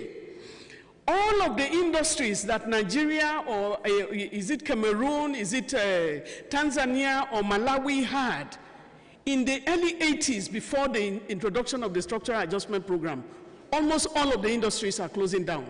Up till last week, more industries are still closing down. In the inquiry yesterday, it was mentioned just the textile industry that produce what I have, because when you have industries, the workforce, it can consume, you can just take in the manpower that you have. We don't have them anymore. From 125 to 20. And every day they are still closing down. All of the industries are packing up and going, when other sectors are booming. So the devaluation of the currency did not work. They say devalue your economy, your currency, so that more industries will come in. But what we are having is more industries are packing. They are telling you to, privatize your energy sector. They privatize. The privates, the hands of the privates, has never generated anything. And so how come you come with policies from outside there, but the governments of Europe, the governments of America, and all of them, they never neglect social protection. Those who are not working are covered. But we are having young Africans that want to go and read. They don't want to read. Nobody has, where you now squeeze the hell out of us. Because when you are looking at, if I pay tax, like Europe, 30 to 40% of your tax is paid. You are no longer responsible for your health care. You are no longer responsible for your, for education. But what we are having today is that you pay all of that and you are still squeezed. And then we have the entire social sector being destroyed. That's what they have done. They have destroyed the the hospitals, the educational sector. When I went to the university, I studied with people who came in from Europe to study in Nigeria. But today, many of our politicians, what we are talking about, many of our politicians are sending their children abroad instead of studying, within the environment and all of that. So we know what we are talking about, and I'm happy that this is happening at this time. Thank you. Thank you. So have your headphones ready? I think that there was a question to do with the responsibility of local leaders, local politicians, and what have you. And we wish to say, without missing words, that this tribunal, this commission of inquiry, was not here to condone the corrupt behavior of African presidents, African leaders, and other politicians. And we know that some of the debt that has been contracted has been spent on corrupt projects, on projects that have been processed through corrupt means. You talk about infrastructure projects, construction of roads, construction of dams, railways. All these are under machinations of bribery, corruption, embezzlement, and what have you. So the debt cancellation, and we wish to say this sternly, that the debt cancellation campaign is not a trump card for politicians to now begin using the freed resources from debt cancellation in any manners so corrupt. So there is need to stick to public finance management systems, adhere to rule of law, but most importantly, make sure that there is fiscal discipline, and that is on the part of African leaders themselves. Thank you. There's a question? Okay, proceed. Thank you. I'd just like to add to that, on the aspect of the responsibility of local leaders, and I assume you're also talking about members of parliament and our government officials. One thing that they can do is reform legislative frameworks. We have seen from the presentations today even that there are gaps that we can reform within our legislative frameworks at national level. So even as we talk about reforming or doing away completely with the IMF and the World Bank, we also have to look at our national level frameworks. So what we can do at the national level, for example, members of parliament can institute legal reforms. They can work with ministries of finance, specifically when it comes to public finance management laws and public debt management laws. Thank you. Thank you. The next question is in French. Yes, Joseph. Merci de m'avoir accordé la parole, Howard. J'ai deux ou trois petites questions. Mais j'aimerais quand même avant faire une motion. Je ne sais pas si vous permettez. I can? Yes. Alors, j'aimerais dire ceci. Quand nous posons des questions, je souhaiterais que ce soit une personne ou s'il sera complété, que ce soit par 2 ou 3 personnes maximum. S'il faut à chaque question faire le tour de table, le tour de table, ça sera, on risque de passer la nuit ici. Bon, je ne sais pas, c'était juste ce que j'avais en tête. Parce que si à chaque question, on fait le tour de table, nous avons plusieurs journalistes ici, ça peut nous prendre plus de 2-3 heures. C'était ça ma requête. Maintenant, je passe aux questions. Excusez-moi avec mon nez. J'allais dire que depuis les publications que j'ai faites il y a quelques jours pour annoncer cette commission, j'ai reçu beaucoup de questions de mes lecteurs sur cette commission. Beaucoup ou nombreux, la plupart d'entre eux ne comprennent pas c'est quoi cette commission. Qu'est-ce que c'est réellement et quel est son rôle? Qu'est-ce que ça changera dans les futurs, cette commission d'enquête? Ma question est de savoir, que faites-vous maintenant pour que ce processus ne reste pas réservé à un cercle militant ou intellectuel, mais soit réellement compris par toutes ces personnes ou la population qui posent ces différentes questions, pour qu'ils comprennent un peu c'est quoi cette commission. Et puis, quelle garantie avez-vous que ces conclusions ne resteront pas symboliques? Qui le portera après? On a fait 2 jours de travaux, il y a eu des recommandations, mais qui les portera auprès de ces institutions-là, le Fonds monétaire international, la Banque mondiale aussi et autres, pour avoir finalement gain de cause? Voilà mes 2 questions.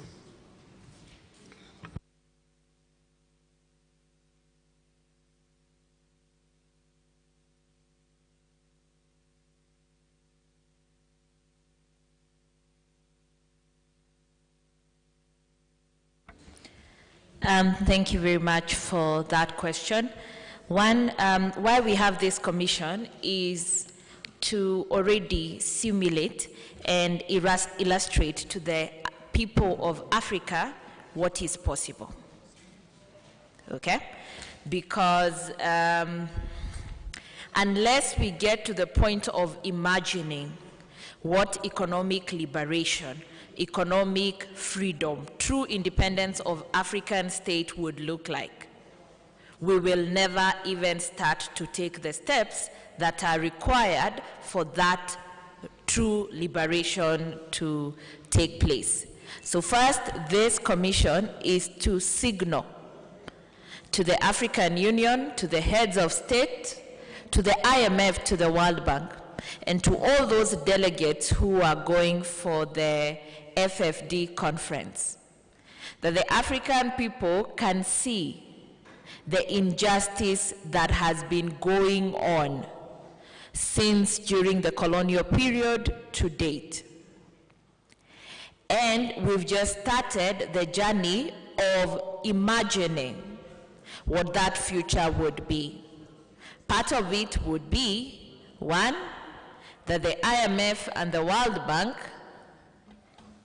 immediately as part of reparations to Africa, cancel their debt. They change their structure before finally they are dismantled to ensure that African states have an equal voice as all other states. Then we must also usher the journey that the African Union, with courage, must begin to walk. And linked to the question that was asked earlier, we are also in this problem because of our bad leadership and governance.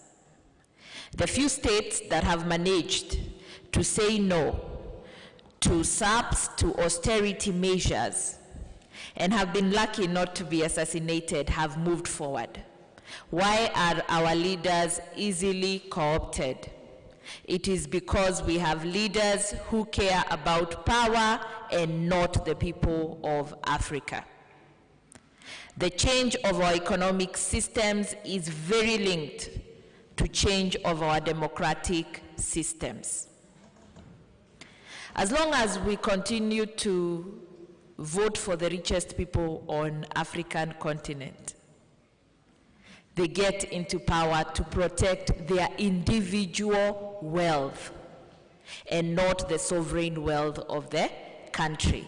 So alongside this, and together with the overall Harare Declaration, we will continue to create steps and actions that people in civil society, students, scholars, journalists, advocates can already start taking steps. I am aware from this process, there are countries that already will go and sue the IMF and the World Bank for various violations.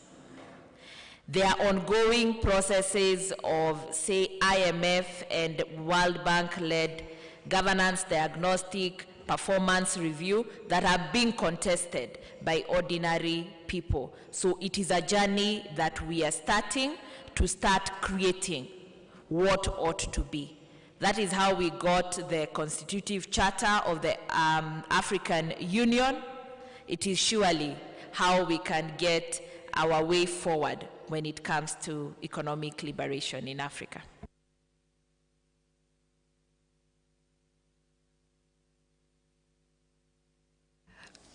Meu nome é Berta Madima, de Moçambique. A minha questão vai para o Dr. Manuel. Yes.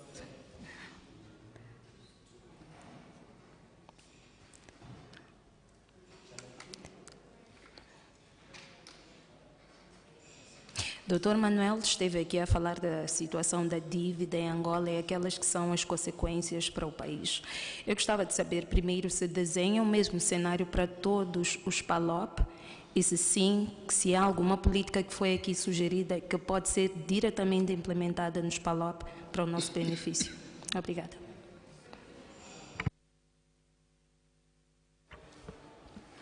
Ok, muito obrigado. Como podia dizer que na vez passada não me pronunciei do nome, deixa aproveitar que sou Manuel Pembele Fulutoma, trabalho para a Jureca, Associação Juvenil para o Desenvolvimento Comunitário de Angola, e também para a rede de cidadão angolano para a questão da dívida pública. A situação que coloca é exatamente pertinente. Sabes que a questão do endividamento público angolano não afeta apenas Angola, afeta também os países aliados do ponto de vista da política linguística, da política econômica e também da política social.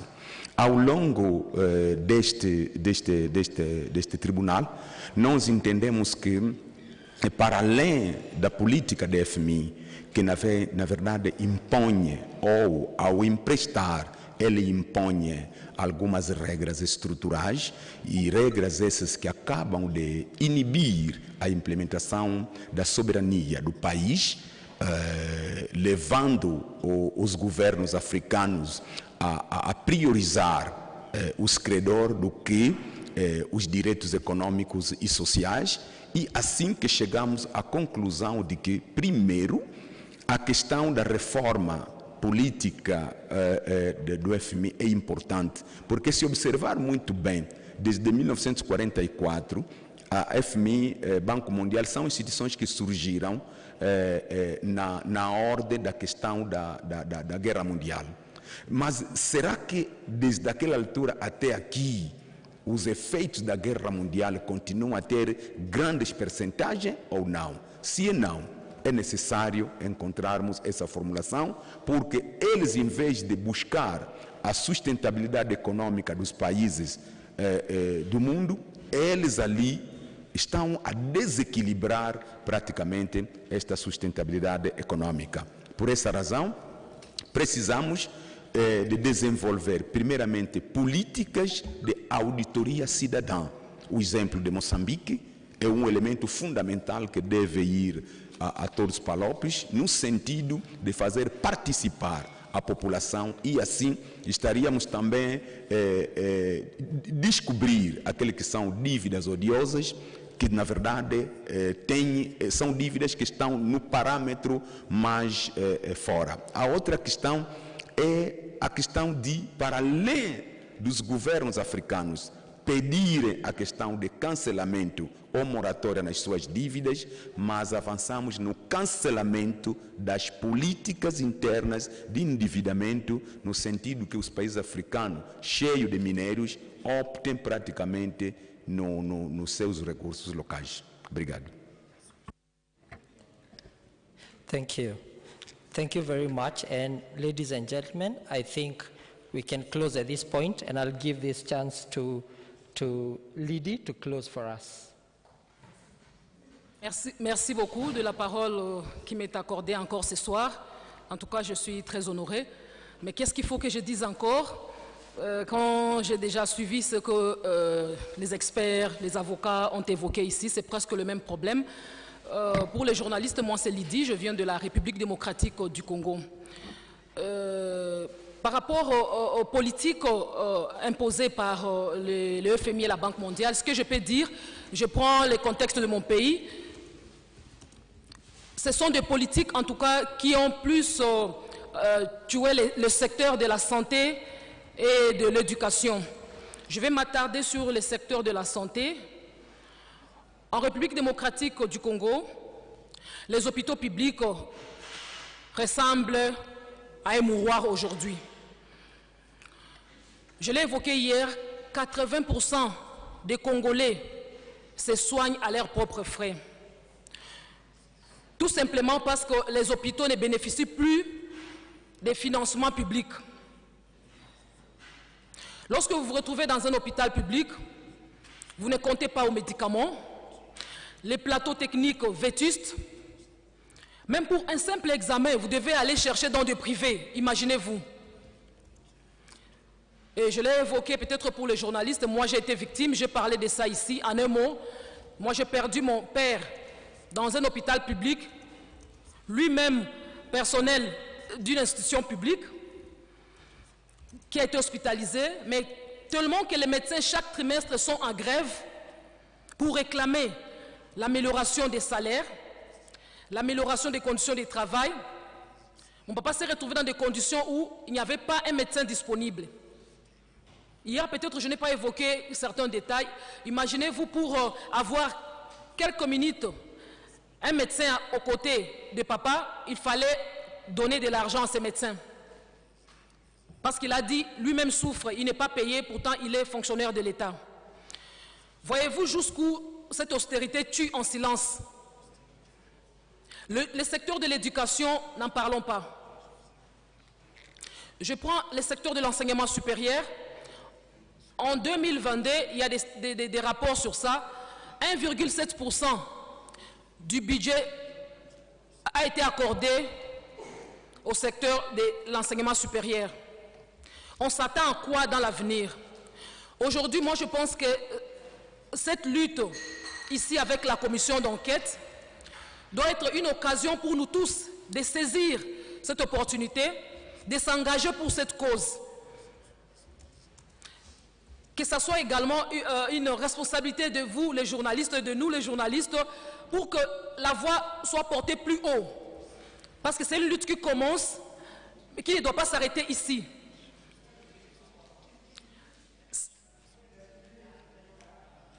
En tout cas, pour dire un peu de mots, les impacts des politiques imposées par le programme d'ajustement structurel sont visibles et palpables.